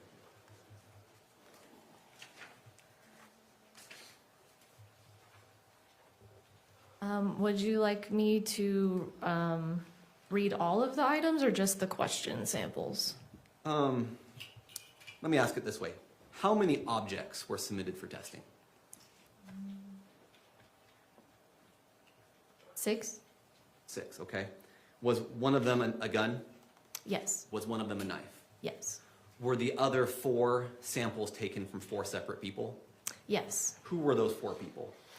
So the lab received standards from Kathryn Restelli, Kevin Ellis, Tracey Grist, and Matthew Restelli. Did you swab the gun and generate a DNA profile? Did So someone in the lab swab the gun and create a DNA profile? yes, Was that done for the knife as well? yes, And then the standards from Mr. Restelli, Mr. Ellis, Ms. Restelli, and Ms. Grist, were DNA profiles created for each of them? yes, Are you aware that 3 of those persons, Mr. Ellis, Ms. Restelli, and Ms. Grist, are family members? yes. Does that affect the testing that's done? Let me rephrase that. Oh. Does that affect the interpretation of the results of the testing? So that's something that I take into consideration when I am doing my DNA interpretation, because biological relatives share DNA. So like I mentioned earlier, you get half of your DNA from your mother and half from your father. So as I'm doing my DNA interpretation, that is something that I keep in mind while I'm analyzing those profiles. Okay. And would it be fair to say that there's times where it doesn't really make much of a difference? Yes. But there are times where it really complicates the analysis? Yes. Okay. Let's start with the gun. What type of gun was swabbed? So it was a Sig Sauer P365 9mm pistol. Okay. And you already testified you produced a DNA profile. How many assumed contributors were on the gun? There were 3 assumed contributors. So the assumption based off what you saw was that 3 individuals' DNA were on the gun. Yes.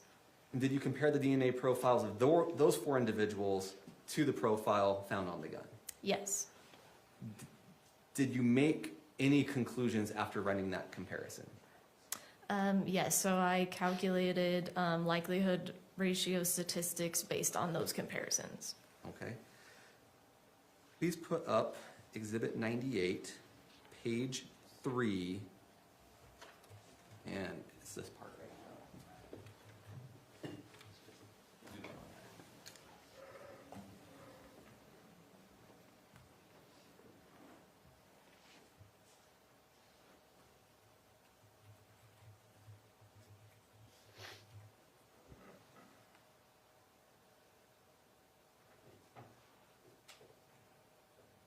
Yeah, that's fine, right there. So we're talking about this second part.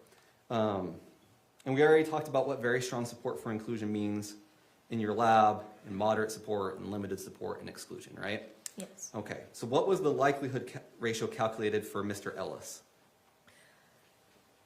So the probability of observing the mixed DNA profile is approximately 4.3 times 10 to the 17 times more likely if it originated from Kevin Ellis and 2 unknown unrelated individuals, or sorry, 2 unknown individuals, than if it originated from 3 unknown individuals in the U.S. population, including the possibility of untested biological relatives of Kevin Ellis. Okay. And we previously talked about the likelihood ratio cutoff for very strong support is 1 million, which is 1 times 10 to the 6. Yes. So this number is much bigger than that. Yes. Indicating it really has very strong support. Yes. Okay. And again, what we're saying there is that it's very strong support that it was Mr. Ellis over some unknown person in the adult population or the U.S. population. Yes. Okay.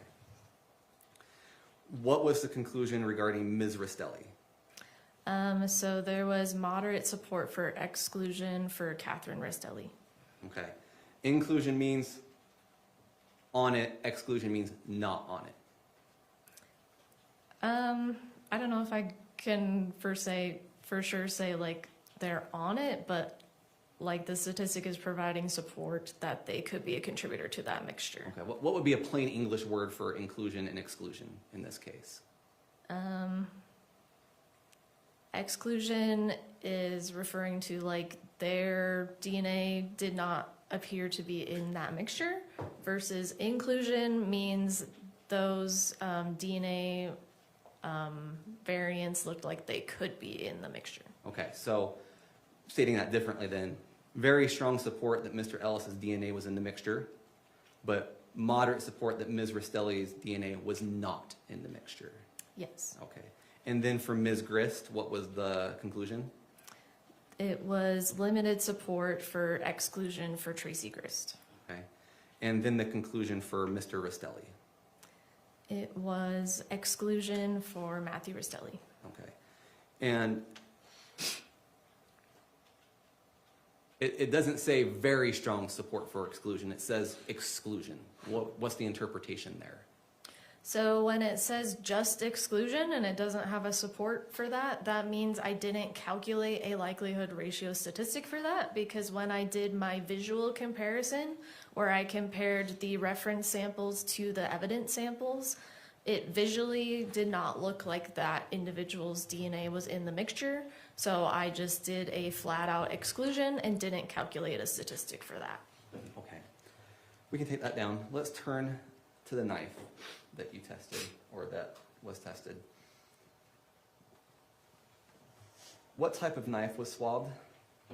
So the knife was a EvaTac camouflage folding pocket knife. Okay. And again, a DNA profile was generated from the knife. Yes. And it was compared against the profiles for Matthew Restelli, Kathryn Restelli, Kevin Ellis, and Tracey Grist. Yes. How many assumed contributors were detected on the knife? 4. Okay. Again, that means we're assuming 4 individuals are present on the knife. Yes. And you documented the comparison of that mixture vis-a-vis the 4 named individuals we've been talking about. Yes. Okay. Do you have a copy of Exhibit 98, which is your first report, file name, report 4? Yes. Is that with you? Okay. I believe it's on page 3 in the summary.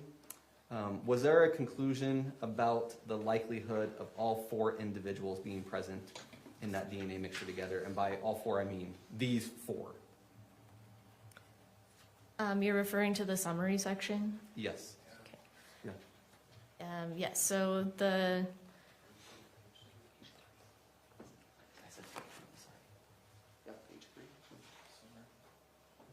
This one. Sorry, you may. Okay, yeah.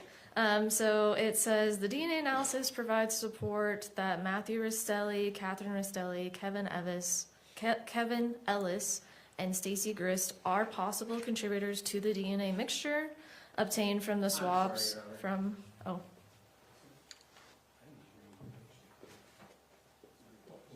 Oh, okay, sorry. Can I approach the witness? Oh. Was it the summary section?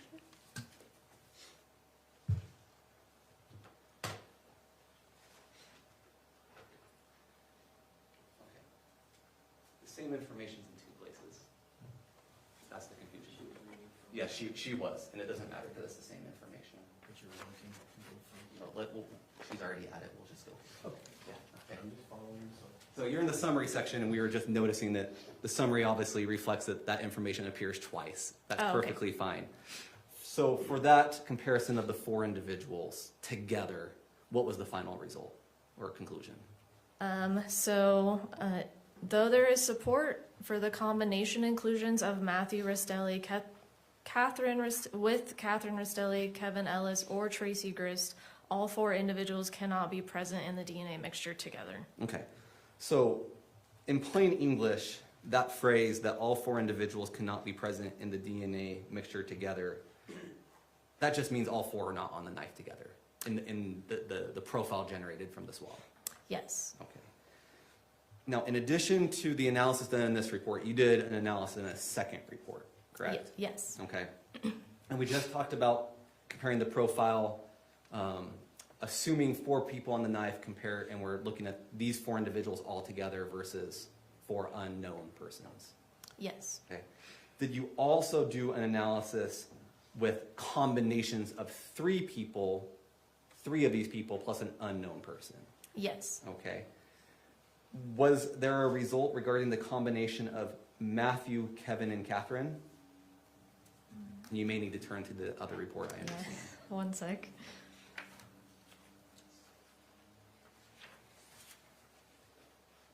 I'm sorry, which combination were you referring to? Matthew, Kevin, and Kathryn.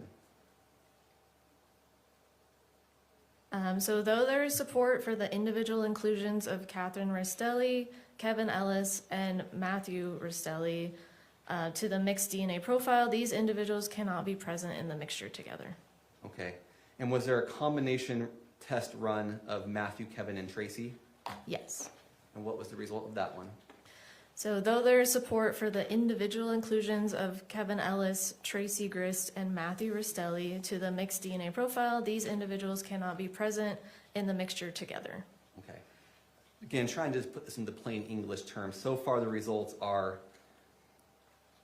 those 4 people are excluded from being on the knife altogether at the same time. Yes. And then the combination of Matthew, Kevin, and Kathryn is excluded. Yes. And then the combination of Matthew, Kevin, and Tracey is excluded. Yes. Okay. Now, we're going to go back to the first report that you did. Did you also run analyses for the combinations of 2 of the 4 individuals plus 2 unknown people? Yes. Okay. For what combinations of 2 people, 2 of these known people, was there support, and what level of support was there? And would it help if we put that on the screen for everybody to help you discuss probably, that? yeah. Okay. So that's going to be Exhibit 98, page 3. And it's going to be the top half of the screen. Scroll down slightly. Oh, slightly up. Right there. Thank you. Okay. For what combinations of 2 was there support, and what was the level of support? Would you like me to? And you can even just use that part at the top. Okay, fine. Yeah, that's. So there was very strong support for inclusion for the combination, and Kathryn Restelli with 2 unrelated individuals. There was very strong support for the combination of Matthew Restelli with Kevin Ellis with 2 individuals, and then there was also very strong support for inclusion for Matthew Restelli and Tracey Grist with 2 unknown unrelated individuals. Each of those 3 combinations of 2 had very support.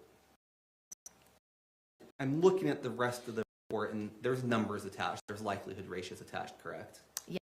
And one of them is a number times 10 to the 17th, 1 times 10 to the 20th, 1 times 10 to the 17th. Those are very big numbers, right? Yes. But even still, can you say which of these 3 combinations is more likely than the other? No, even though the 10 to the 20th is a bigger number than 10 to the 17th, it still falls within a very similar range, and it's still within that very strong support category. So just because that one is higher doesn't necessarily mean that that is the explanation for the DNA profile. Okay. Could one possible reason for that be because those 3 individuals, Kathryn, Kevin, and Tracey, are close family members? Yes, so since they share DNA, because they're biologically related, in the DNA mixture, it could appear that one individual is in there because a different individual is in there, since they would have some of the same DNA fragments that we're looking at. So that can kind of influence the result that we're seeing with that statistic. Okay. And to state this one last time in plain English, make sure we got this correct. There's very strong support for the notion that Matthew and one of these 3 individuals contributed to the DNA on the knife. So the wording for the statistic is specifically that the probability of observing the DNA profile is more likely if it was the one option versus the other option. But that's compared to unknown individuals. Yes. Right. And each of these 3 standing alone is very strong compared to just unknown individuals. Yes. But trying to compare those 3 can't be done. The DNA analysis does not allow you to make a conclusion as to which of these 3 is most likely. Sorry, could you rephrase that? Yeah. So you ran a hypothesis of Matthew, Kathryn against unknown. Matthew and Kevin versus unknown. Matthew and Tracey versus unknown. And yes. Each one was very strong support. Yes. but the DNA testing cannot say which of those three is the strongest idea or strongest hypothesis. Yes. No further questions, Judge. Cross?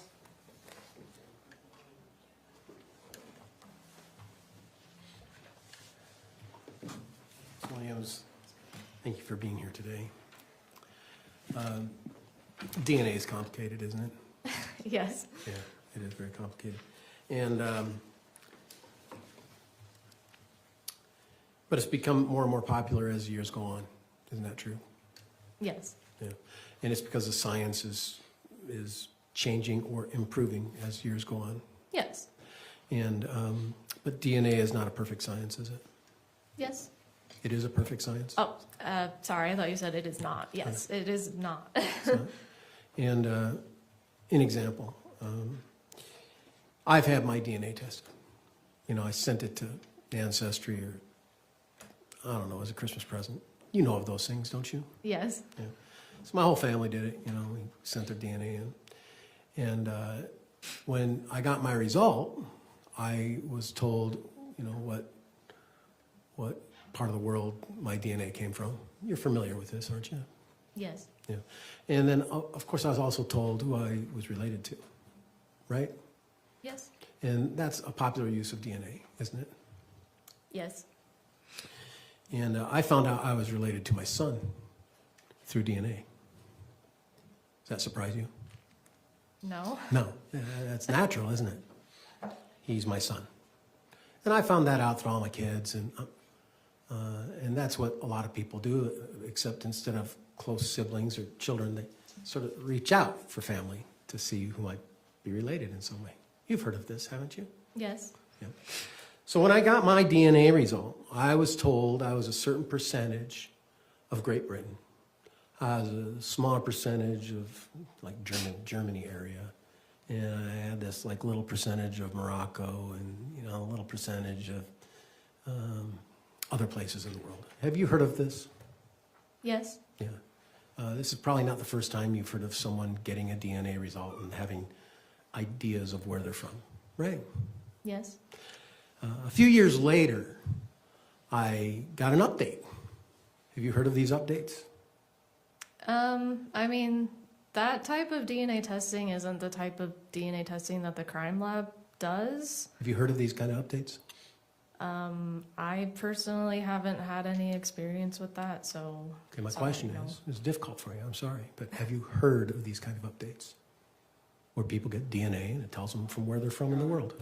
I'd like to make an objection. I can approach if you prefer.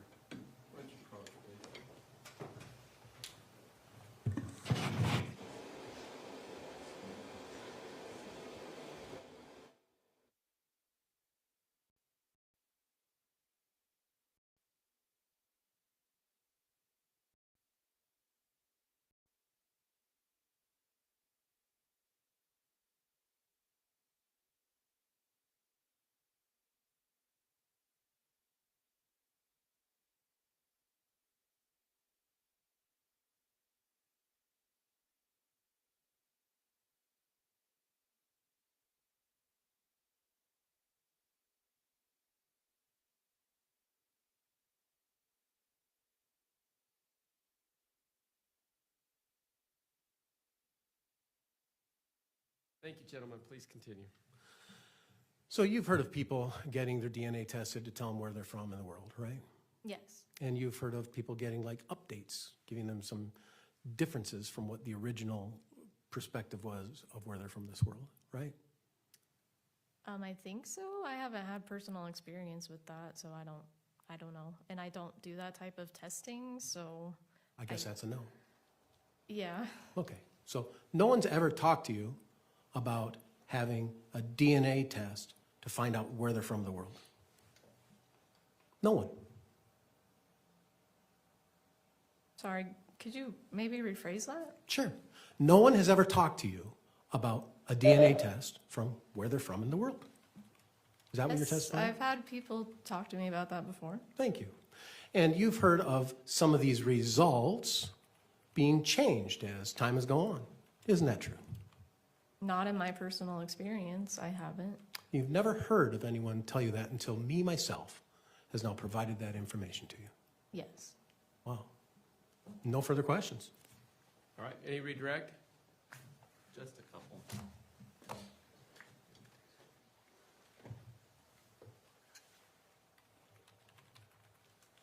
You were just asked about DNA testing of the vein of Ancestry.com, 23andMe, and so on.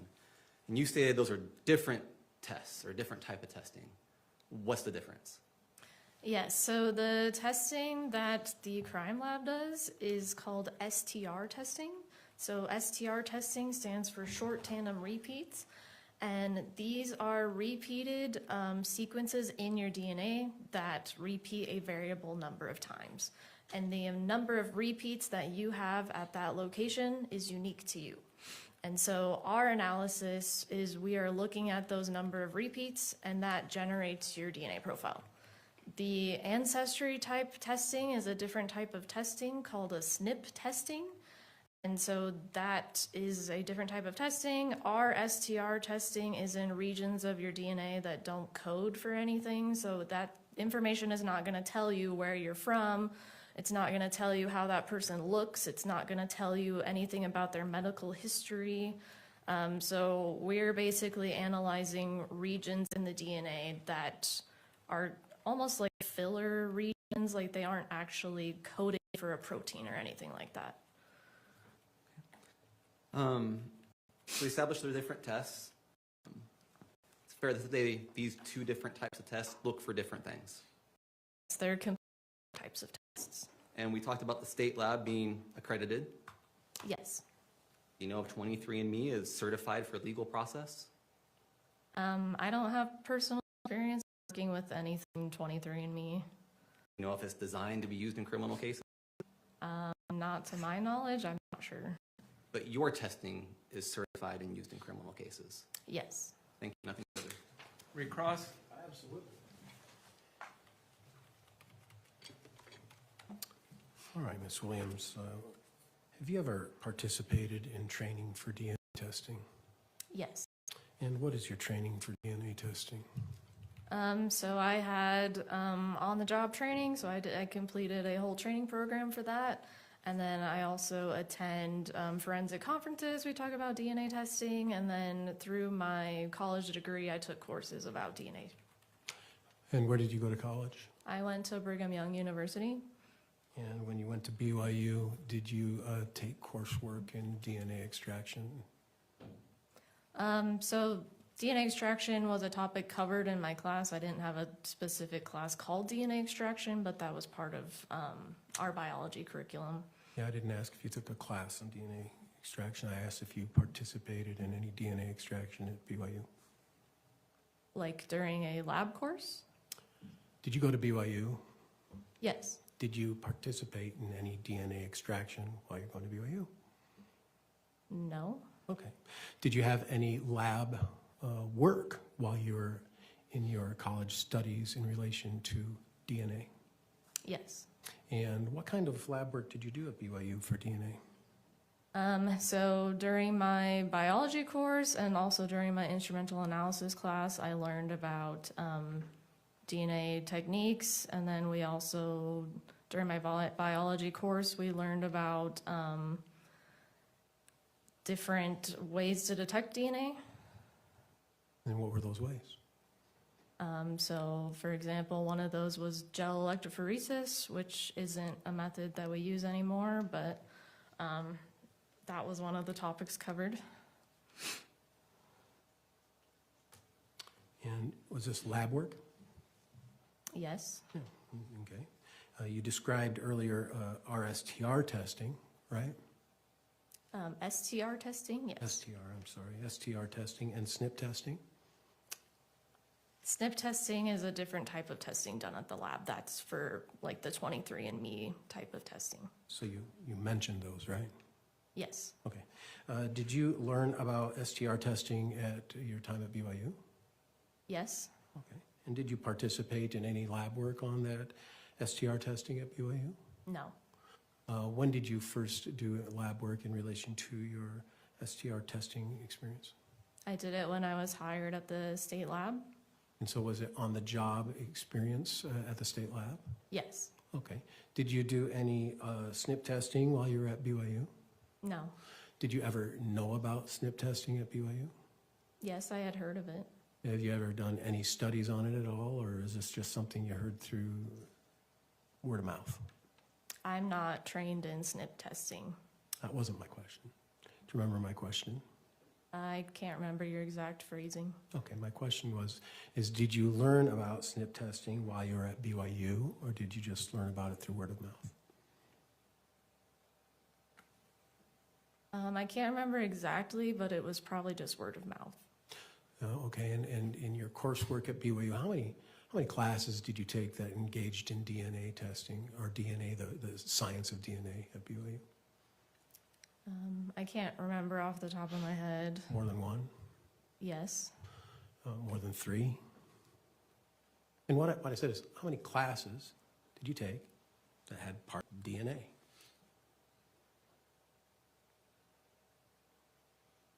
I can't remember exactly right now. Maybe 5? Yeah, maybe about 5. Okay. And in your studies at BYU, your bachelor's was in biology, is that right? It was biochemistry. Biochemistry. Were you ever informed at BYU while you were in biochemistry about the fallibility of DNA, about it sometimes not being perfectly accurate? Yes. You had some professors in biochem at BYU, right? Yes. And they would inform you as part of your coursework that it's not a perfect science, right? Yes. And do you still agree with that? Yes. No further questions. Thank you. May this witness be excused? Yes, please excuse the witness. You agree as well, Mr. Faceman? Yes. Thank you. You're free to go.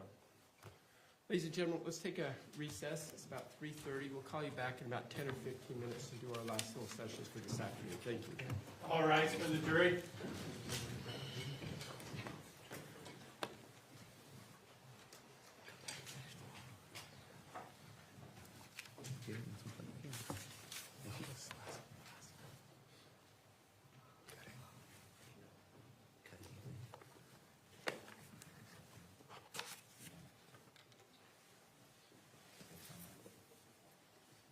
Thank you. Please be seated. Right. Mr. Watabe, Mr. Pomeroy, Mr. Brown, anything we need to put on the record for the state before our break? How late are we going today, Your Honor? 4:30-ish. If you think it makes sense to break today at this point, you can twist my arm. She's going to be an hour and 10. She's right around an hour, hour and 10. For direct? Yes, Your Honor. And so if we can have that extra 5 to 10, Yeah, I'm we'd not end direct going to today. yell at you. Okay, thank you, Your Honor. Thank you, All Judge. right. Let's come back then about 22 and be ready to go. Well, a little before that, so we're ready to go right at 22. Okay. All right.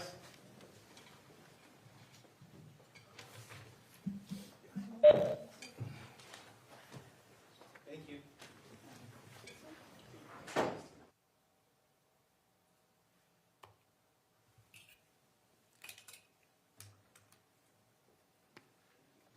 You want to let the officers know as well, Freddie?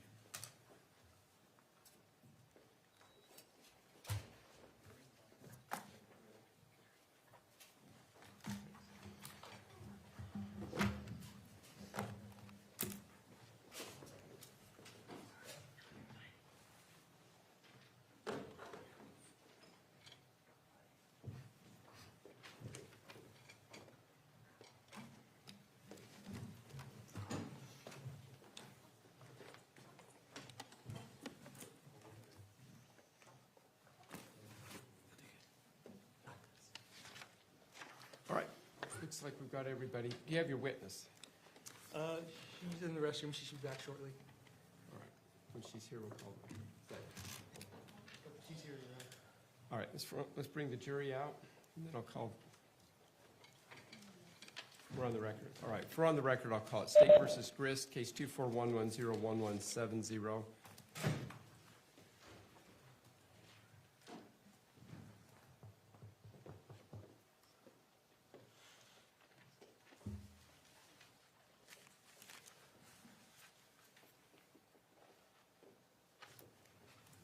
All rise for the jury.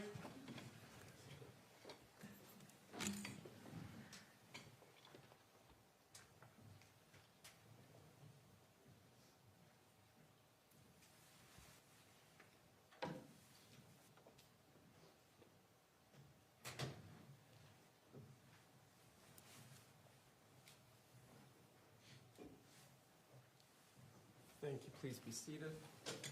All right. Counsel, please call your next witness. Your state called Diane Restelli. Ms. Restelli, if you come forward, please, I'll swear you in.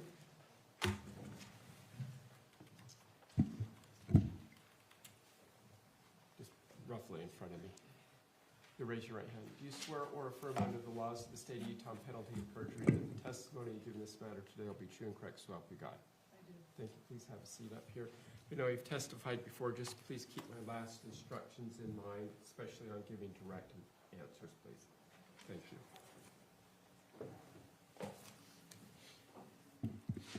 Good afternoon, Mrs. Restelli. Good afternoon. For today's hearing, how would you like to be referred? Mrs. Restelli, Mrs. okay? Restelli. Okay. Mrs. Restelli, will you state your name and spell your last name for the record? My name is Diane Restelli. His last name spelled Restelli.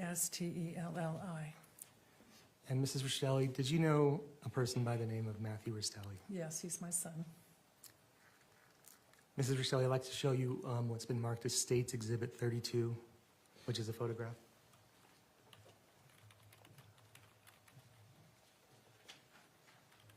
One moment, Your Honor. Thank you.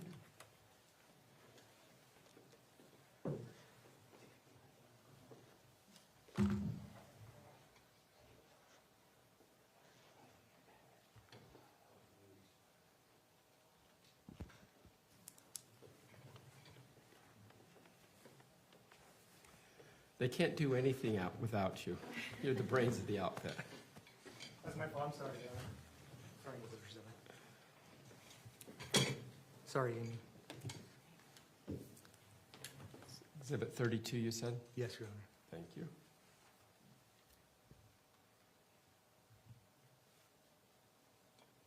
And if we just show that to the witness.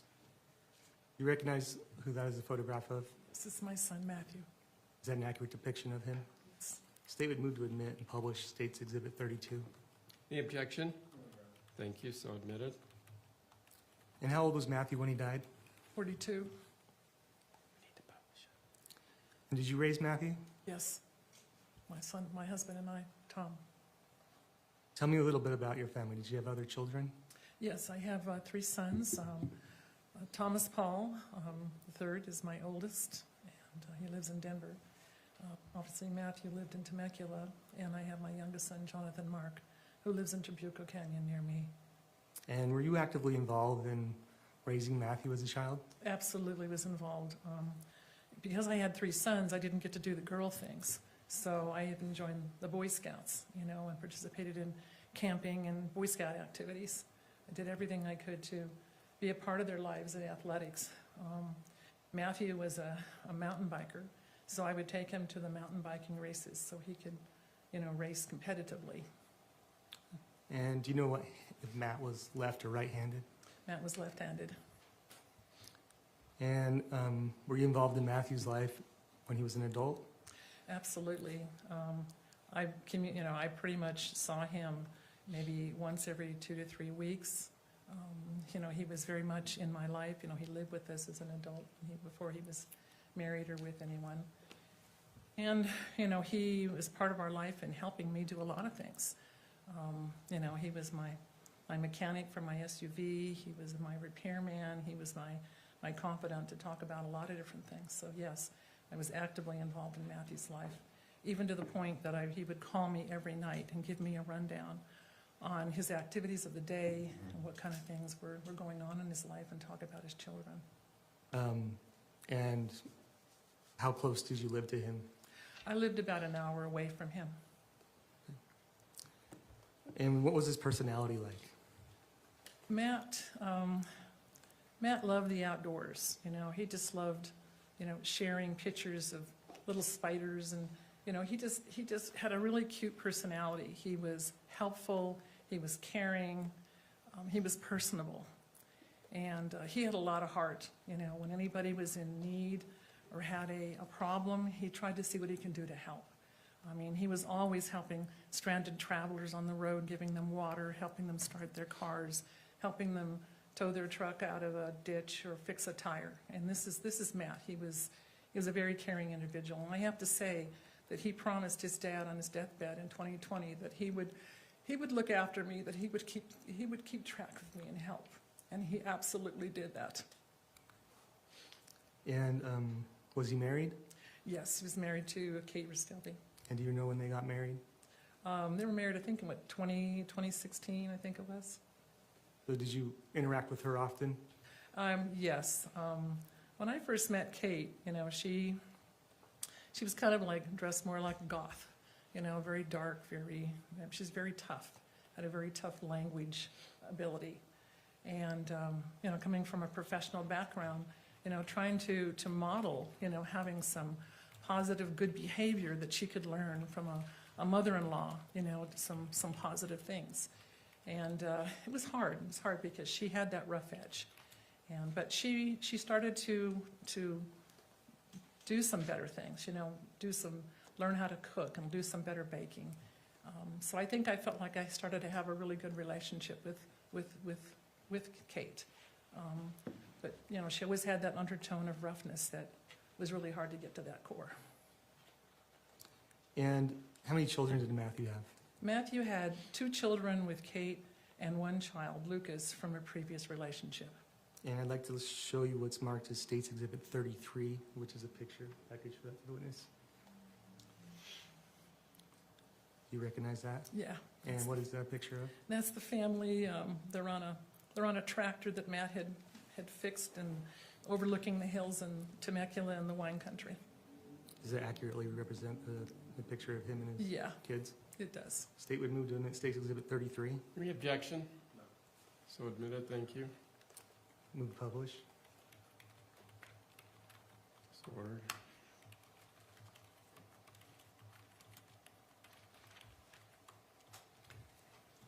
Did you have a chance to observe their family dynamic? Yes, I did. Since I was out there off and on, you know, I would be there, bring them food, food for dinner, spend the night on some occasion. And I was able to see just, you know, some of that rough edge, you know, that Kate always seemed to have. And I even witnessed it in how she talked and treated my oldest grandson, Lucas. And it was uncomfortable. And I could really tell when Kate was getting worked up, you know, and that we had to really be careful about what kind of words and what we spoke to her about. And I'm pretty good at that, you know, being a retired college professor in the nursing field. I'd had a lot of, you know, mental health training and knowing how to talk to people to make sure that you can, you know, keep them calm and not get worked up. But Kate was a real challenge in that regard. Mr. Facemeyer and Mr. Watawi, can I see you up here for a minute, please?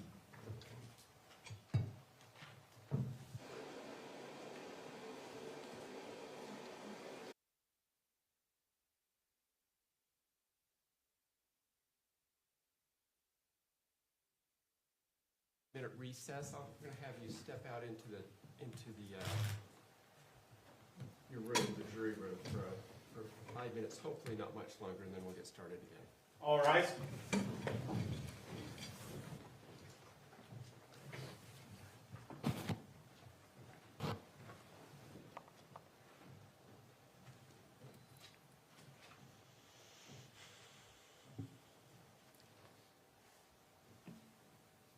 Just let Faye know when you're ready.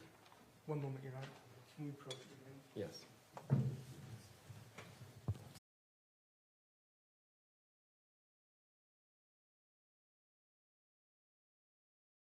Said to the jury, we've had a legal issue come up. I'm going to excuse you for the day.